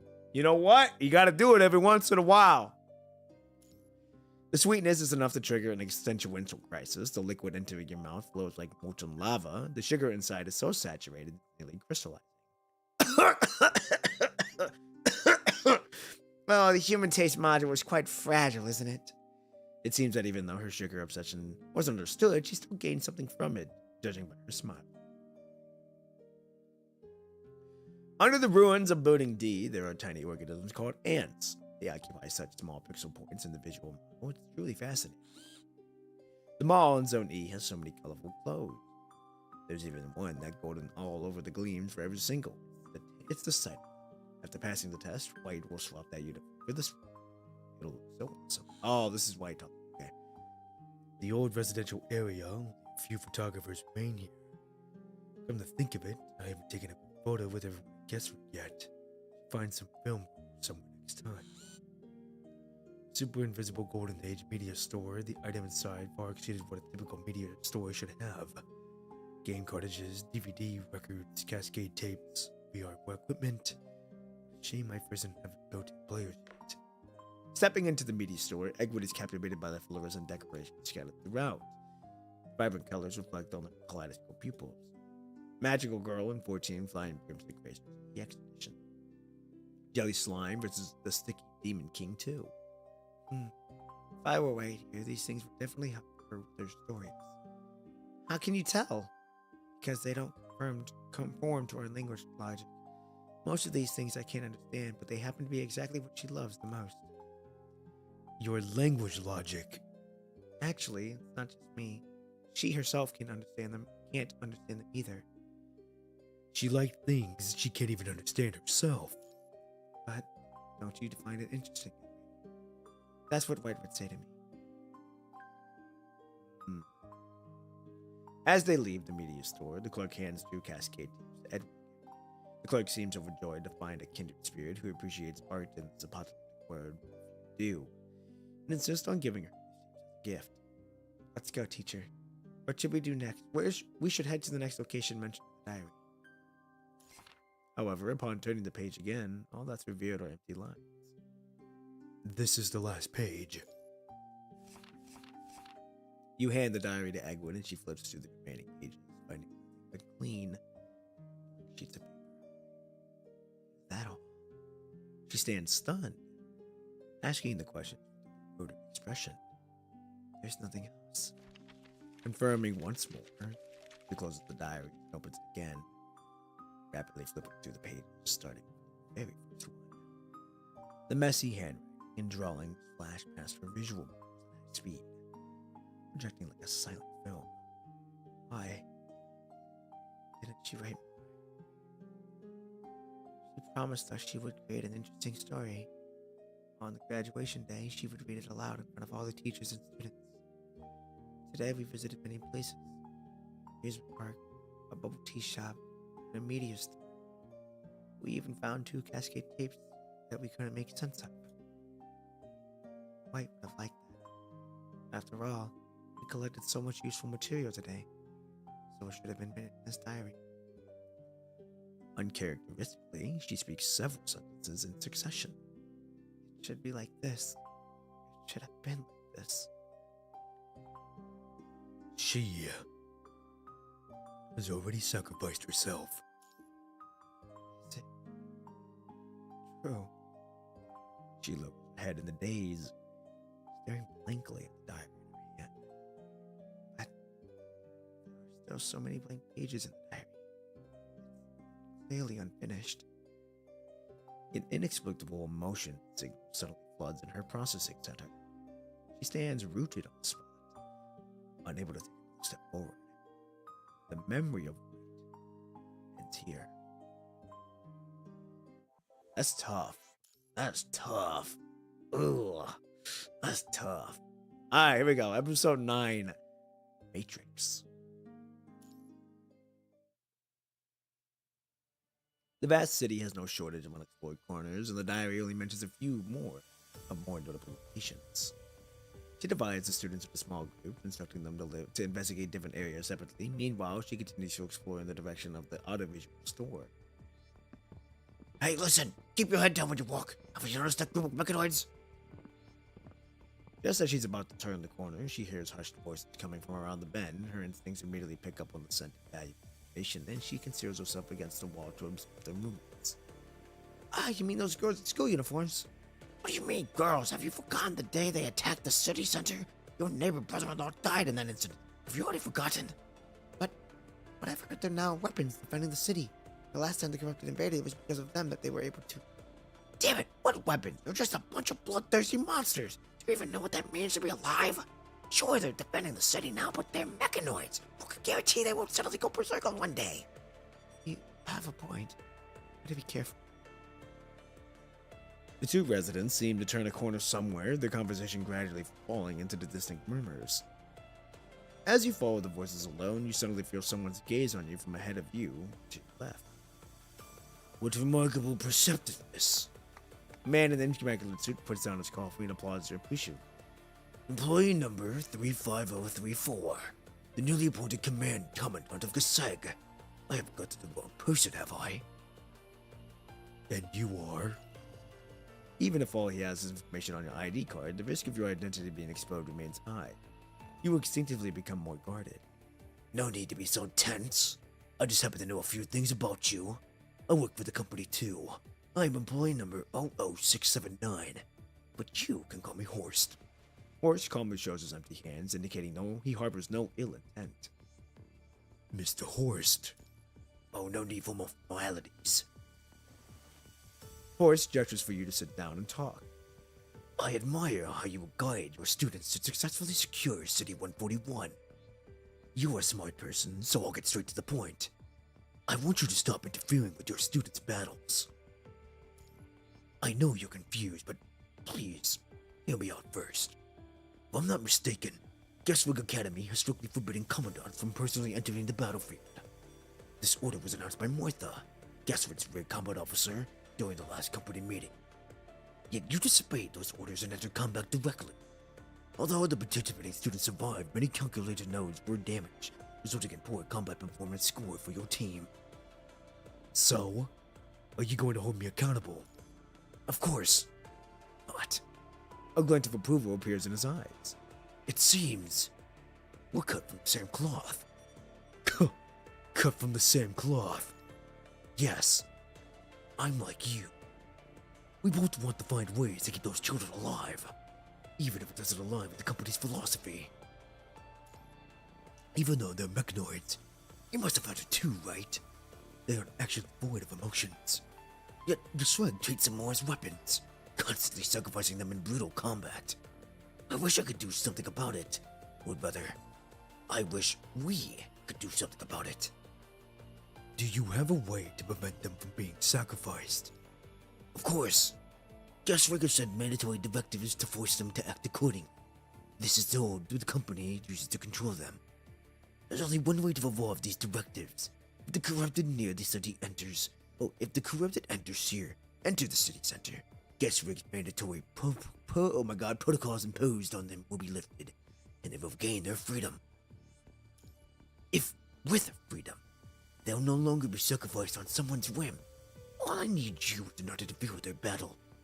You just need to guide them to not resist the corrupted and instead focus on protecting the residents' lives. That should be difficult for them. I don't see why I should trust you then. Oh, of course you can choose not to trust me. But frankly, whether they live or die has nothing to do with me. Nor will affect my future. Contact me with a decision. He hands over a business card, which confirms that his ranks is indeed 2 levels above your own. Although you managed to save those students, your combat record is unsatisfactory. If you're willing to cooperate with me, I'll submit a special explanatory report to the headquarters on your behalf and give you a higher evaluation. After all, you've attracted what's really protected. Give some serious thought. My private communication channel is on that card. I hope to receive an answer from you soon. He puts a slight emphasis on the word soon.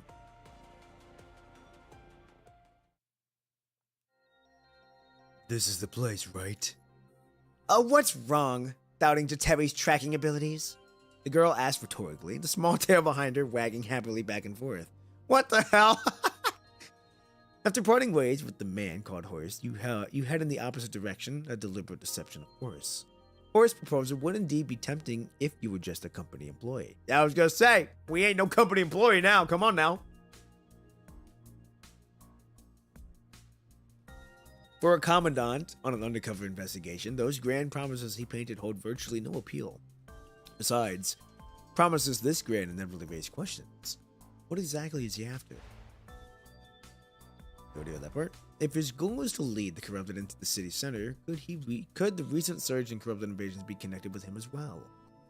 At the very start of your meeting, you had already sent a signal to Jetavie, instructing her to secretly track the suspicious character. Following the little demon icon on the terminal, you made your way to the pile of ruins. The barriers here are melted by extreme heat. Despite being just ruins, the perimeter is covered by an orange semi-transparent energy barrier. Jetavie curiously tosses scrap into it, which instantly melts into molten iron. Is it really necessary to lock down some rundown ruins this tightly? Then again, a ruin receiving this level of protection is suspicious in itself. Upon closer inspection, the barrier structure resembles a network formation rather than a regular sphere. In other words, there are likely network nodes nearby maintaining it. Is that what we need to find? Jetavie points with her tail at the tall circular railing. It sits exactly where the two sections of the barrier meet at an angle. This must be where the network node used expected. I do like how her tail is part of her. Like, it's like a part of her hand. I do like that. That's a nice detail. But how do we crack it? Hey, give me a hand, teacher. Jetavie's tail wags incentively behind her. Oh, you know we gotta grab the tail. You know we gotta do it, ladies and gentlemen. I hate saying this fucking word. What are you doing? She turns around with an angry glare and indignantly yanks her tail out of your grasp. I'm so sorry. I thought... What on earth are you thinking, teacher? I meant connect! Connect!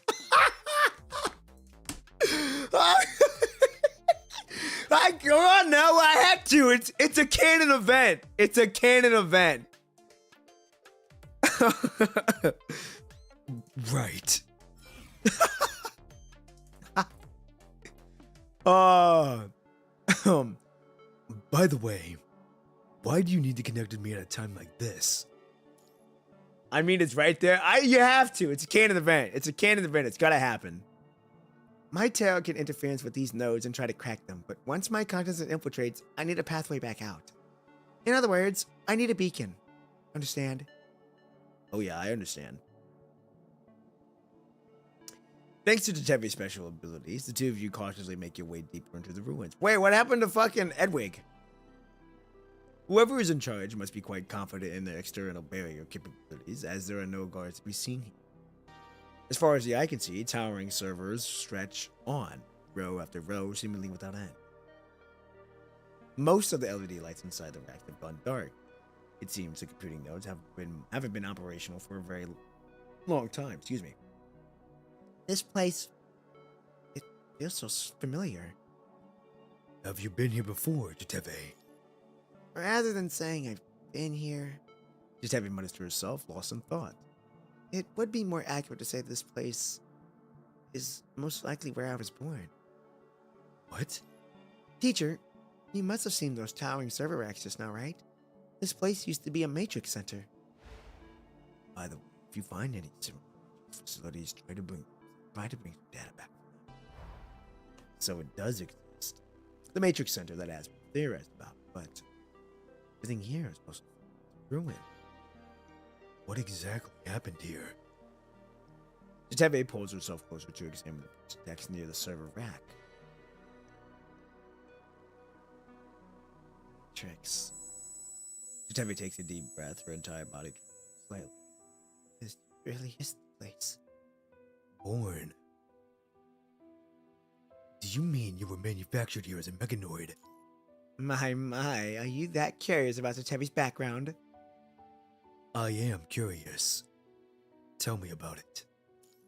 I guess I have no choice. I, Jetavie, was originally a mechanoid consciousness model generated from a human consciousness sample. Now, correct me if I'm wrong, it was from her mother, or not her mother, the Yuri, whichever one it is. Wasn't it from her? Generated from a human consciousness sample. Do you know who that human was? I should have known. Should have. If a model is generated from a person, they would typically include some of their memories as input parameters, right? After all, it helps the model quickly develop and understand the external world. Otherwise, this model might have to go through a lengthy iteration process just like the ordinary models from the Golden Age.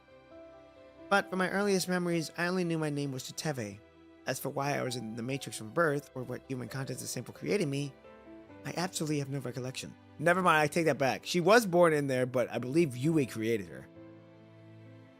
I always feel like I've forgotten something.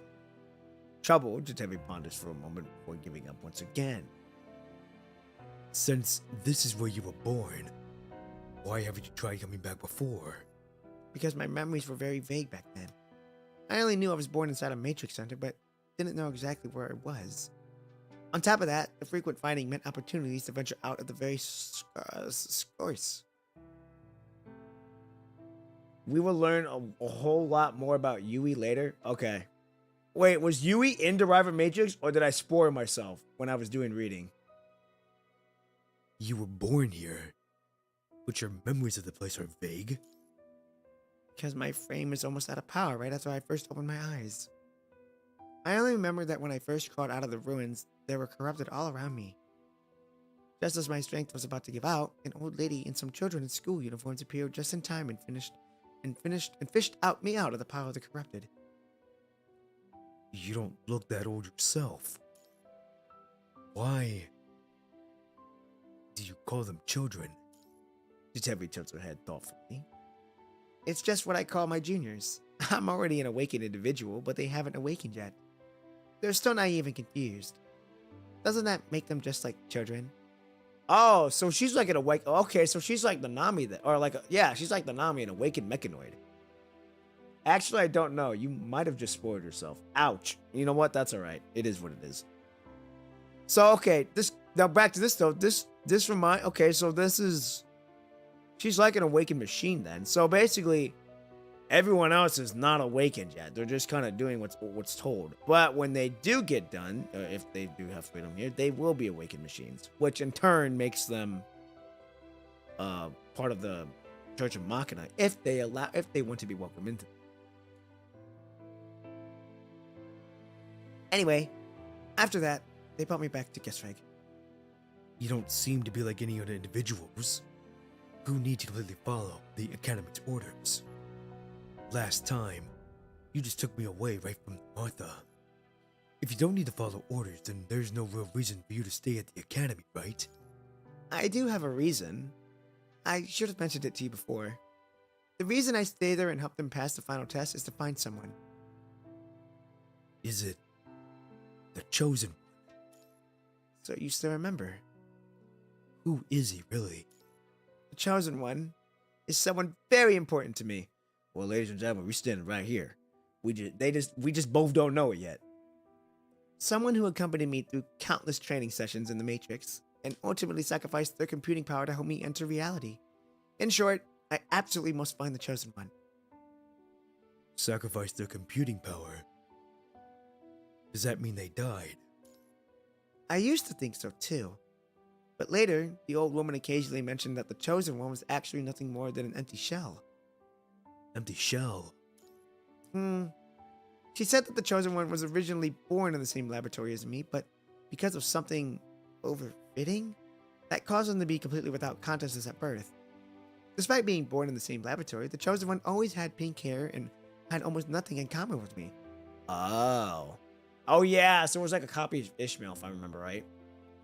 She falls into thought for a moment, but ultimately finds no answer. However, since the old woman said it was an empty shell, it's as if she's saying the real Chosen One is someone else. That's why I absolutely must find the Chosen One. How can you be so sure? This is just one possibility, but I want to see that person again, no matter what, no matter the cost.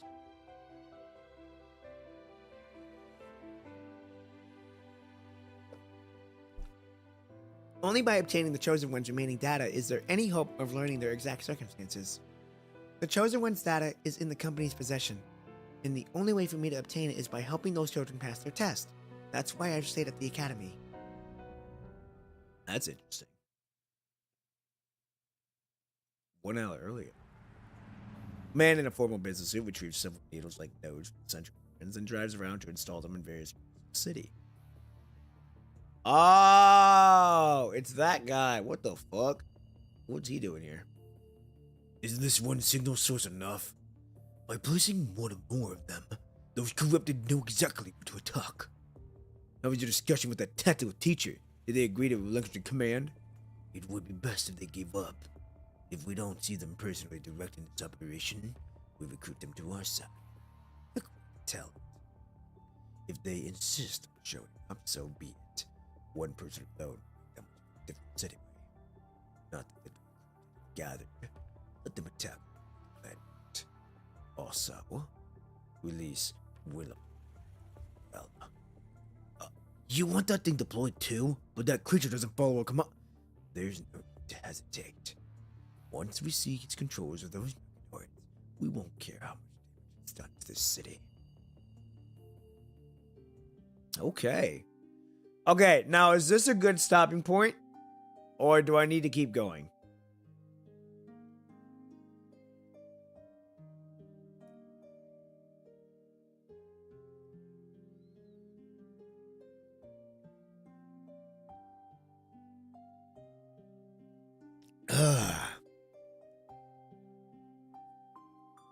Cause I'll do one more if we have to get to a good stopping point, but I feel like this is I feel like we're at a good spot right now.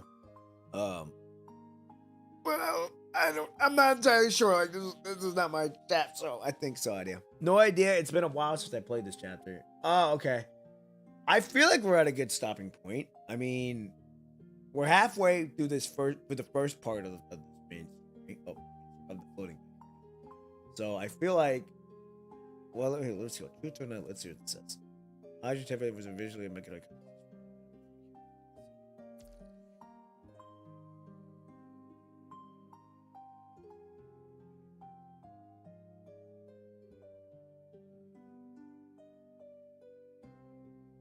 I want to say we'll go to episode 11. We'll go to episode 11 because I feel like that's a good stopping point. All right, we're gonna go here. Episode 10, Truth of Annihilation. I think that will be a good stopping point as we go. So here we go. As you continue along the Matrix pathway, the schematics just passed shows there's a central core facility that there hasn't been exploited yet. This facility is the hub that coordinates all computing power. Even though it's no longer operational, it's still connected to numerous computational nodes. The Matrix covers an extraordinarily vast area, just as we saw during our last operation, with computational nodes spreading throughout every corner of the city. And that sneaky character really is after something here, they'll most likely come to this location. After searching extensively, you almost find all paths to the central hub blocked by the heavy metal doors. The doors are covered in scratches and dents as if they'd previously withstood serious attacks. Exploring in all directions and following the accessible pathways, you finally arrive at the laboratory deep within the facility. Starkly contrasting with the cold, steary atmosphere of the entire center, this aging laboratory is adorned with colorful garlands as if decorated for some festive celebration. Jetavie appears surprised by the scene before her, slowing her pace upon entering the room. She wanders around the room, occasionally to touch the faded streams hanging around the space. Is there something unusual here, Jetavie? No, it's just... She answers in a distracted murmur. This is... Beside the lab bench, Jetavie picks up a small Rubik's Cube-like mechanical box from the floor and stares at it, completely transfixed. Is this a Rubik's Cube? Not just a Rubik's Cube. It seems to be some kind of... She gives the white cube a gentle twist. V.I. Happy birthday. A girl's cool, clear voice emanates from the cube. This voice, though she is certain she has never heard it before, somehow feels strange. The girl's pupil constrict as if she just heard something utterly unexpected. Jetavie. Carefully, as if handling a precious treasure. Okay, I think I did spoil myself. I do know that V.I. is actually her name before becoming Jetavie. So I did spoil myself. Fuck! Oh well. It is what it is. Carefully, as if handling a precious treasure, she twists the cube again.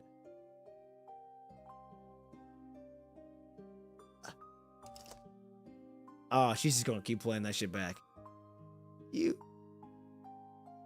Man, she fucking cried. Fuck!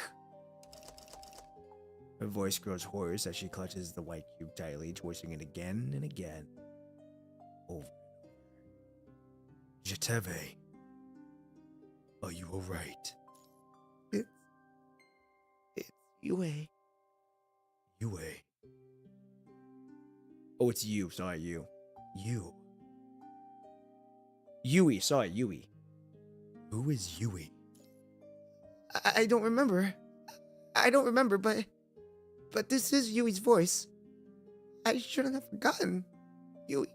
Yui, where are you?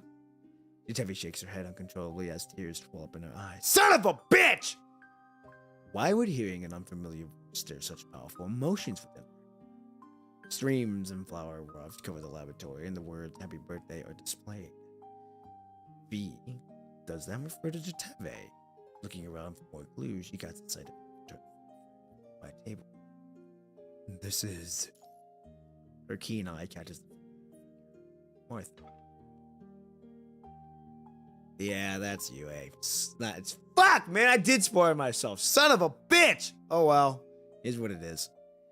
The background of the group photo is none other than guest rig, and Martha standing in the center, surrounded by many young people in lights.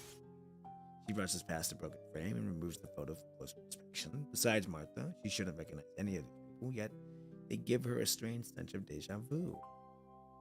They're the mechanoids currently studying the guest room. Wait, what?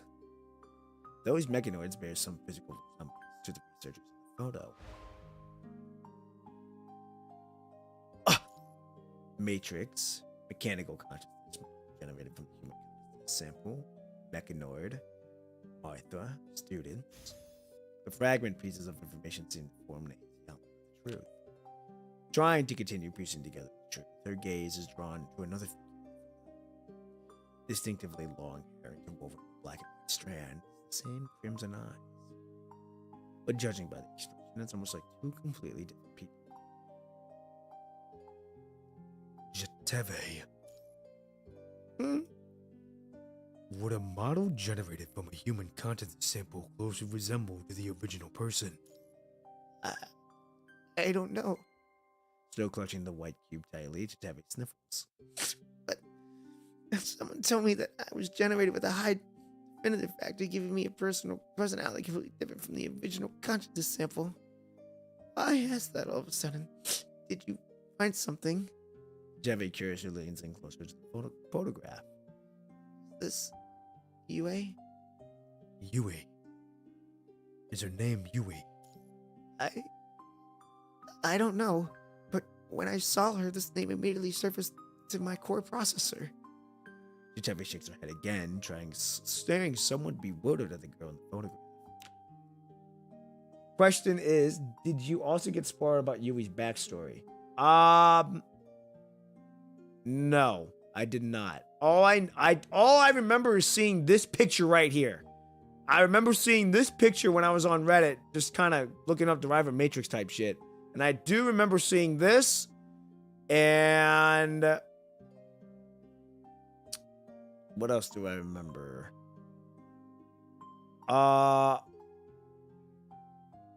Yeah, I remember that picture. I remember VI was Jetavie, and then I remember seeing what the hell is it? I believe that's it. No. Some fat dude with a top hat and a mustache. That was basically about it. That's all I remember. Okay, here we go. She had heard this voice but forgot the emotions it carried. She had seen features but forgot the warmth they held. She remembered the name, yet had completely forgotten. You would believe us. Forgotten the person formed by these elements combined. Other than that, I don't know shit. I just got exposed like I just got exposed like that. Good. Yui's story basically stole the whole chapter. Okay, good to know. Like I said, I didn't get spoiled by her chapter. All I remember is, like I said, all I remember was those pictures and what I just talked about. Other than that, I don't know shit. Composing yourselves, you gather the scattered clues around the area and continue moving forward, following the traces on the ground. Found it. Holy shit, it is a fucking assault. Following the damaged ventilation duct, you unexpectedly reach the deepest part of the matrix. Wow. Before you stands a mechanical behemoth strikingly similar to Salt. most likely developed from the same source of technology. However, like the other halted computer boards, this mechanical beast was also sheathed. Now nothing more than a lifeless husk. You and Jetavie split up and search. You find a chip in the inconspicuous corner and insert it into your portable terminal, but a data block prevents you from reading it. You have no choice but to protect. You have no choice but to pocket it for now. Jetavie discovers a needle-shaped block node interface, the very node emanating a strange frequencies through the central. The signal. It's attracting the corrupted. Removing the node isn't difficult, yet Jetavie's expression remains extremely grave. Removing one signal source doesn't mean the crisis is over. This thing exists because someone deliberately planted it here. The most suspicious person is, without a doubt, the man who just arrived, who just arranged to meet with you. Yet despite searching the entire matrix with Jetavie, you find no trace of his skulking presence. As long as whoever's planting these nodes doesn't stop, the corrupt could attack again at any moment. Judging by the intensity of the previous battles, the eastern wall has already been breached. The entire city could be in danger at any moment.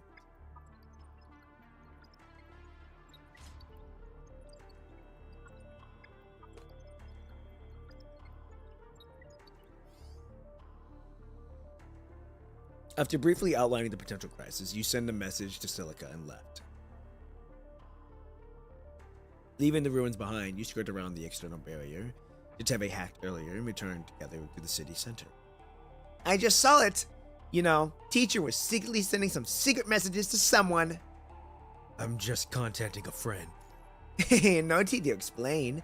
I couldn't care less about what teacher actually came here to do. As for me, once I find the chosen one, I'll leave this place. As if sensing something, her tail stops lively swishing. An explosion. Jetavie suddenly spins around and forcibly shoves you. Holy shit, no way! We were actually about to get blown up? Flame shoots skyward as searing hot air roars like wild beasts seeping through the surroundings. Jetavie tightly shields herself, but even so, the blast hurls the two of you several meters away. Fighting through the ringing in your ears, the two of you barely managed to sit up when several corrupted emerged from the dust cloud and lunged forward. The explosion shockwave causes several bullets to veer off course, and the corrupted's blades are once again within striking range. Beat it! Jetavie spins around and delivers a powerful slash. Before she can reposition herself, the remaining corrupted lunge at her with a savage ferocity. Ah! Jetavie forcibly throws off the corrupted, vital fluid steadily seeping from her wounds. How do you like it? Quite the showstopper, isn't it? A raspy, high-pitched crackle echoes through the thick gun smoke, coming from what appears to be a perfectly round gray spear. Without a moment's hesitation, Jetavie's hand raises her guns and fires. Oh, you can't hit me! The gray spear bounces up and down twice before vanishing into the thick smoke. What on earth was that thing? Brows furrowed, Jetavie looks into the direction of which the corrupted emerged. 5. No, 10. 20? What's going on? This is just the Central District. How did they suddenly infiltrate this deep? We definitely destroyed the signal source already. Then there must be more than one. Methodical teacher 03. Oh wait, 035034. Calling this out to go. Martha's communication suddenly connects. Go ahead. A massive number of corrupted signals have appeared on the city outskirts. The eastern breach has been clearly overrun, and the walls of the southeast and northeast have been breached. The city center is no longer safe. Please evacuate the gas rig immediately. What about the other students? Active and the even-numbered units are guiding residents to evacuate the gas rig, while the odd-numbered ones are providing cover. The central district of the city is going to fall. According to Martha, if the central area is invaded, the students would likely be disposed of waste. Save the civilians first. Give the current situation. If even they attack the dimensions of the terrain to make the last stand in the ring area, they have already faced total annihilation against an enormous number of corrupt. Gaslight is located in the western suburbs of the city. The nether roads there will give us a chance to create a buffer zone. But that's not something you need to worry about. Evacuate immediately, return to the gas rig, and a special vehicle will pick you up. Jetavie, D33 Street is where the corrupted from the southeast and northern cover. Slow down the advance of the main corrupted forces as much as possible. You want me to evacuate? This is an order. Instructors don't have any authority to fulfill command. In exchange, your safety will be guaranteed. I want to fight side by side with Jetavie. You don't have to die here. This city is already finished and the test is doomed to fail. You, on the other hand, have already been here on a short time. Even if you leave, you don't have the responsibility for what happened to you. I'm staying. If you're so determined to become part of the Brotherhood, I won't stand in your way.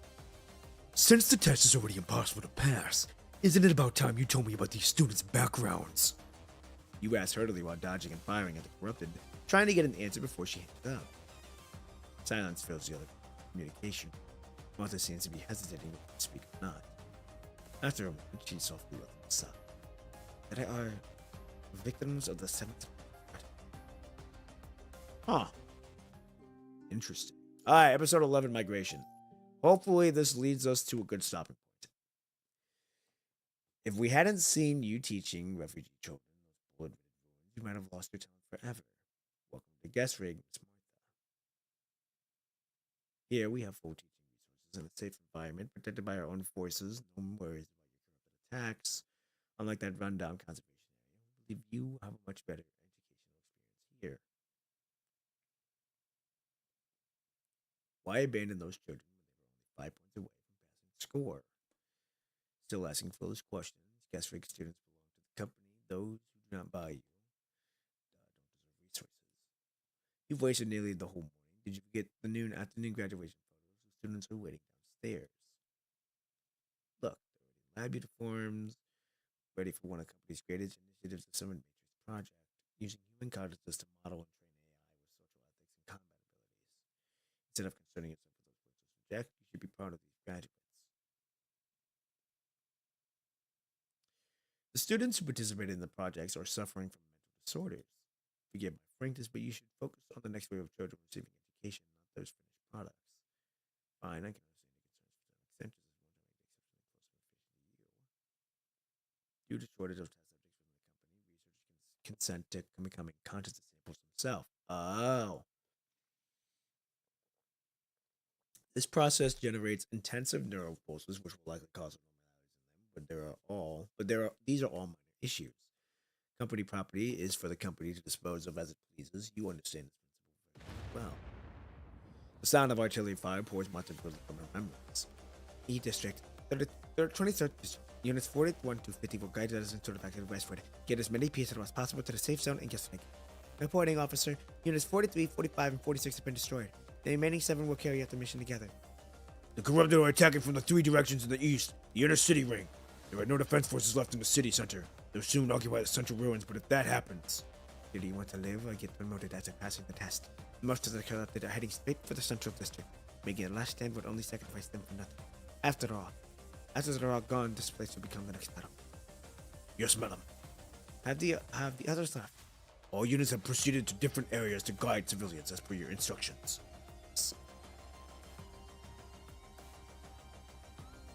The experiment failed. The out-of-control mechanisms destroyed the laboratory and attracted the punishing. Your students, those researchers, likely all died in the incident, but I don't understand why you brought back a subject and even dressed them like students. Don't they resemble students? Look closely, there is a slight resemblance.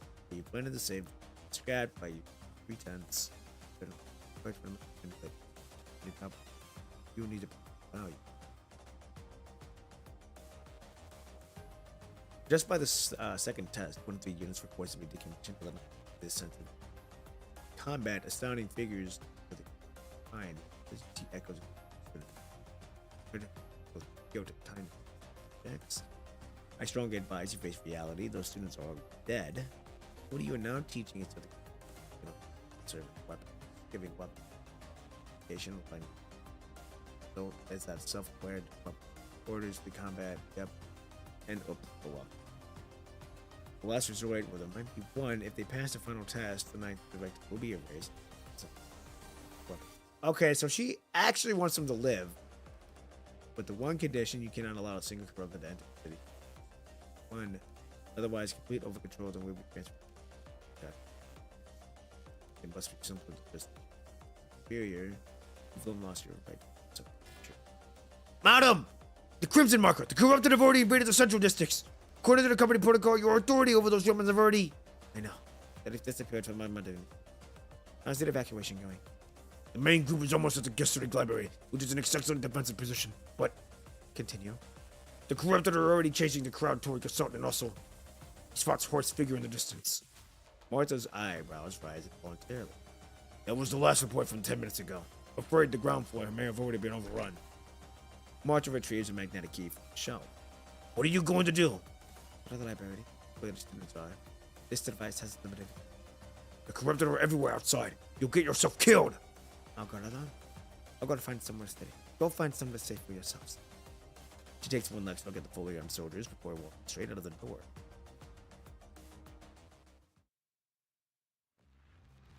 She guides the crowd to guest rig, but the corrupted attacks follows. She and the students stay behind to complete a retreat.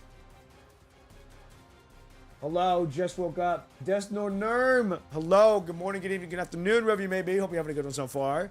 You're in time. We just started episode 11, but depending on where I'm trying to figure out where's a good stopping point for me to stop at. So far, I haven't found it yet. Well, we did, but I thought that episode 11 would be a good stopping point. But I have a feeling it's not going to be a good stopping point, so we might have to do the next episode. So it's going pretty well, though. Learning a lot about Jetavie, learning a lot about what happened. I accidentally spoiled myself when trying to read Derive a Matrix, but you know what? It is what it is. We're going to continue reading and enjoy the story. So sit back, relax, and enjoy the show. Ladies and gentlemen, let us continue. The flower beds, once blooming with fluorescent catalysms, have become a sea of flames. A rolling cloud of red-tainted smoke conceals countless shattered mechanical bodies. Wonder why I changed it. That's interesting. Uh-oh. So you're Reed.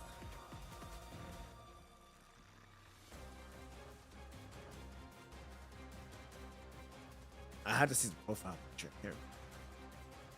Alright, here we go. Her figure shoots forward like a scarlet lightning bolt just before the cleaver falls. She snatches number 18's frame back. Core damage, inevitably, this one has been sacrificed too. Next. This time, it's the number 19. Her processing is not recording many strange things. She always liked to tell dad jokes. Ah! Love data puzzle. She recently expanded to 1 into an astonishing 3 square meters. Number 31 made oddly shaped paper airplane, saying someday I'll make a car. Jetavie. This guy. Jetavie!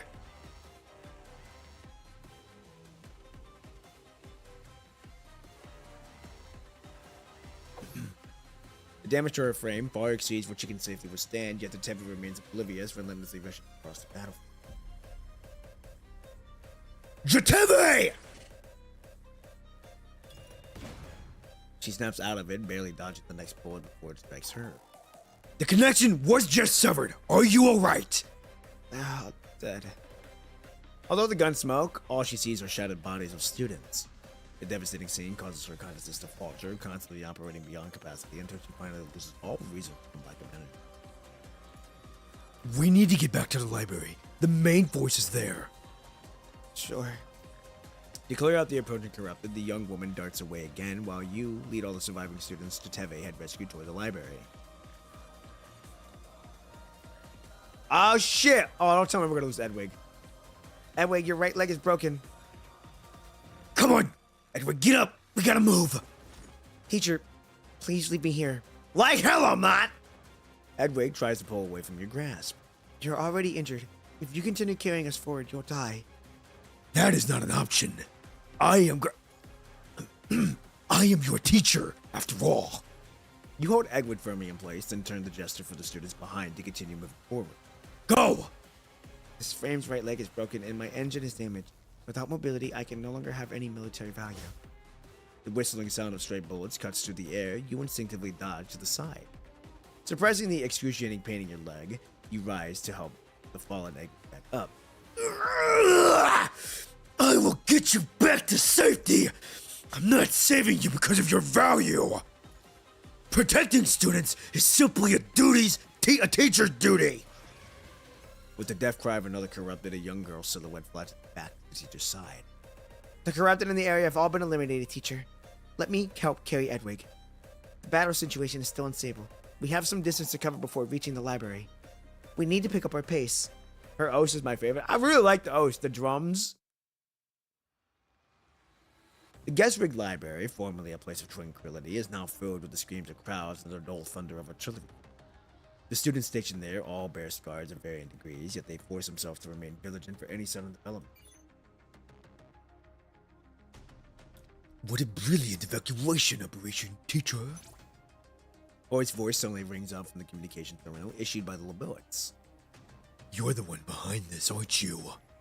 Oh, was that so? All I saw was a massive, corrupt, sudden attack, causing the city to fall in dire circumstances. As for you, teacher, you tell. You sustained quite a few injuries in this situation, haven't you? In this futile struggle, risking your life to command the Buccaneers unrelated to you. What do you achieve with this? They are my students. I have a responsibility to protect them. Still playing this pointless game. Even with the military-grade defense of this level, all it's the corrupt soul. You. Oh.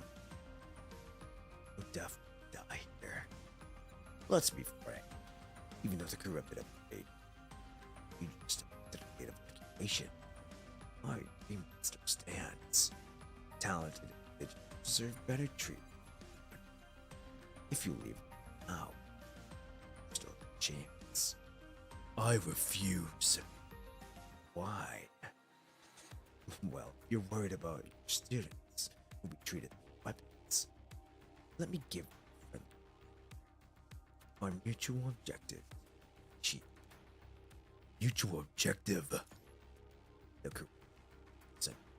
city, your student, liberty. So, might as well ban. It's common. Leave this place. I don't believe someone who lured the corrupted to attack the city would grant them freedom. What a shame. On the other end of the communication channel, Horace shakes his head with green regret. A cold smile spreads across his face as he moves his hand behind his back, seemingly operating something unseen. Oh, you gotta be fucking kidding me. Oh, no fucking way.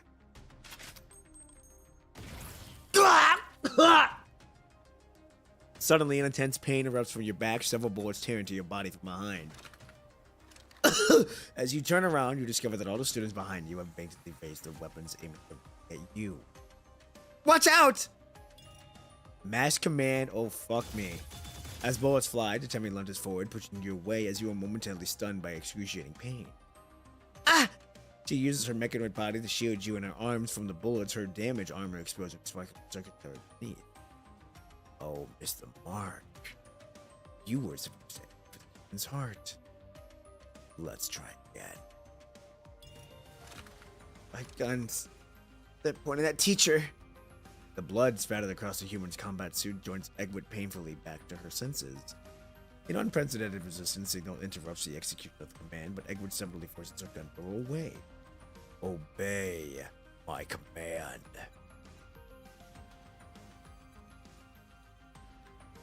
Ah, shit! Ah, this was the ninth directive. What's going on? You'd rather trigger the ninth directive than follow orders. I'm giving you one last chance. Kill that human teacher.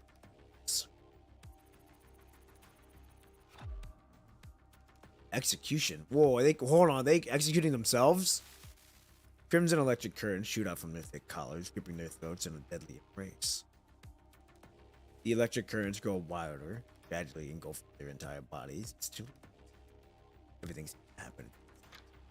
Jetavie rushes to their side, ignoring the electric currents attacking her, and frantically tries to tear off their neck collars, but the collars are locked directly and won't be budging. Number 53, number 47, number 39. One after another, their bodies fall apart under the destructive force currents. Jetavie, once we pass the test, let's make karma together. Be the sweetest in the world. We'll definitely love it.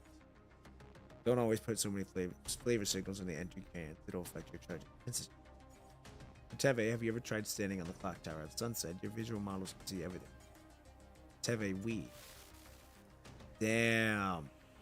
Electricity courses through her arm, intense pain signals bombarding her central processor, yet Jetavie still clutches desperately for her companion's neck. The faces of these individuals flash rapidly before Jetavie's eyes. Why is this happening again? Powerless, unable to do anything but grit her teeth and burn them into her database. The crimson electrical currents suddenly disappear, and in an instant, they are all collapsed to the ground on like unplugged machines. Martha!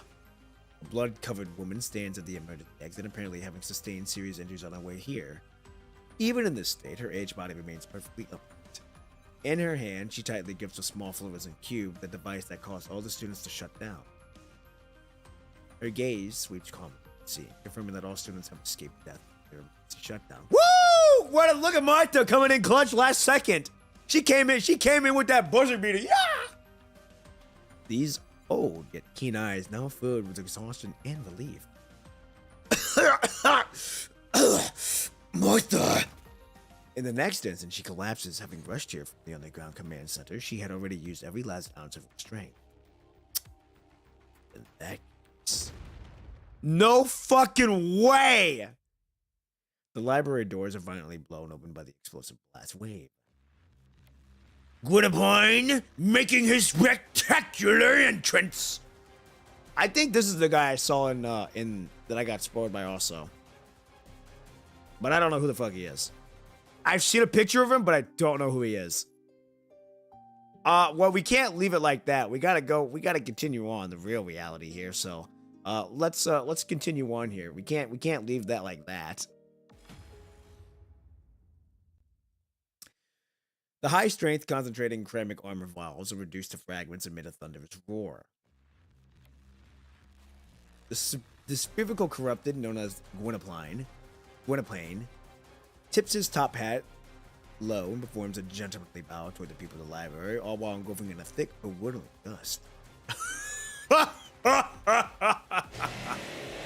His massive body closes in within an instant as he swings his blood-red chainsaw at the densely packed crowd.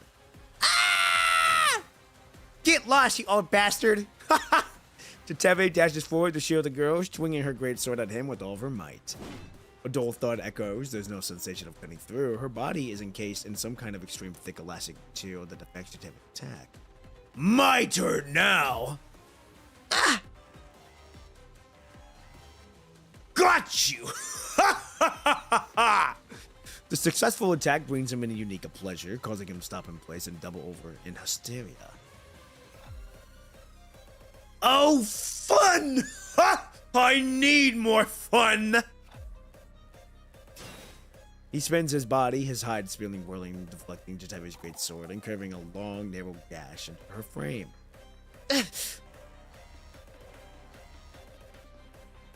Why so evil Santa want to hurt my Jetavie? I don't know, but he's got to go down. Aw, shit.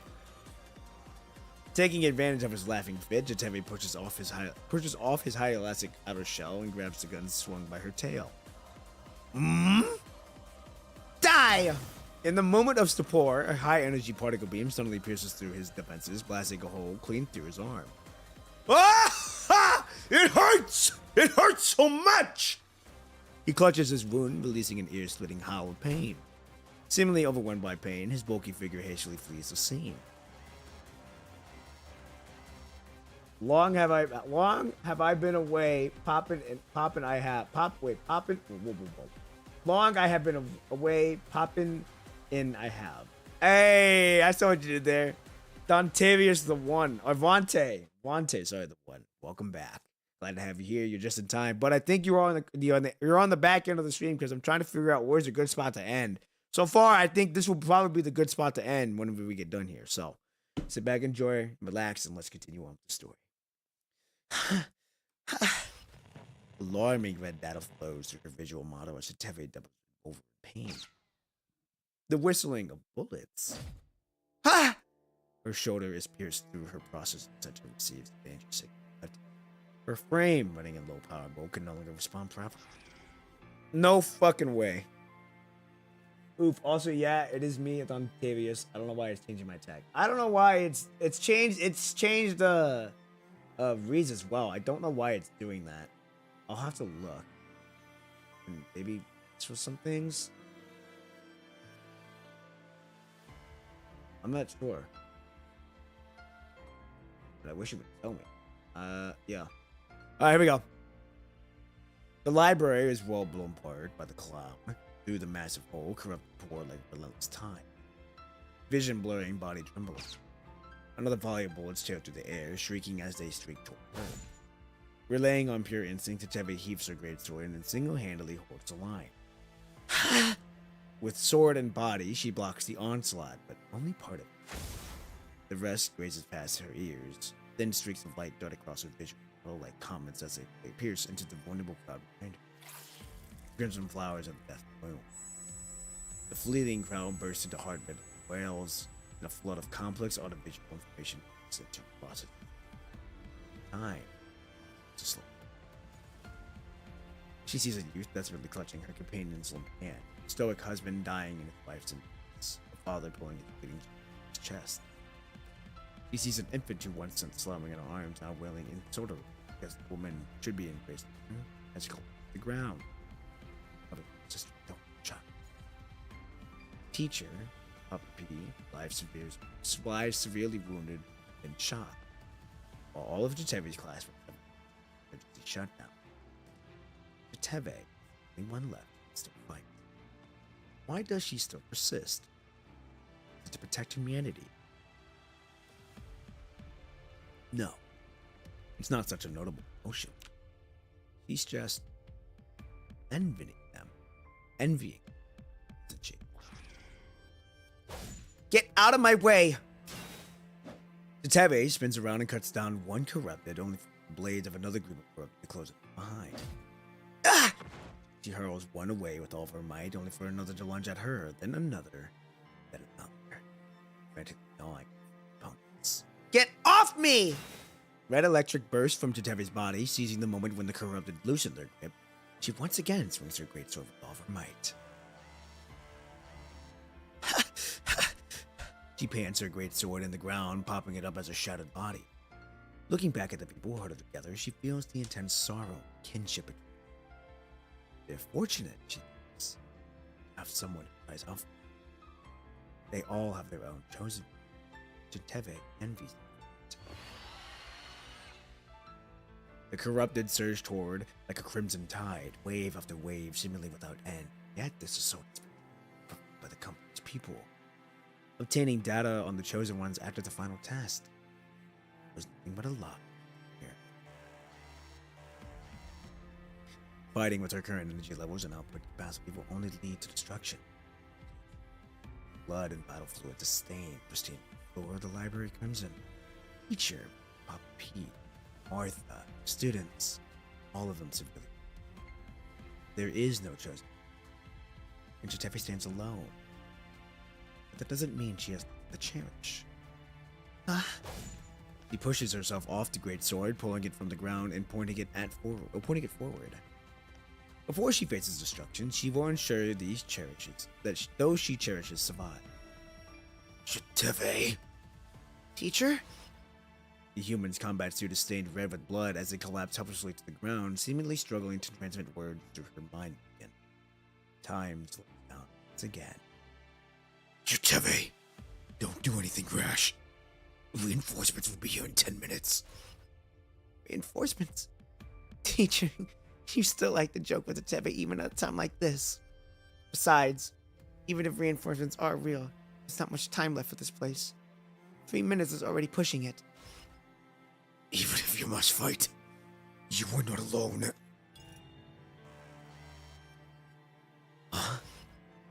Oh my, who would have thought Teacher wanted to be with Jetavie so badly?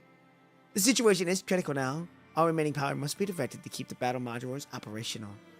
For the safety of your consciousness, the personality module that receives the mind beacon has been forcibly locked.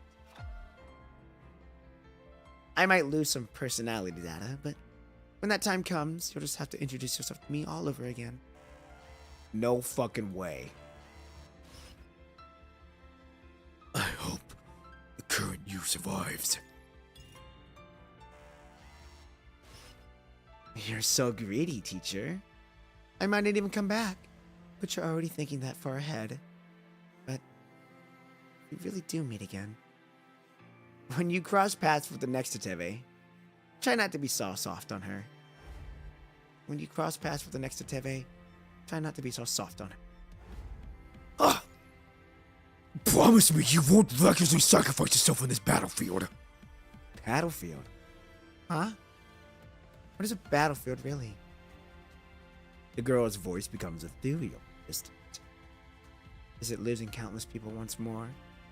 Or losing one you love the most countless times? I have grown weary in this world without the chosen.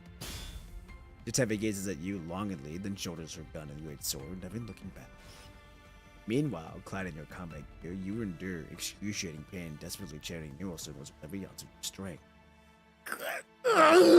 Jetavie! I need you to survive no matter what! Mind Beacon, maximum output power. Oh, fuck! Alright, I think this is gonna get a short film. Ladies and gentlemen, I think this will be getting a short film.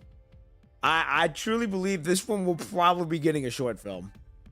If I gotta see how it goes for the rest of this story, but I do think this one will be getting a short film. Oh, I forgot we're fighting. Forgot about this. Critical warning. Energy levels below safety. I gotta use the restroom so bad. Activated. Stop whining and keep up the output. Don't you dare slack off now. Computing power restrictions unlocked. Total system failure in approximately 180 seconds. It's like, what, minute and a half? Before that happens, I'll fight my own way out of here. Alright, let's do it. There you are. Do not make the same mistake.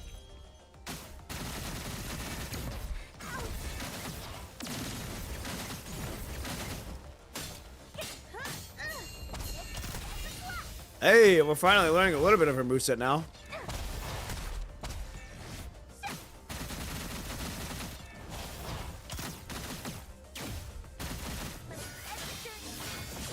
With all eyes on us.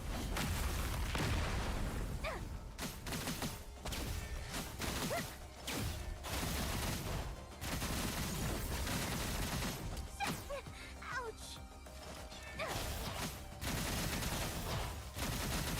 There you are. Absurd extrapolation.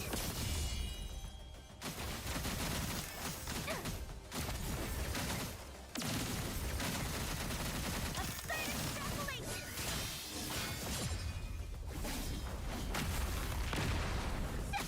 Come on now.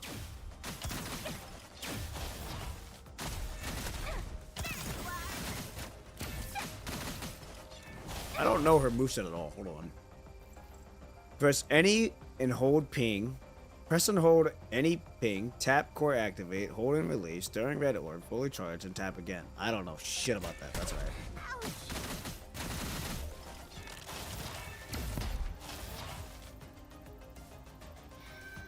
The spaces, the matrix.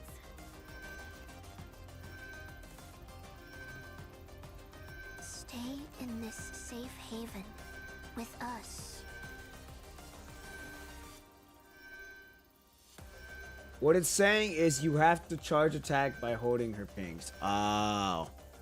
Okay. Let go of these emotions, and you'll no longer suffer.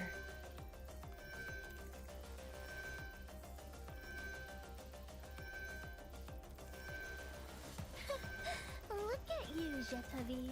Battered, broken. What's even the point of living in a world without the chosen one? Okay, so hold the attack. So 2. Oh, I see now. Ouch! Ow.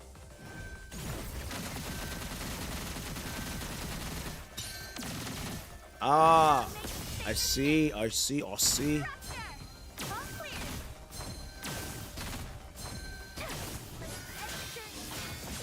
With all eyes on us! I see. I see. I see. You are. There's a clock! Absurd extrapolation!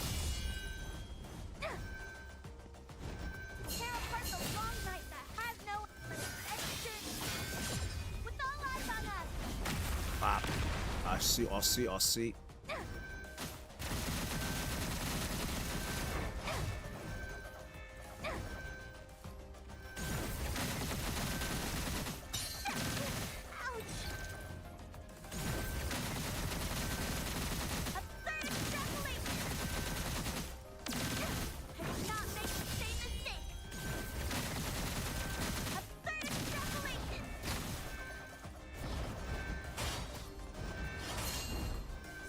I'm stuck in a corner, bloody bastards. Come on. I see the light on how she works now.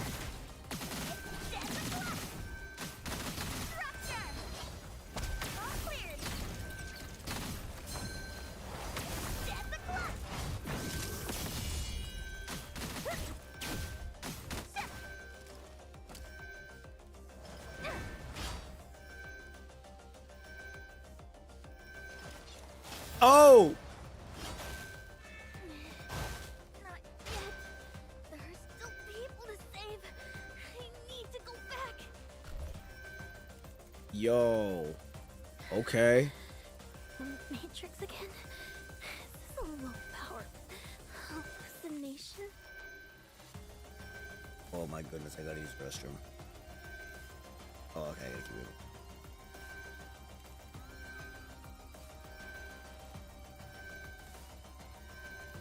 Isn't this exactly where you've been wanting to return?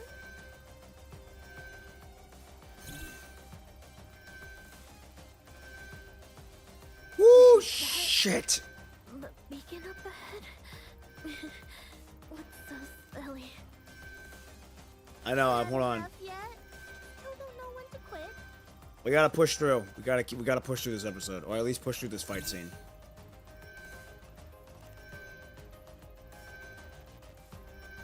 We just gotta get past this fight scene.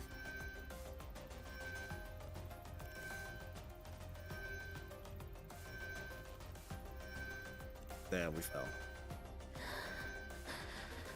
I've bought them enough time, right? Not the worst way to go down, after all.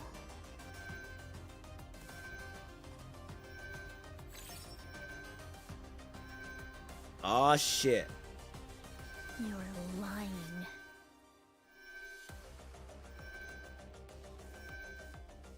Okay. What are you going to show me?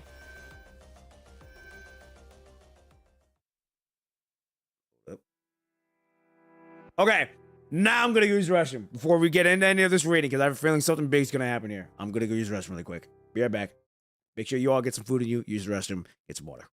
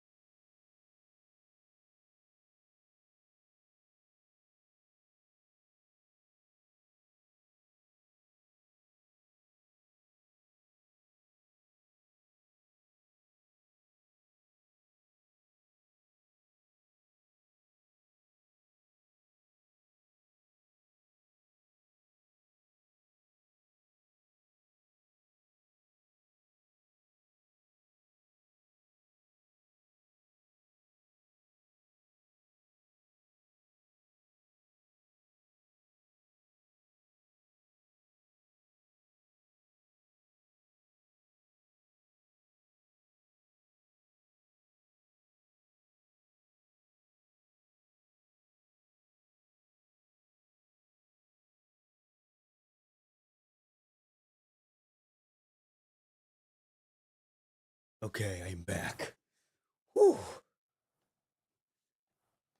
Alright, let's do it. Okay.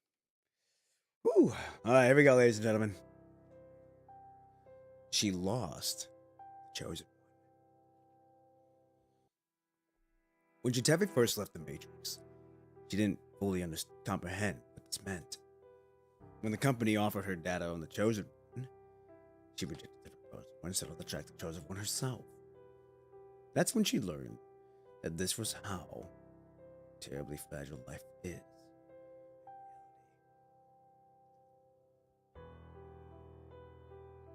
A minor cold or even food poisoning. Any of these can lead to tragedy. Refugees can find their bodies suddenly pierced by corrupted bullets, and those with festering or resources. This is a world with no room for romanticism. A world where death strikes at random. In this world, there's no system to start. Once someone dies, they will not farewell forever. As she gradually comprehends words, the image of the chosen one faded surfaces before her eyes. Yet in reality, there are no such ways. People leave behind remains that serve as a constant reminder to the living that they are truly gone. The chosen one begins to die in her dreams. After night, dying in countless different ways. Every corpse she sees is pot or transforms into the chosen one's likeness. Endlessly playing. How can I be sure the person before me isn't the chosen one? She dares not to take that gamble, and so frantically begins trying to save everyone she encounters. But after countless attempts to reach out, let it be met with failure time and time again, she has become having depleted the energy canisters before departing. Jetavie returns to the academy and agrees to help the students pass their final test. These girls were as innocent as she once was before meeting them. Sparkling to Jetavi's interest, even without Martha's orders, she would fight with all of her might, wanting to see them graduate just as she had. However, this effort has brought nothing but their premature deaths. They rush toward oblivion before ever experiencing the true. Only Jetavie survived, becoming a lonely fixed point amid countless conflicts. In the end, all she could do was immortalize the storage box, carrying their memories with her into the 6 days of battle. An indescribable pessimism occupies her processing core. To avert forward for the loss, she deliberately distanced herself from her other classmates, quietly recording their emotions instead. That's so fucked up, bruh. The appearance of the teacher marks the turning point in this situation. This person gives Jetavie the illusion that the chosen one has returned, sharing the same idealism, guiding the students and Jetavie alike, just as the chosen one once did. Maybe this time be different. However, the corrupted once again drive them to the destruction. Everything feels like deja vu. Only Jetavie can fight. Only Jetavie must survive alone in a world without the chosen one. Is it really worth it?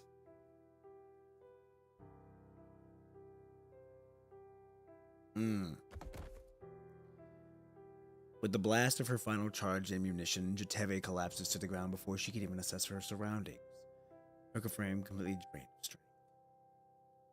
The corrupted have left wounds of varying depths across her frame. Like a cruel form of torture, it's as if they are playing a sadistic game, leaving her in excruciating pain while allowing her to cling to life. She's lost track of how long she's battled across this landscape. Her visual module is now hopelessly scrambled. A persistent ringing in her ears cuts her off from the real world around her.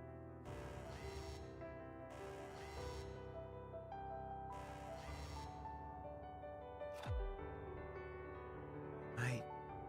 Dad? Taking a rest like this isn't so bad.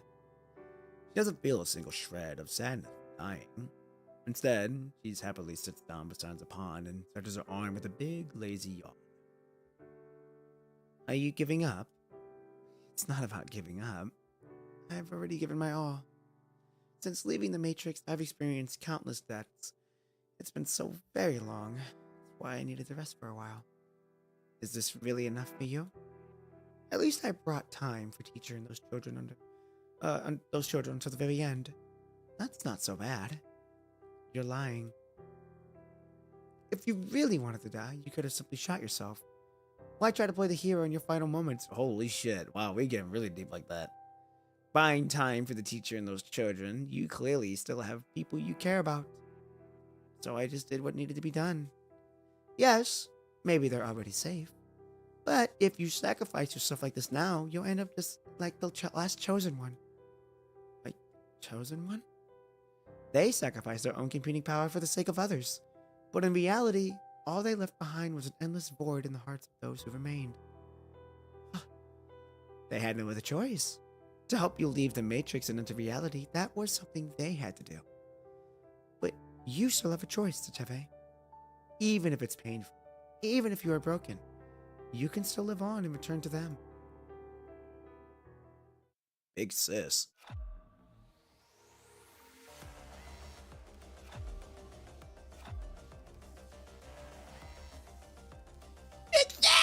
Oh, it's her.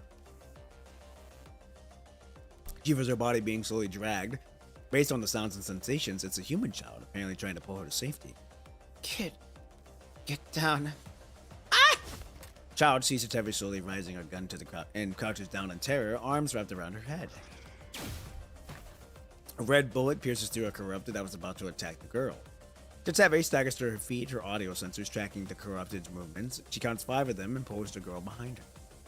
I can't die yet. I have to take her back. Oh yeah.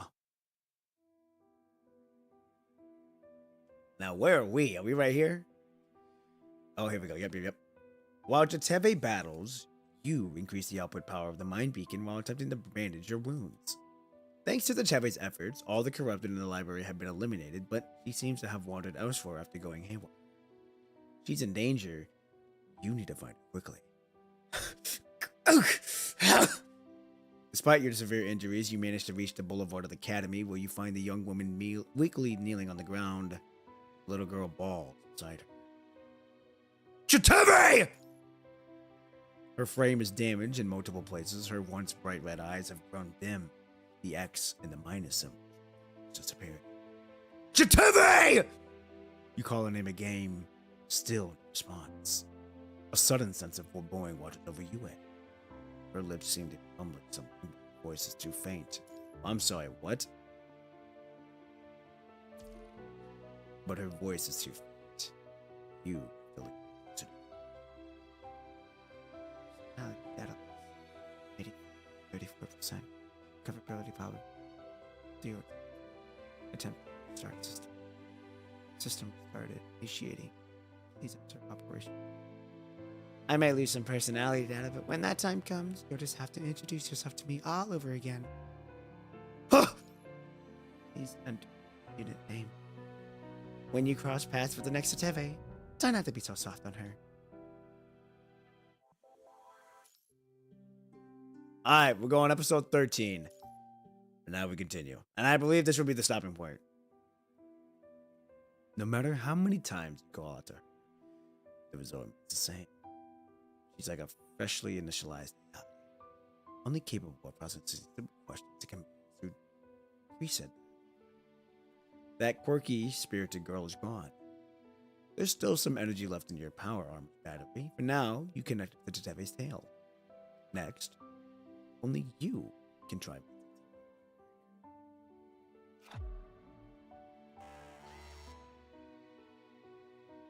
Just one more episode for the night. Is this a good?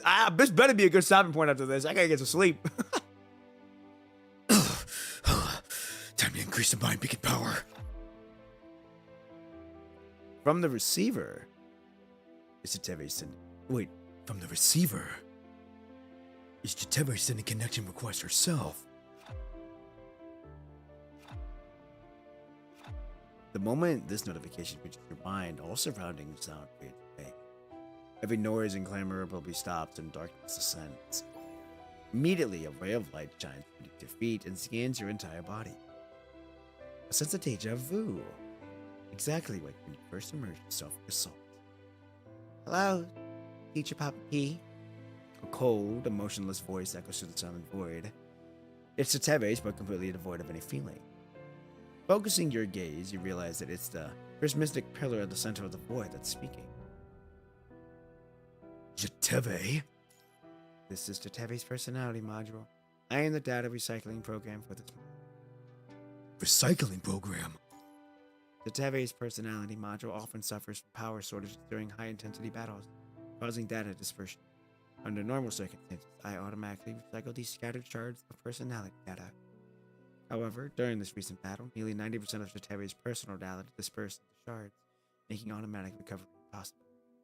If these data shards aren't quickly recycled and reassembled, Jetavie's personality will likely dissociate permanently. Does that mean Jetavie will die? In human terms, yes. However, if the personality model grows again, a new Jetavie will eventually be born. How many times has her personality distorted it before? This is the first time. Jetavie needs your help, which is why I initiated this connection with you. What should I do? Immerse yourself into the depths of Jetavie's personality module and collect the scattered data shards. Of course, I must warn you that even if you do this, the success rate of restoring Jetavie is still quite low. Why? Because piecing together these data shards often requires you to have a shared memories with them. For example, if you drank bubble tea with Jetavie, you would be able to piece together that segment of data. Nothing is absolute. Even if you only piece together a small segment of data, I might be able to use that to find other related shards. Additionally, the data shards you find may reply. Before you in first-person perspective, but you cannot change established facts. In other words, you only have read permissions, not write permissions. Please, let me give it a try first. Everything before you fades into complete darkness once again.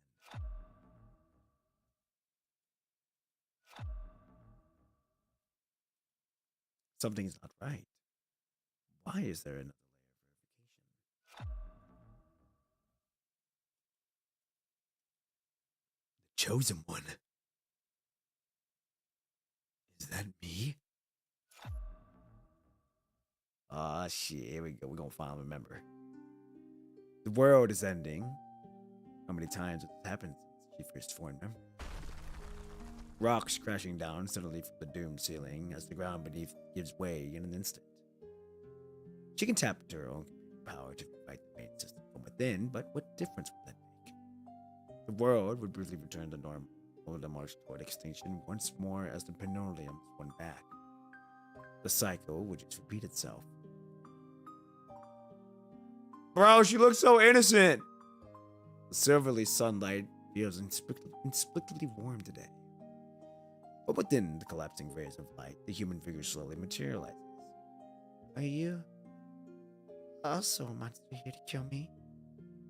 Her voice carries the weight of a sigh, blending emotional numbness with profound sorrow.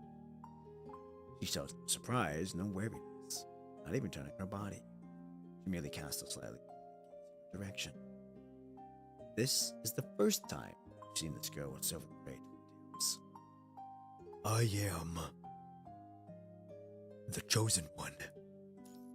When you meet her here, all your past memories are a blur, with only your identity as the chosen one. Chosen one? She mulls over this title, small ripple string within her otherwise apathic eyes. What's your name? The girl's lips quiver, as if chanting some incantation, slowly releasing a string of syllables. Jetavie. Jetavie. Yes. Jetavie. I like that name. Hello, Jetavie. Hello, chosen one.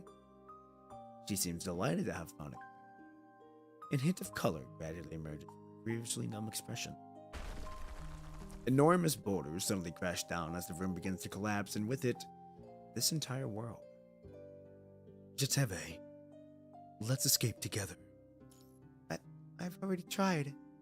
No matter what method I used, escape wasn't possible. Destruction of this world would simply enter the next cycle of reincarnation. Together, the two of us just might create a miracle.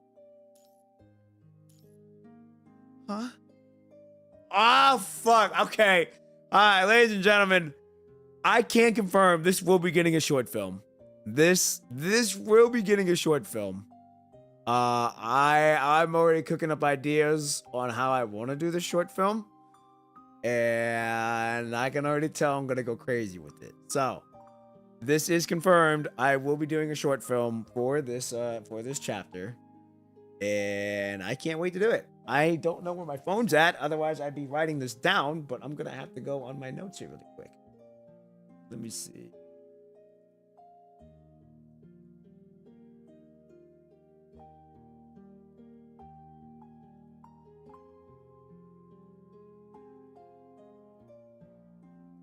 Hold on, ladies and gentlemen. I gotta get the notes. I gotta pull it up. It's not one of oh, that's fine.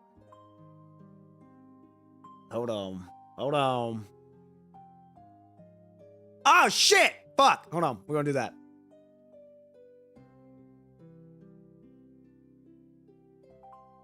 Hold on. Let me work my magic here.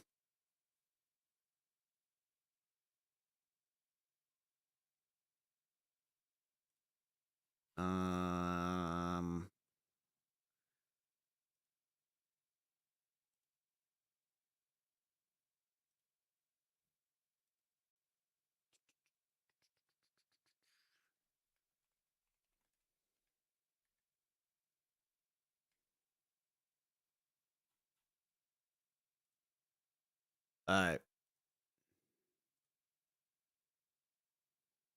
I really like this music. This music is really good. All right. 1 second, ladies and gentlemen. I am finishing up some things. Yep.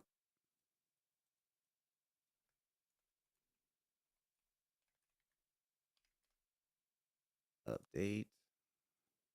There we go. Okay. All right, ladies and gentlemen, you are going to see this firsthand. Film. No.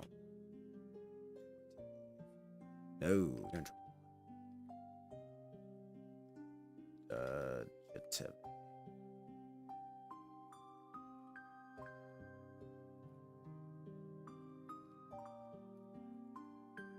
All right, there you go, ladies and gentlemen. It is confirmed.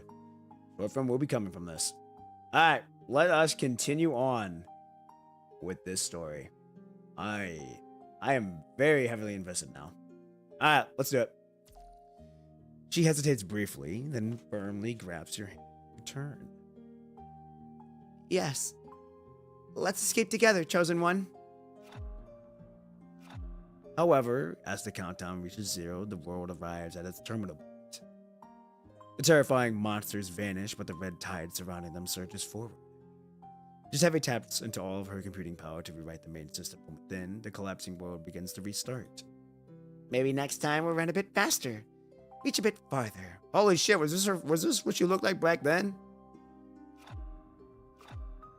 Hello, chosen one. And you are? Before obtaining the key, your memories never carried over to the next cycle, which is why you never discovered that your journey had already repeated countless times. My name is Jetavie. I'm here to meet you for a reason. Just as when you first met her, the girl's face shows hints of banality and bewilderment. Chosen one, where should we escape to next? Oh, so these are all the different... These are from Deriver Matrix, okay.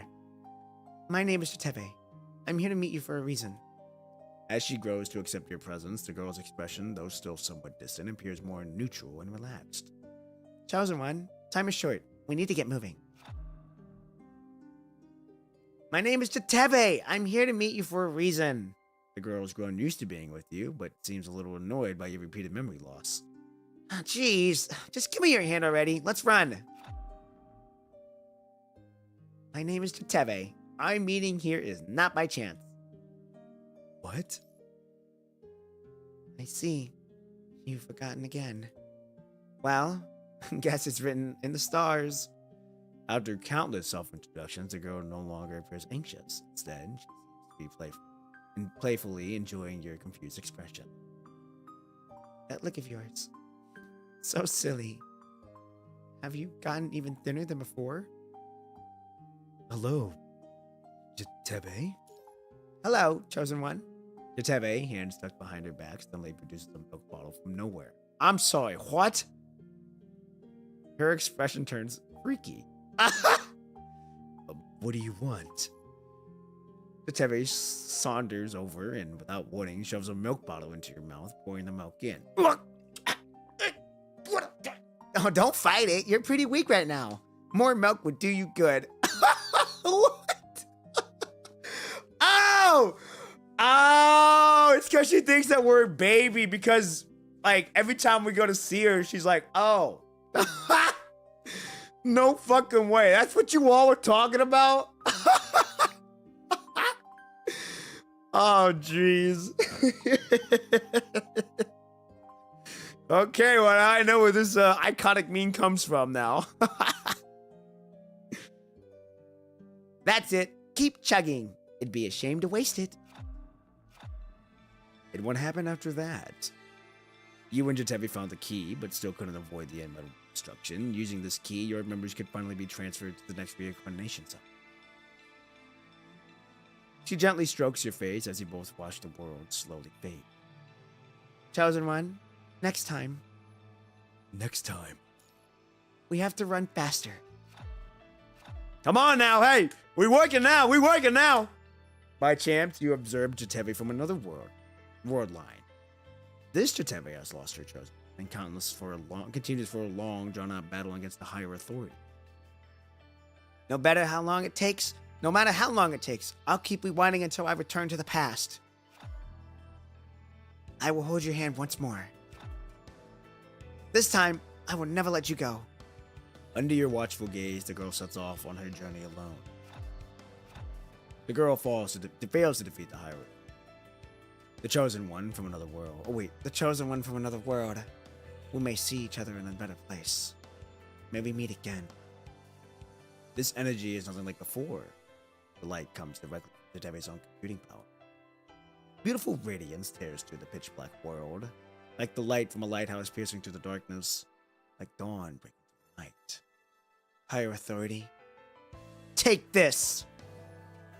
Listen, chosen one, for this will be the last thing you will hear. With the last of her strength, she blasts over the boundary between the two worlds and transforms her remaining computing power into a gun, delivered to yours and Jetavie's hands. In the battle against the higher authority, you sacrifice yourself to ensure Jetavie's survival, transferring your computer power to her. I knew it! No matter what happens, I'll never be able to let go of the chosen one. Jetavie, are you giving up on the awakening? I don't want to leave myself, chosen one. I'm not going anywhere. I can't imagine a world without you, even if I manage to make it out here. I don't want any power that comes at the cost of your life. However, Jetavie refuses this power, choosing instead to remain in this world with you. Oh! Yo! Okay! Okay! In another battle against the higher authority, Jetavie witnesses your death and, enraged, defeats it, seizing control of the central power system. If we can't change the fate of these cycles, then let's at least make this place a genuine haven of comfort. A haven of comfort, you say. Let Jetavie's initial personality stay with the Chosen One, but retain only the Chosen One's memories. Let Jetavie's initial personality stay with the Chosen One, but remain, okay. That's one of the Deriver Matrix endings? Okay. Your request settings are fully installed. The program is ready to reboot. This time, you two will meet again in a far better place. She could never forget you. Using her newfound powers, she creates a world without hostility. In this world, she watches over the young Jetavie and the Chosen One living happily. In the very end, after enduring countless hardships and suffering throughout her journey, Jetavie defeated the Higher and obtained the computing power of both the Matrix and all Chosen Ones. finally stepping into reality. Since I showed up with twin tails, I figured I should say goodbye wearing them too. I've fought in so many battles that I've nearly forgotten what I used to look like. This style feels nostalgic. With her twin tails now tied up, the young girl stands up before the spiral gate and quietly whispers, "She kind of reminds me of Lucia." It's time to go. I will carry these memories with me as I embark on a new journey. My next stop is a place called reality. Yeah, she really looks like Lucia in this scene.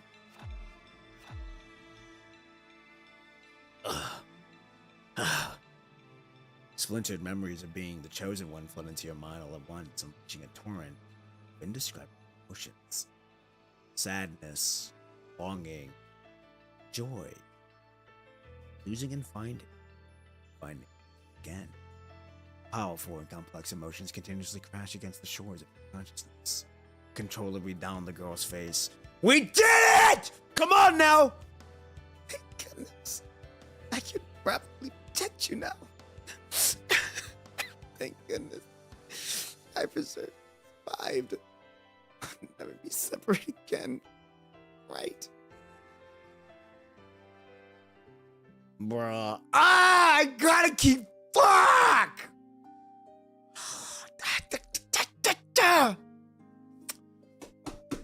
Motherfucker, bro. Come on. God. Fuck it. We're going on.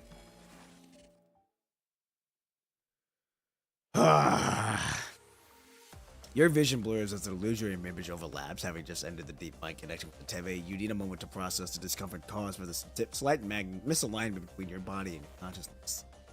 You shake your head to clear the after image lingering on your retinas, barely managing to steady yourself. Jetavie slumps nearby, breathing heavily. Her overextended soul has obliterated most of the corrupted inside the academy, but an endless stream of them continues to appear beyond the walls. You survey the surroundings, but the clown-like figure is nowhere to be seen. While looking around, you catch the sight of the corrupted from the corner of your eye, using the corpses of its companions as stepping stones to climb over the high wall.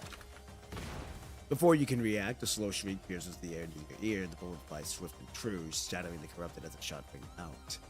A dark line emerges from the tide of corrupted, just as communication sometimes in ear. Quad G227 has reached designated coordinates. Papa P, what's the situation on the ground? You look up as dark lines come into focus. It materializes as a group of human figures. They move with practiced coordination, tearing open a gap in the clustered mass of corrupted. Soon, these task force reinforcements break through the academy. You're a huge help. The support couldn't be more timely. As the two of you speak, a field medic approaches. They inject a serum that immediately brings your exhausted mind back into focus. Mom, just one more episode. How many one more episode was that now? Hey, come on. It's getting good. We got to keep going if it's getting good. I thought these were going to be good stopping points, but clearly they're not good stopping points. We got to keep going. I've transferred squad commando authority to your terminal, Commandant. Secure the area. A large number of corrupted are flooding the perimeter. I'm currently leading the soldiers and the conservation area to clear them out. I'll join you as soon as possible. Wait. Have you made any discoveries during your support operation? The number of corrupted is highly abnormal, and there's a suspected boss-level entity among them. You keenly sense reluctance in his pause and carefully choice of words. I can ask the squad leader directly, Lee. G227 discovered an area that could be source of the corruption while approaching your position, and a high-energy signature escaping from the direction of the academy. However, I recommend post-positioning any action against these two targets until I arrive. I understand your concern, Lee, but time is of the essence. There are too many wounded here who need treatment in the academy, and numerous civilians who need evacuation. If we don't deal with the source quickly, I'm afraid the corrupted will regroup and surround us again. G227 doesn't have the capacity to assort an area of such a high corrupted density. Dealing with both the source and that high energy entity requires elite constructs. Jetavie, how's your condition? Jetavie lifts her hair to insert her power component provided by the task force into the back of her neck. Upon hearing the question, she raises a gun in the gesture of readiness. No problem at all. As long as I have enough energy, I'm good to go. No problem. We must capture Gwynapline as soon as possible. A powerful infected mechanoid like Gwynapline would wreak havoc on nearby conservation areas if it breaks free from control. Jetavie winning you over. She's very much left an impression on me. I will say that. She has left an impression on me. Go find the squad leader. They'll sync the map data with you. If there's any danger, don't be reckless. I'll leave for now to rendezvous with you. I know what I'm doing. Do not worry, Lee. After ending the call, your gaze lands on Jetavie. She's still a bit unsteady on her feet, but has clearly regained some of her energy. Finally, we meet again, Chosen One. What kind of life have you been living in this world? Meeting me again is such a miracle. I have so many things I want to tell you, and so many things I want to do with you. But before that, her smile slowly fades, replaced by an icy gaze fixed on the direction where the clown escaped. Jetavie will eliminate every obstacle that dares stand in our way, one by one. I won't let anyone take you away from me ever again. I feel the same way, Jetavie. Now then, Chosen One, let's embark on the journey with me. Following the trail Lee provided, Jetavie and you drive to the factory billowing with thin smoke. Seemingly quite displeased with the excessive decor in this place, Jetavie pinches her nose and furrows her brow. Ah, really? So this is the source of the corrupted? Let's make this quick. I don't want to waste time I could be spending with you. Okay, Jetavie, you're coming on hot. Holy shit. All right, let's do it.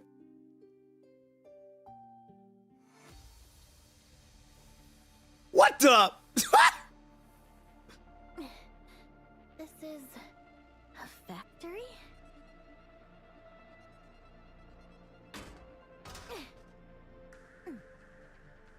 Hey. Enemies? What are they talking about, Jetavie? They're saying this is the control room and that their boss is in the deepest section. Wait, can you understand it? Sort of. They're mechanoids, but corrupted by the punishing virus. I can only catch bits and pieces. All right, corrupted.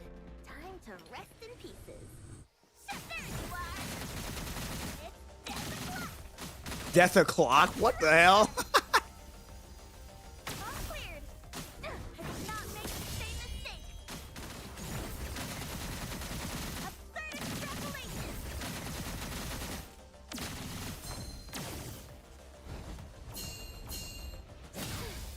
Easy peasy. Let's look around for clues.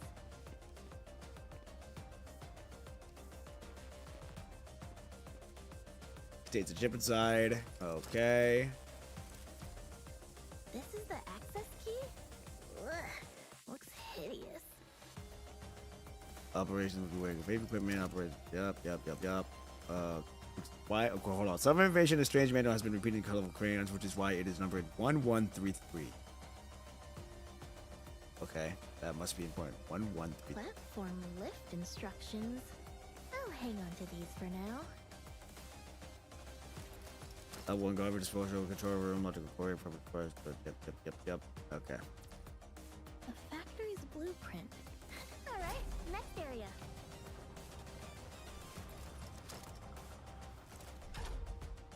Welcome to Gwynplaine's Playground! Oh, Gwynplaine's? This, my dear guest, is the exclusive VIP passage! Damn, old man. This is what he calls a passage? Surprised he has a control panel. Does it need an access key? And I just picked up this red nose. Oh, is this a fucking puzzle? It is. Son of a bitch.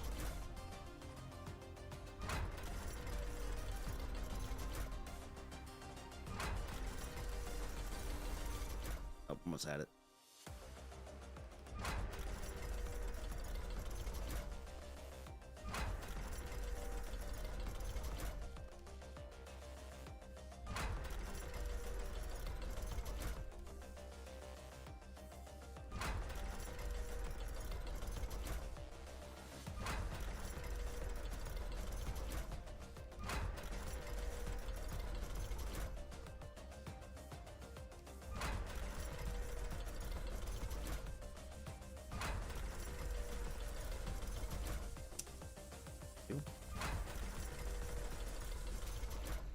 One.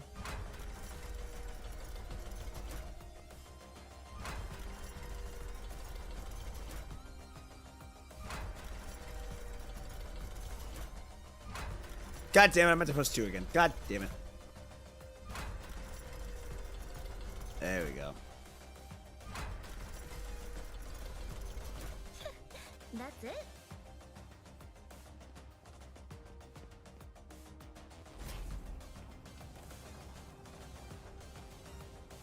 What the hell?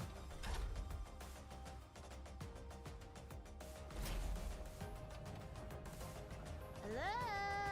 Anybody home? Ugh, as if one of these isn't hideous enough. There are 4.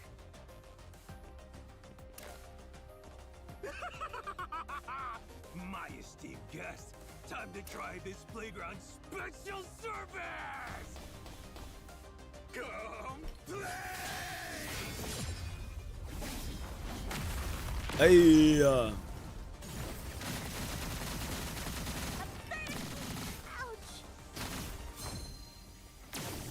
Structure! I did not make the same mistake!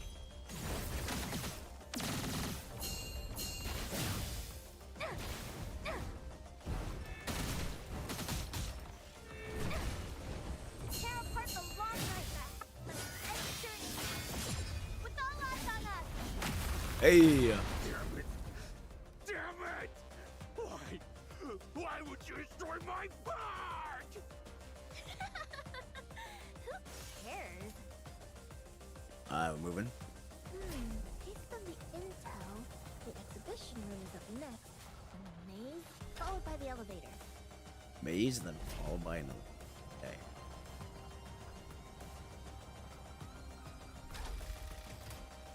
Ugh, this hallway. No accounting for taste. Fine, I'll humor you a little longer. Ouch! It's a clock! Where's my 3? Oh, it's 1 I forgot.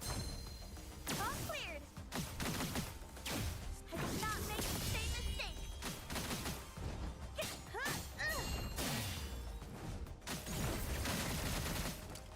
Okay, 3. Whop. With all eyes on us! How boring. Let's keep this corrupted. Its corruption levels pay. The maze is up ahead, right? Is there a shortcut? Her gunblade is growing on me, but I lost her design. But I lost her design entirely. What do you mean? Well, any traps then? Talk to me. Do not follow the clown. Do not follow the clown? Let's keep moving for now. Oh, I see.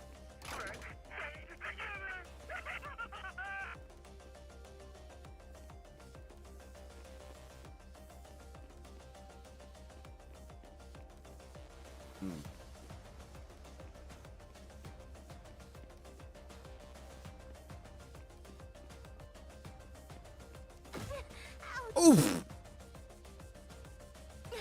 Damn it!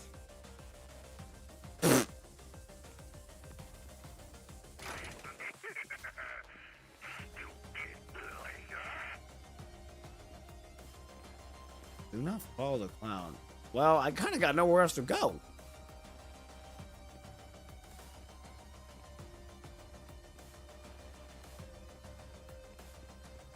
Oh.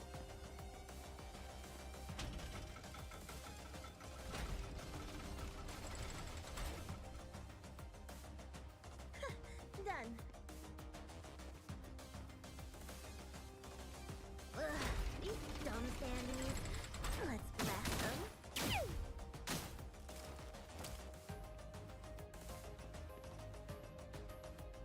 All right.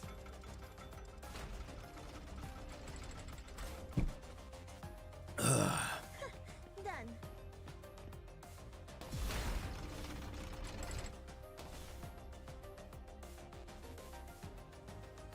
Seriously? Are you still not done? Make it quick.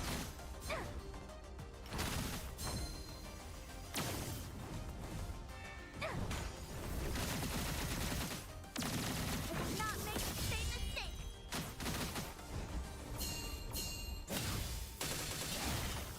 Oh, I see now. Now I'm in her sword form. I'll see. With all eyes on us. There you are.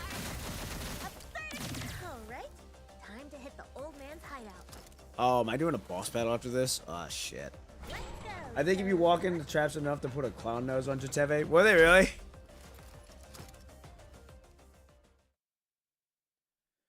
Alright, here we go. Small clusters of corrupted drift through the labyrinth of steel jungle, rusted beyond salvation. 2 gunshots shadowed the stillness of the back. Multitudes of corrupted turn their heads in perfect unison, then pivot and surge toward the source of the sound. Holding your breath, you both wait until the last protection range, then leap with Jetavie toward a room directly opposite your hiding, marked by a broken name. After maneuvering through the factory for some time, you determine that this room is the most likely place to find the clue you're looking for.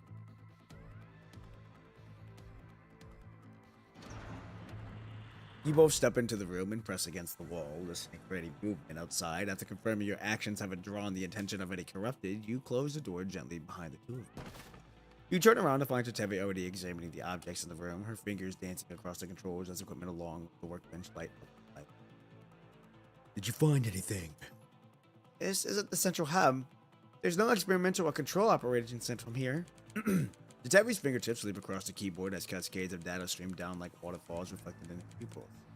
After a few moments, Jetavie shakes her head in frustration and moves to shut down the equipment.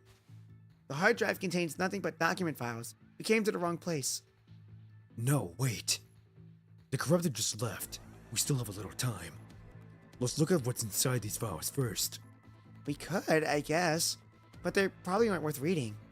These files aren't ancient, and the folder name doesn't look like they contain structural diagrams or anything useful. Wait, what's this? Jetavie methodically unlocks each system permission, then suddenly lets out a soft of gasps of surprises. Gwynplaine.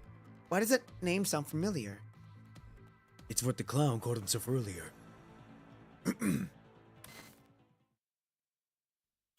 Moving closer to Jetavie, you watch as line records slowly materialize on the screen. Training Dossier H2, recorded by Horst. By order of Executive Officer Gwynplaine, I will become your newest simple. Gwynplaine taps on his cane lightly on the floor. The dull sound of Horst's throat goes by with unease. You really have to do this, sir. Gwynplaine responds to Horst with an uncontrollable coughing, wiping fresh blood from his mouth with a handkerchief. His gaze towards the screen grows distant and focused. I don't have much time left. This is the only way I can live to witness the day the Matrix project succeeds. Sample my consciousness. I'll cooperate with your procedures as much as possible. So the prototype for that clown mind was the former leader of this project. Perhaps this guy's position was even higher. His information on the dossier has special security clearance. Lovewitt's company, executive officer, Gwynplaine. Jetavie's brow furrows as she begins to target and search through the dossier using the name of the keyword. More and more windows begin to pop up on the screen with specialized terminology and various data linking center stage with the form link for is gradually dimming. As the cursor moves downward, the data on the window page expands day by day, and Jetavie's expression grows increasingly red, until a record appears with almost all of its data highlighted in red. This is the final thing. Can you tell me what happened? Jetavie opens her mouth, then hesitates and lets out a sigh. It's so strange. I have no idea what they're trying to accomplish ultimately. The whole thing was nothing but a farce. Why? Horst defiled Gwynplaine's wishes, which led to trouble. That's the most logical conclusion given to the current situation. Horst actually fulfilled Gwynplaine's wishes by collecting his conscious data in its entirety. He even included the unnecessary cognition and obsessions, then meticulously subjected the AI model to intensive training. You know how many unexpected issues occurred during humanity's early artificial intelligence research, right? I've heard a little bit about it. Creative fields, once considered the most challenging, fell the quickest, while what seemed like basic behavioral infrastructure trees proved unexpectedly difficult. The disparities between human and artificial intelligence thinking patterns and knowledge base left in enormous judgments. One possibility humans never anticipated was the artificial intelligence would, under certain circumstances, use deception to fulfill human instructions. The AI lied to humans. Horse training method was too intensive, beyond what even the AI model could withstand. To alleviate the pressure, it had to impose limitations on itself, pretending to be less capable in order to avoid the nearly impossible training requirements. This wouldn't have been an issue. Eventually, as training progressed, the AI would have adapted to the project requirements, but... Jetavie pauses briefly, closes the window, and sorts all of the training records and data organized directly, placing them alongside directories for the other programs.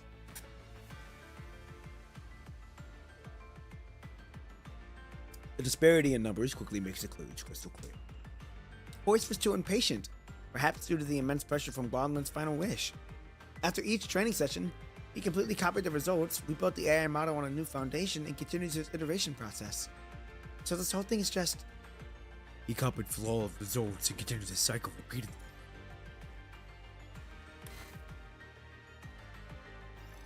Jetavie closes the directory and reopens the final page for the blind red data.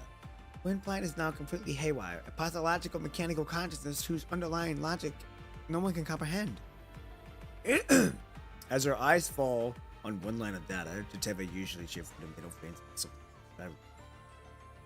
Mental age is possibly around 7 or 8 years old. What the? Oh, we're getting straight into a battle? Oh, shit. Well?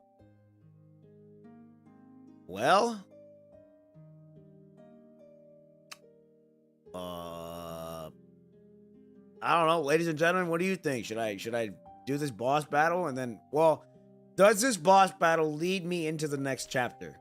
ER 16, son of a bitch. We're on 15. We're right there. I mean, we're right there. Oh, son of a bitch. This is gonna be a long night. Alright, let's finish it. Let's at least finish the regular, normal story. Alright, here we go. The Jester's Requiem. As you advance with Jetavie into the factory's deepest section, the bizarre stage bathed in flashing lights assaults your vision.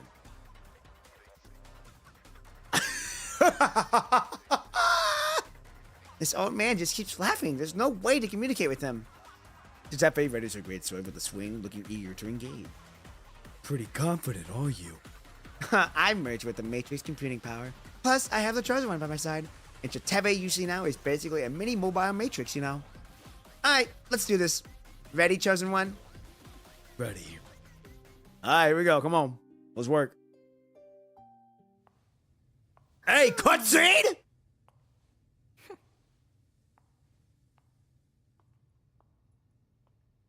I like the sound effects. Damn! My eyes!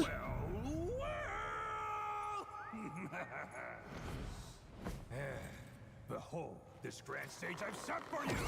Impressive, isn't it?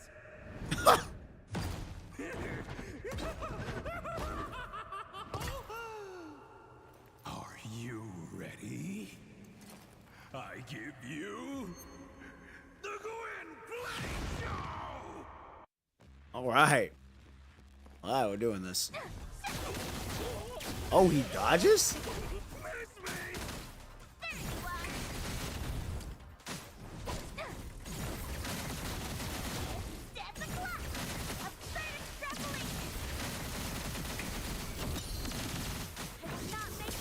Come on now. A game of cards!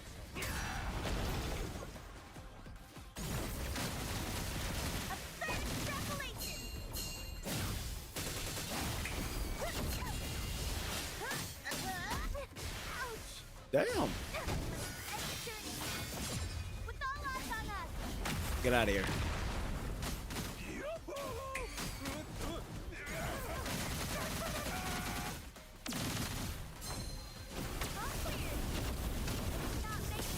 Okay.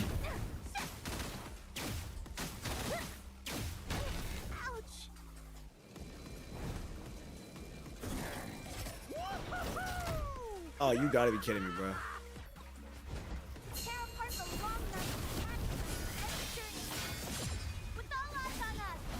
Bop.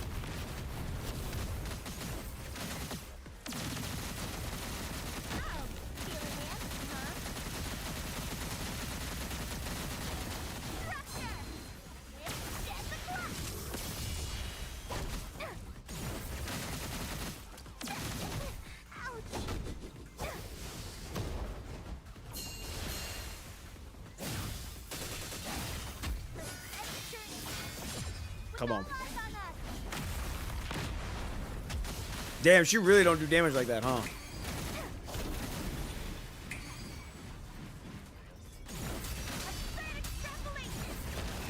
Oh, I see now. I see what I was supposed to do.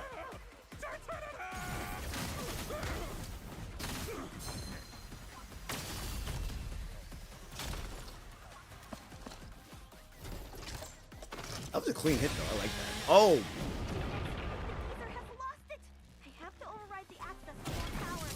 Gwynplaine has also told, don't get hit by his attacks.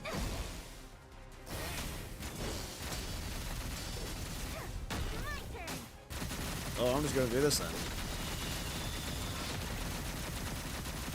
Peak gameplay!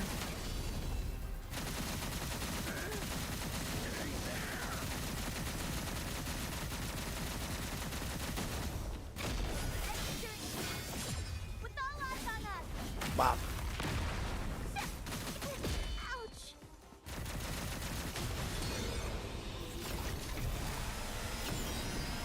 Can I not dodge that?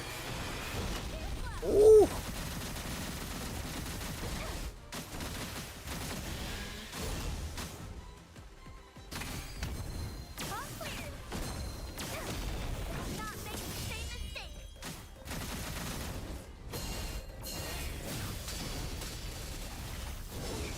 Oh, we're getting. Oh, we died. That's all right.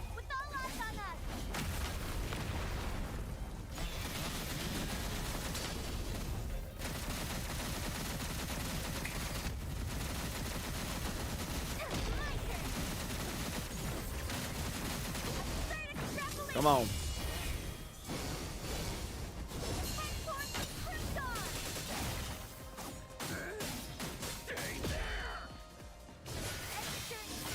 Come on. Ah! Okay, the Matrix has completed the calculation. Now!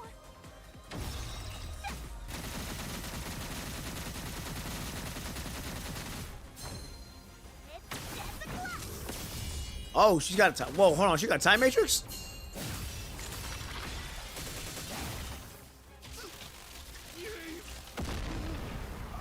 Oh, do not trigger his grip screw? I didn't know he had one like that. Well, we did it. That's not bad. I died once, but that's all right. With Gwynplaine's self-destruction, the already precarious structure of this dangerous place completely collapses. Amid tremors and falling debris, you and Jetavie break out of the factory. Countless corrupted surge alongside you. Don't engage them. Fall back and defend the academy. Yeah, I got it. Jetavie unleashes her full power. Red flash streaks by, instantly clearing the area around the parked vehicles. You both climb into the truck, one in front, and one behind. Jetavie hangs halfway out the window, using her firepower to clear a path. Hey! The Commandant seizes the opportunity to throw several grenades into the distance, creating chaos. Before long, the vehicle returns to the Academy District. From a distance, you can see numerous corrupted still gathered outside the Academy grounds. We destroyed the factory, so why are there so many of these damn things? They've been accumulating for years, after all. Your vehicle, you wrench the steering wheel, narrowly avoiding several corrupted attempting to ram the vehicle, then quickly tap your headset to answer the incoming call. Looks like you've taken care of the factory. But we still have significant loose ends to tie up. Give us a plan, Lee. You still have the Squad G227 map on you. Drive around in circles and lure them away, then lead them back to the tower marked on the map. Someone will be there to place explosives so we can coordinate and eliminate them all at once. Can you handle this? The task force doesn't look like they can spare anyone right now. Not us. You. What is this game? How did this get into my For You page? Oh, this game is Punishing Gray Raven. It's a light novel medium, but it's a really good game. I really enjoy it. But I'm also not gonna be one to shove it down your throat either. So if you like what you're seeing now, you'll probably like the gameplay. The gameplay is very fast paced, very quick, in your face. Story wise, get ready to read a whole lot. You're gonna be reading a lot. So if you don't like reading, hey, that's all right. You can just skip the chapters. But if you like the fast gameplay, you might like it. But this game's not for everybody. But I'm enjoying it. I enjoy the hell out of it, and I really like the character design. Really good. Is this for mobile or a PC game? It's for both. It's both for PC and for yeah, it's both mobile and PC. Sorry, my fault. But I am really enjoying this game. It's been out for about 5 years, and we're getting ready to go into the 6th anniversary. So, looks like a gacha game. Yes, it is a gacha game, but it is very generous of a gacha game. Like you can get the character, the debuted character for an S rank is 100% guaranteed. The weapon is an 80% chance.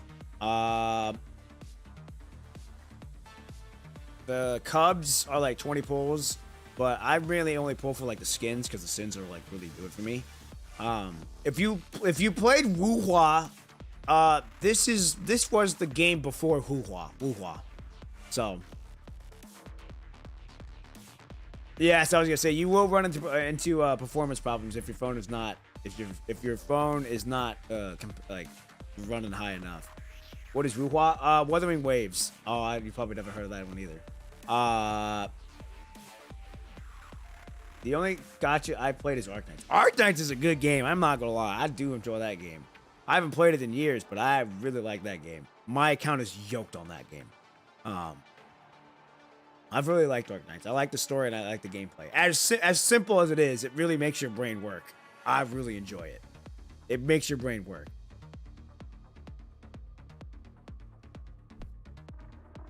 So, but I really enjoy I really enjoyed Arknights. I played for the characters and for the skins. The skins were good. I didn't do the story like that just because I was more focused on getting all the skins that I could and getting all the characters that I could, but it's been such a long time since I played Arknights. But I'm still glad to see that it's going strong and that it's going to be getting a PC client eventually. So, alright, we're going to continue on here. Well, if you have any questions, continue asking. I'll answer them as we go. What do you mean? Before Jetavie can finish her question, her tone suddenly becomes animated. Number 55, number 57. Several figures climb over the high academy walls. Though they appear somewhat shaved, they move with renewed energy. They gesture frantically to Jetavie in the truck, and without breaking stride, race toward the tower with bundles of bags in hand. Chosen one, give us a hand. Leave it to me.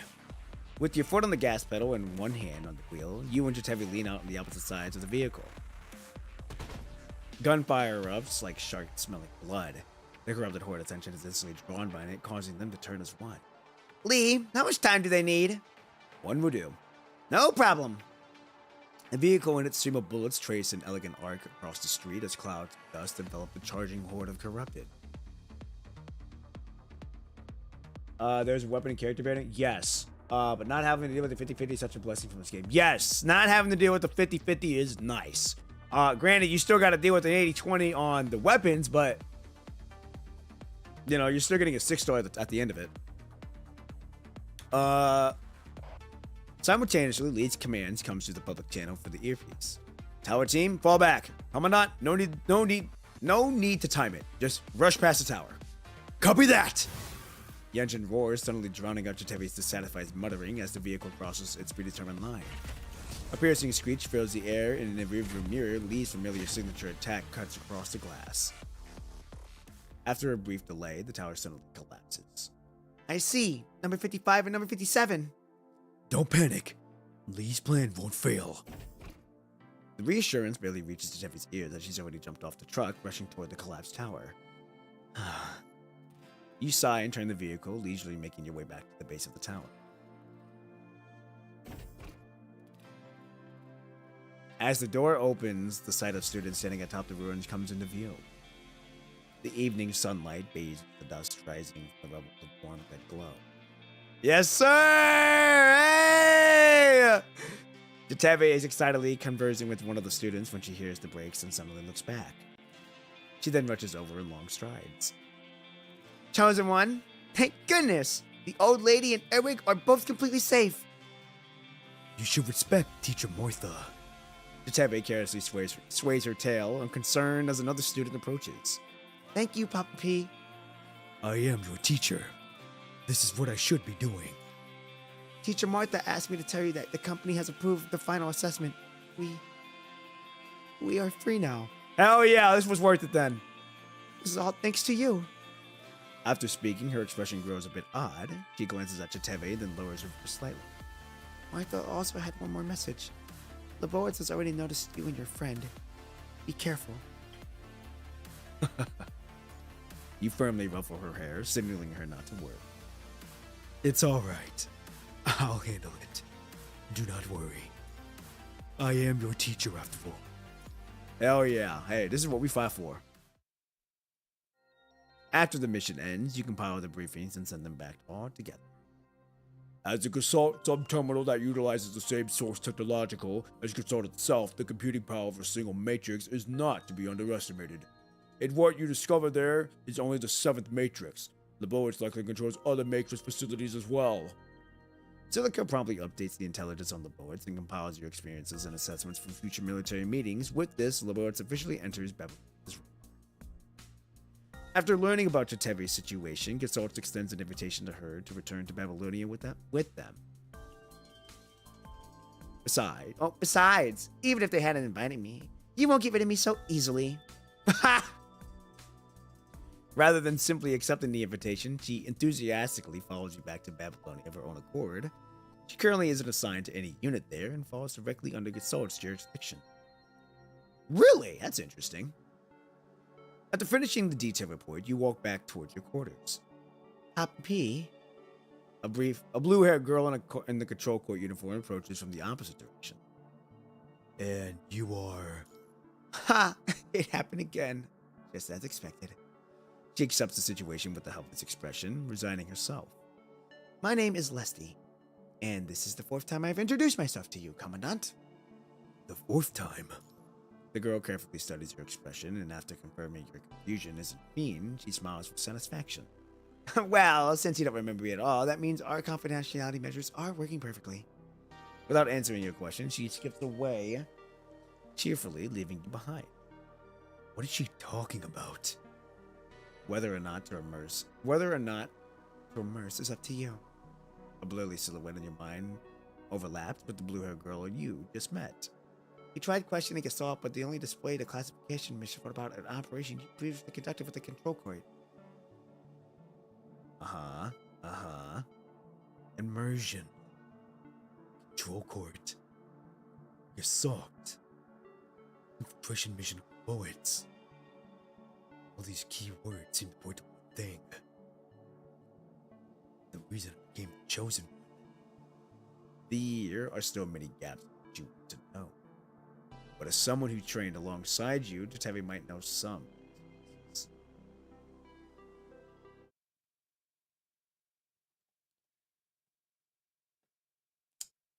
Is this a hack and slash game? So that's why they collab with DMC. Yeah, it's kind of like a hack and slash game. PGR is kind of like directly influenced by DMC and also by Near Automata as well. What did that say? I don't comment on Squitters. Okay. You're finally back, Chosen One. Human mission reports are so complicated, making Jetavie wait here for so long. The girl lying on the sofa sticks out her tongue in boredom, the small tail behind her swaying leisurely. Were you waiting for me? That's right. You know, I'm actually quite curious myself about how you connected to the Matrix back then. Do you remember that locked data chip we found in the Matrix before? Was that the data about the Chosen One that the company promised you before? No, I unlocked it. It was just a string of code using to remove the lock on Jetavie's data. Thanks to that, I remembered many things. About UA, and about you. If you're curious about how Jetavie came to be and how you became the Chosen One, then let Jetavie tell you all about it. Like she's about to tell a bedtime story, the girl puts on a motherly face. Oh, that's right. Jetavie points with her tail at the small white cube beside her, something you two brought back together from the Matrix. This is a birthday gift from UA to Jetavie. A white box that lets humans and mechanoids play in virtual reality together. The mission just ended, so while we have some free time, why not join me and see what's inside? Okay. Jetavie came to see me recently, and that entirety born within the Matrix through your guidance. The child who visited Babylonia alongside the Great Covenant. However, that statement is slightly incorrect. Her birth did not occur under my guidance. Whoa. Hold on. But your will was integrated into the content of the sample Jetavie is based on. Therefore, it is logical to infer that she was born through your guidance. It seems I didn't give you a picture of the matrix information at the time. Consciousness samples are often attained through consciousness sampling. Due to the complexity of consciousness, the sampling process doesn't occur just once. So you're saying that although the chosen one and Jetavie were generated from the same person's consciousness sample, they correspond to the different sampling periods? Yes, and as for the outcome, my will only influenced the earliest consciousness sample that generated the chosen one. It had no effect whatsoever on Jetavie. Since it occurred after your observation period, whether or not her birth was influenced by you is ultimately just speculation. That belongs to the hidden pages of this tale. No one knows the truth until they see it. She shrugs her shoulders with a resigned expression. When Jetavie came to see, did she share her data with you? Indeed. In her memories, all the chosen ones have pink hair, while only Jetavie hair is sped with black and white. Despite originating from the same person content the sample, they possess completely different characteristics which have remained stable through each reincarnation cycle.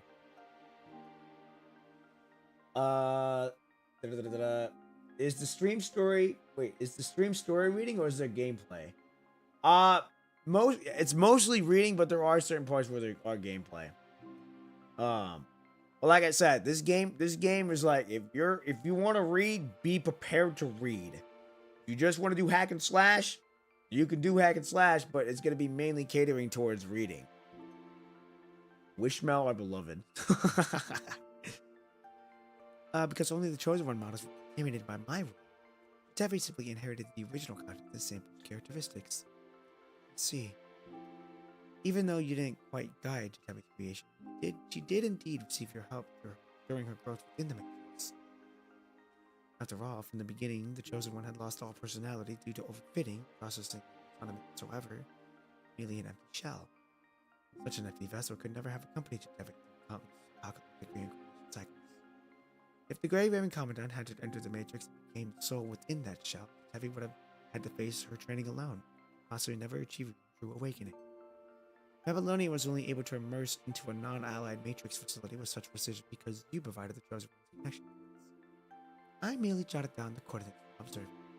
After that, I never directly interfered with the Matrix operations again. But when the awakening training began, wasn't there the real-world Matrix already suffering from punishing virus corruption? Even though her awakening was still incomplete and the Matrix was under corruption, Jetavie still managed to safely enter millions of reincarnation cycles. Wow, millions?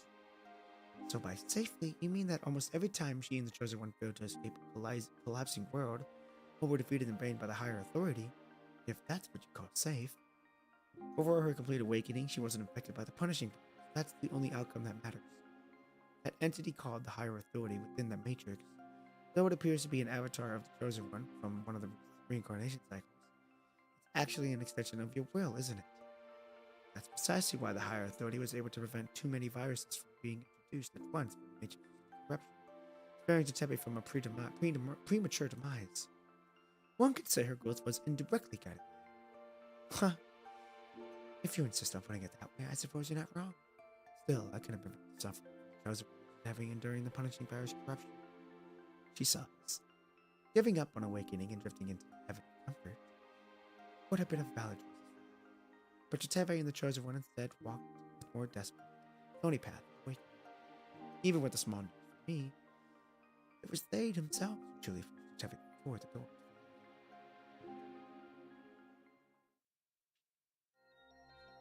Long time ago. Truly pathetic. This connection can be really still recycled. Of course, let's take it with us for now. What about the two models inside? Oh, don't worry about them. They'll most likely be scrapped. We just still useful. Try to hit the ball back as hard as possible. Well, we didn't get that one, but that's right. Okay. 93%. Let's just get this one out of the way. I don't want to be scrap metal as my brother. I'm just a monster. Machines. Horse hates machines. Pallid bed sheets, cord full of lights. I can smell it back along with the constant mechanical beeping of monitoring equipment and the irritating creaking of rehabilitation devices. All this constitutes an entity of horse Shimmett's memories of the past 2 years. At first, he writes in his diary about the day's events, his feelings, and his wishes. However, just a few months back, every day he can only write down one sentence. Today, medication, injection. Mr. Horse's backstory? Why the fuck are they giving us a backstory for an NPC? The only thing he can look forward to is the weekly visiting hours, those moments when his parents appear, even if they don't. But today's visiting hours are almost over, and then they appear. I'm just gonna speedrun this one.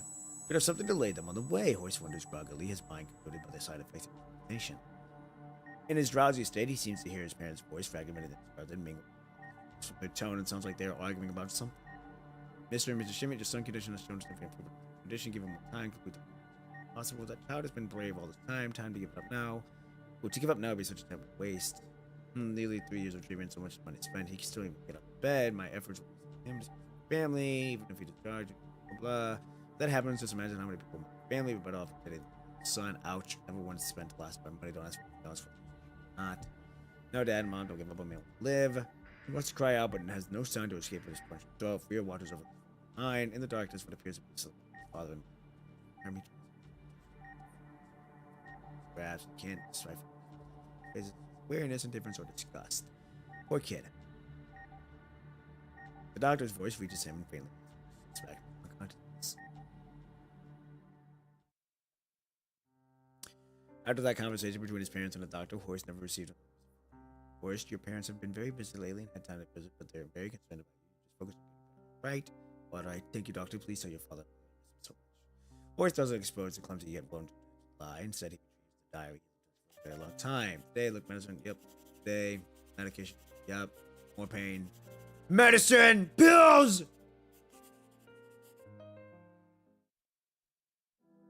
Horst stands at the hospital entrance, tugging at his coat and popping no matter how he adjusts it. He stands at the hospital entrance at early morning.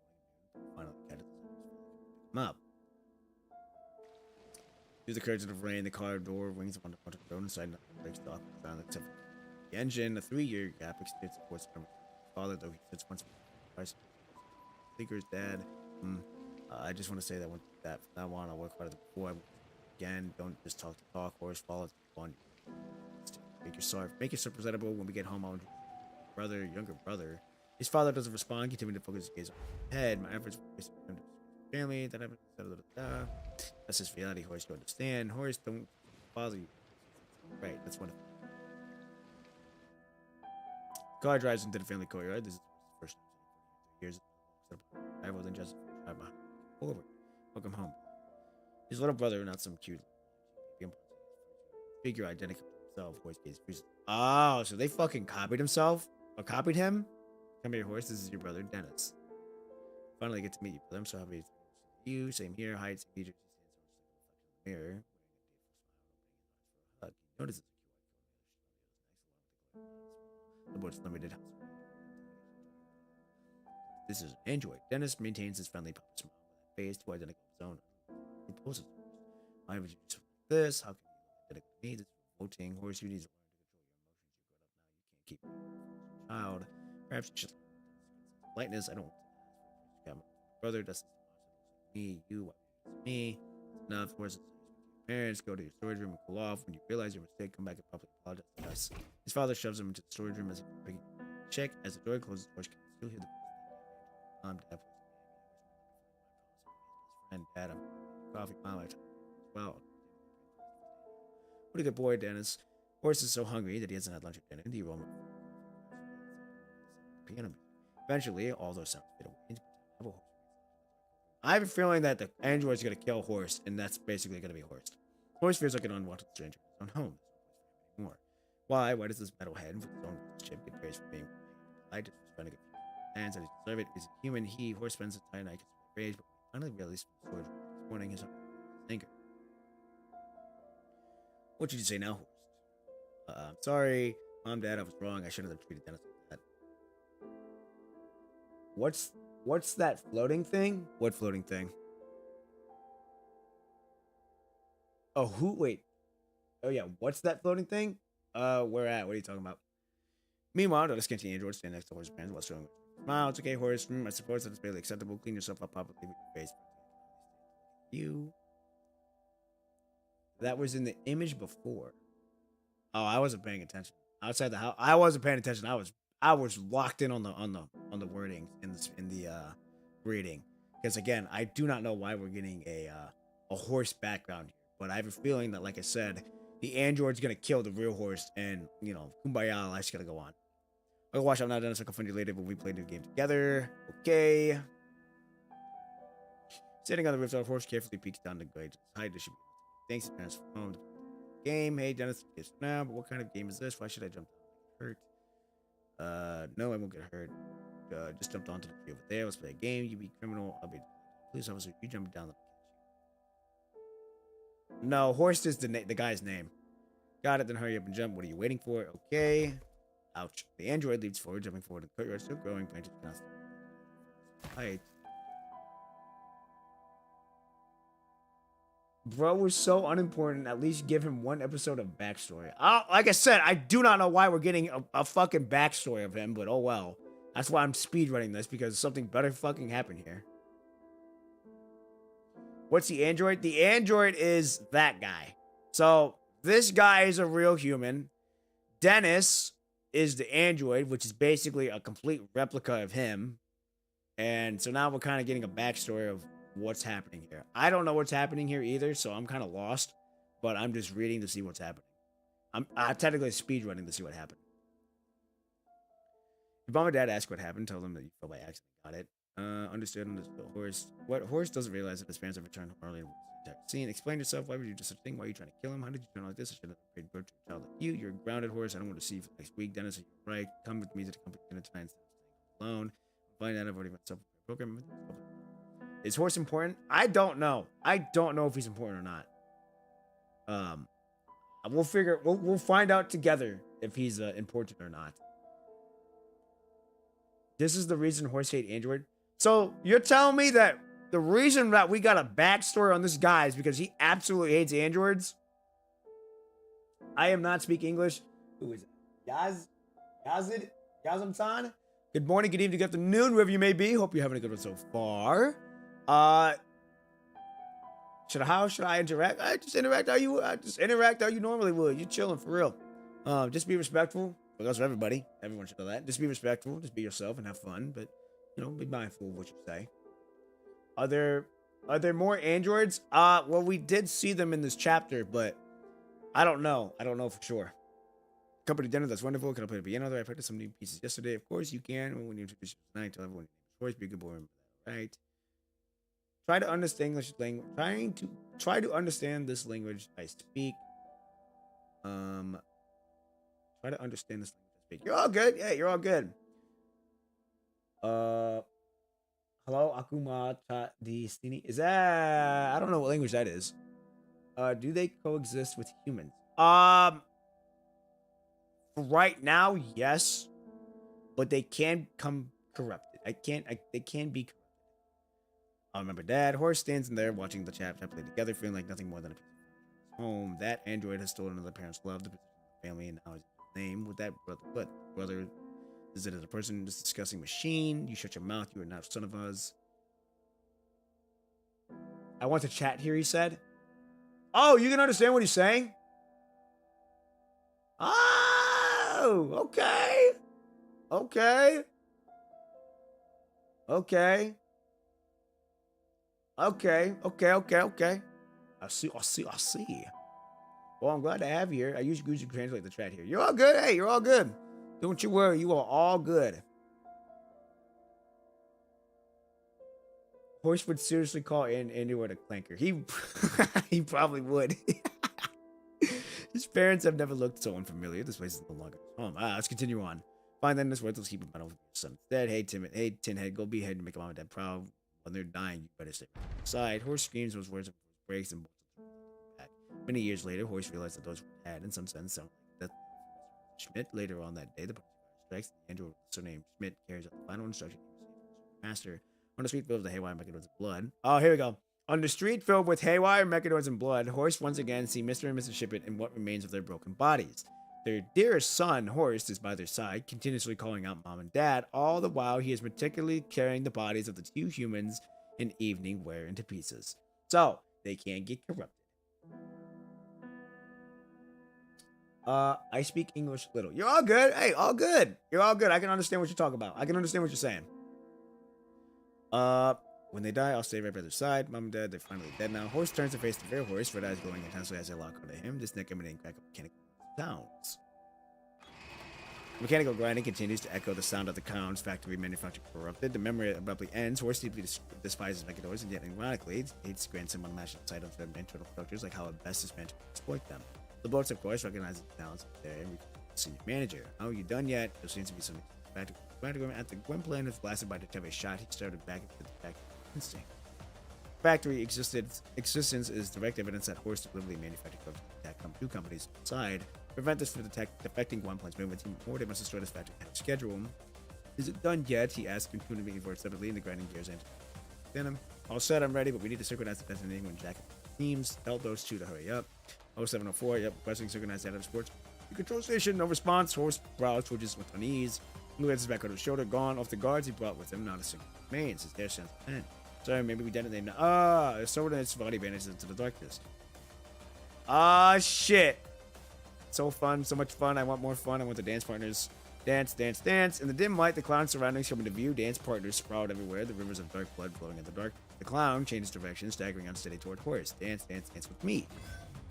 9th directive, cognitive suppression, execute. 10th directive, man down, execute. The clown draws closer, his body spinning frantically like a high-speed saw, whirling its hand.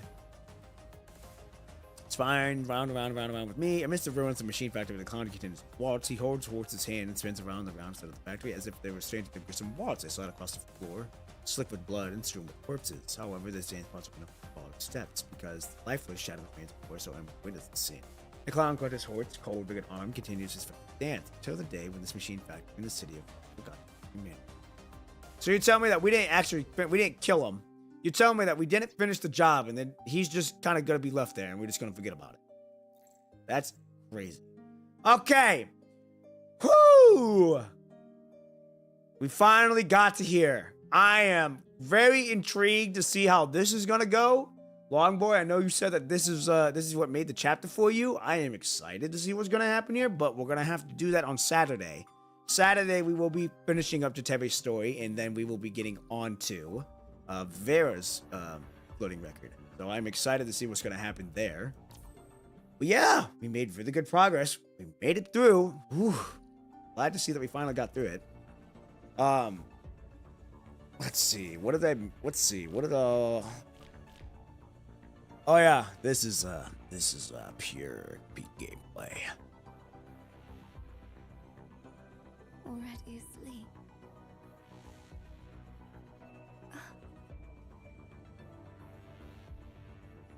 You said my name in your dream.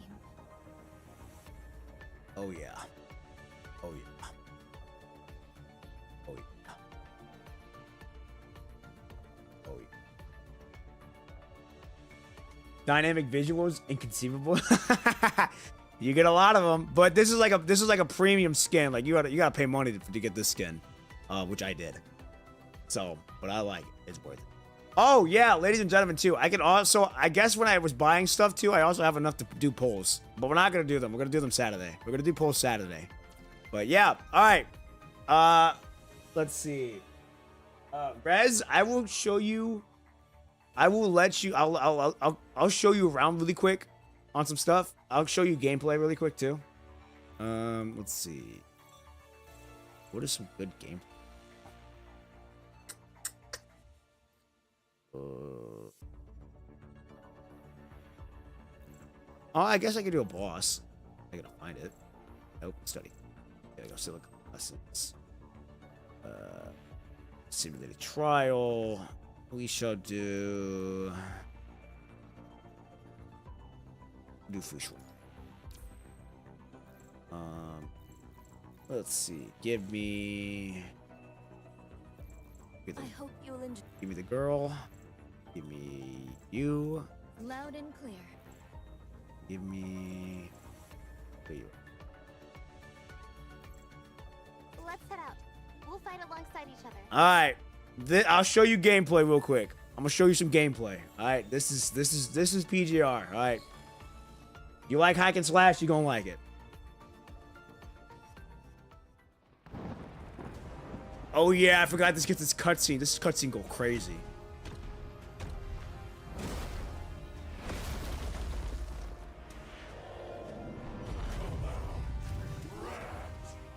Oh yeah. Oh, and we got picked up. I don't forget. All right, this is gameplay. Hear the strings in harmony. Come on, give me the fucking. Yeah. Hear the strings in harmony.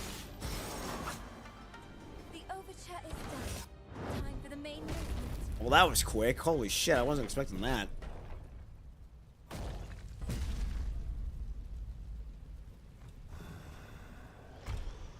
Today is your death day. That was quick. I wasn't expecting us to be that scene yet. Hear the strings in harmony. Oh my goodness, she did that much damage? Holy shit, she is crazy. The breeze and stars. Wow, she fucking swept through that. Await your return. You didn't even get to showcase anyone else. My fault. My fault. Who else? Let me find someone else. Hold on. Let me find someone else that we could use. We could do the. Let me do the custom.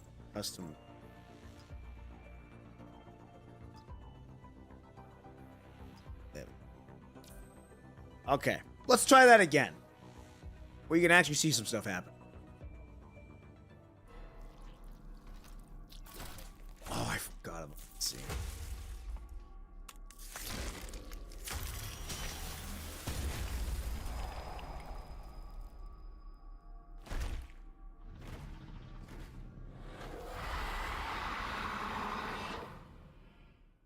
Lilith is a hard boss. Yeah, she is a hard boss to kill. Toast the night with twilight. Indulge in this dream. Everlasting strings. The constrained cocoon. Come on. Shatters at the sound of cold. Echoes light. Soar through the shattered illusion. Resounding echoes will annihilate all vain illusions. Follow up. Restoring order. Stop your veil of ignorance. I'll add to you grace. Hear the strings in harmony. Let our determination cut through the darkness. Oh yeah.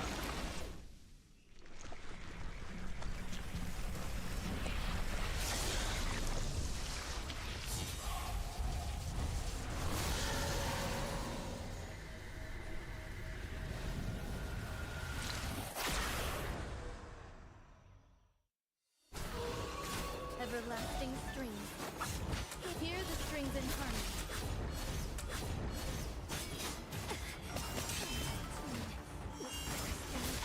Hear the strings in harmony. The overture is done. Oh, he's on the. No, he's not. Echoes light. Soar through the heavens. Let the melody toss in a bit of more. Hear the strings in harmony. Go, conductor. Let me handle the curtain call. God, she just shreds people. Oh my Breeze goodness. and stars are perfect tonight. I await your return. So that's basically PGR in a nutshell. Is if you like hack and slash. Now I'm not gonna lie to you. When you first play this game, in the beginning is gonna be kind of rough, but that's any game that you get started with. But over time, you'll get eventually what you need, as well. It is not for everybody. I'm not gonna lie. It is not for everybody. But if you want to try something out, you can. It's a good. I like it. I'm also, like I said, than where you will be starting at. So you're gonna be getting characters that are still fun, but not to where you are at first. So you are gonna be having to do a lot of button skipping for stories and stuff, but it's still fun. I like it. So. Oh yeah, we have a dragon girl. Her name's Veronica. That was the one that you saw. That was like, you can use a dragon. Yeah, her name is Veronica. Haven't pulled her yet. I'm gonna be pulling her Saturday. But yeah, it's really good. I've had a lot of fun with it. I've been streaming this game for about almost 8 months now. And I've Don't mind this mic. This is for my long form videos that I'm making right now. I'm making a short film for a current chapter that I just got done with. So, all right, ladies and gentlemen. Oh my gosh, Shark Fade, you just caught me at you caught me at the end of the stream. You caught me at the end of the stream. We just got done with Jetavie's you just got done with Jetavie. We just got done with Jetavie's half of Jetavie's main story. We've got to do half of Jetavie's story. We still got to do the hidden story in Jetavie, which is about UA from what I know. So, you're all good. Um Maybe I can watch. I'm gonna be very busy on Saturday. I have guitar lessons. You're good. I stream in the mornings on Saturdays. Saturday mornings are the one days where I stream on the morning. So I will be streaming Saturday at 6 a.m. Central Standard Time. Um, that is whenever I will be doing it. So if you catch me, if that's that's when I stream. So convert that to your time wherever you may be, and that's when I'll be Saturdays are one days that I stream in the mornings. I would like to stream in the mornings when I take this full time because when I take this full time, I will be switching back to mornings. Because that's what I did for the longest time before making this switch. Just because of work reasons. But yeah, I will be streaming in mornings eventually when I take this full time. But for now, Saturdays are the one days where I stream in the morning, 6 a.m. to 9 a.m. Central Standard Time. That day also, I will be working on my next short film, so I should hopefully have that out the next week. So, am I not saving for Liv? Oh, I'm gonna get her. Oh, I'm gonna get Liv, but I'm also gonna get Veronica. I gotta collect them all. I gotta collect them all, ladies and gentlemen. That's how it goes. I gotta collect them all.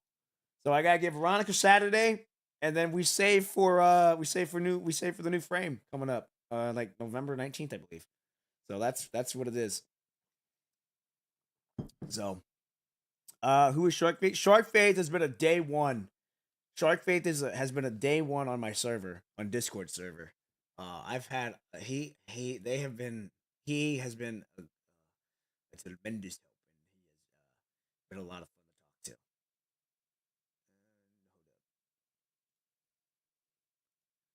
Boom, boom, boom. Also, this is the Discord server. If you want to join, like I said, I'm not gonna force you. This is just something if you want to connect, if you want to talk with a lot of people outside of the game, and talk to me outside of the streaming. Like I said, I want to be able to. I like to talk with everyone in there. We have a lot of fun talking in there. Granted, we all may not talk at the same time, and we may talk at different times, but you know what? It's good. So, we have a lot of fun in there. Hopefully, without needing Wallet Coon ice cream assistance. Yeah, I'm hoping I don't need him to whip up me some ice cream. I'm hoping Wallet Coon doesn't have to whip up some ice cream for me. I'm hoping I can spook her. If I can spook her, then that would be ideal. Because that would be nice. That would be nice trying to spook her. We shall see. We shall see. So, all right, ladies and gentlemen, as much as I had fun, I gotta get ready for work in the morning.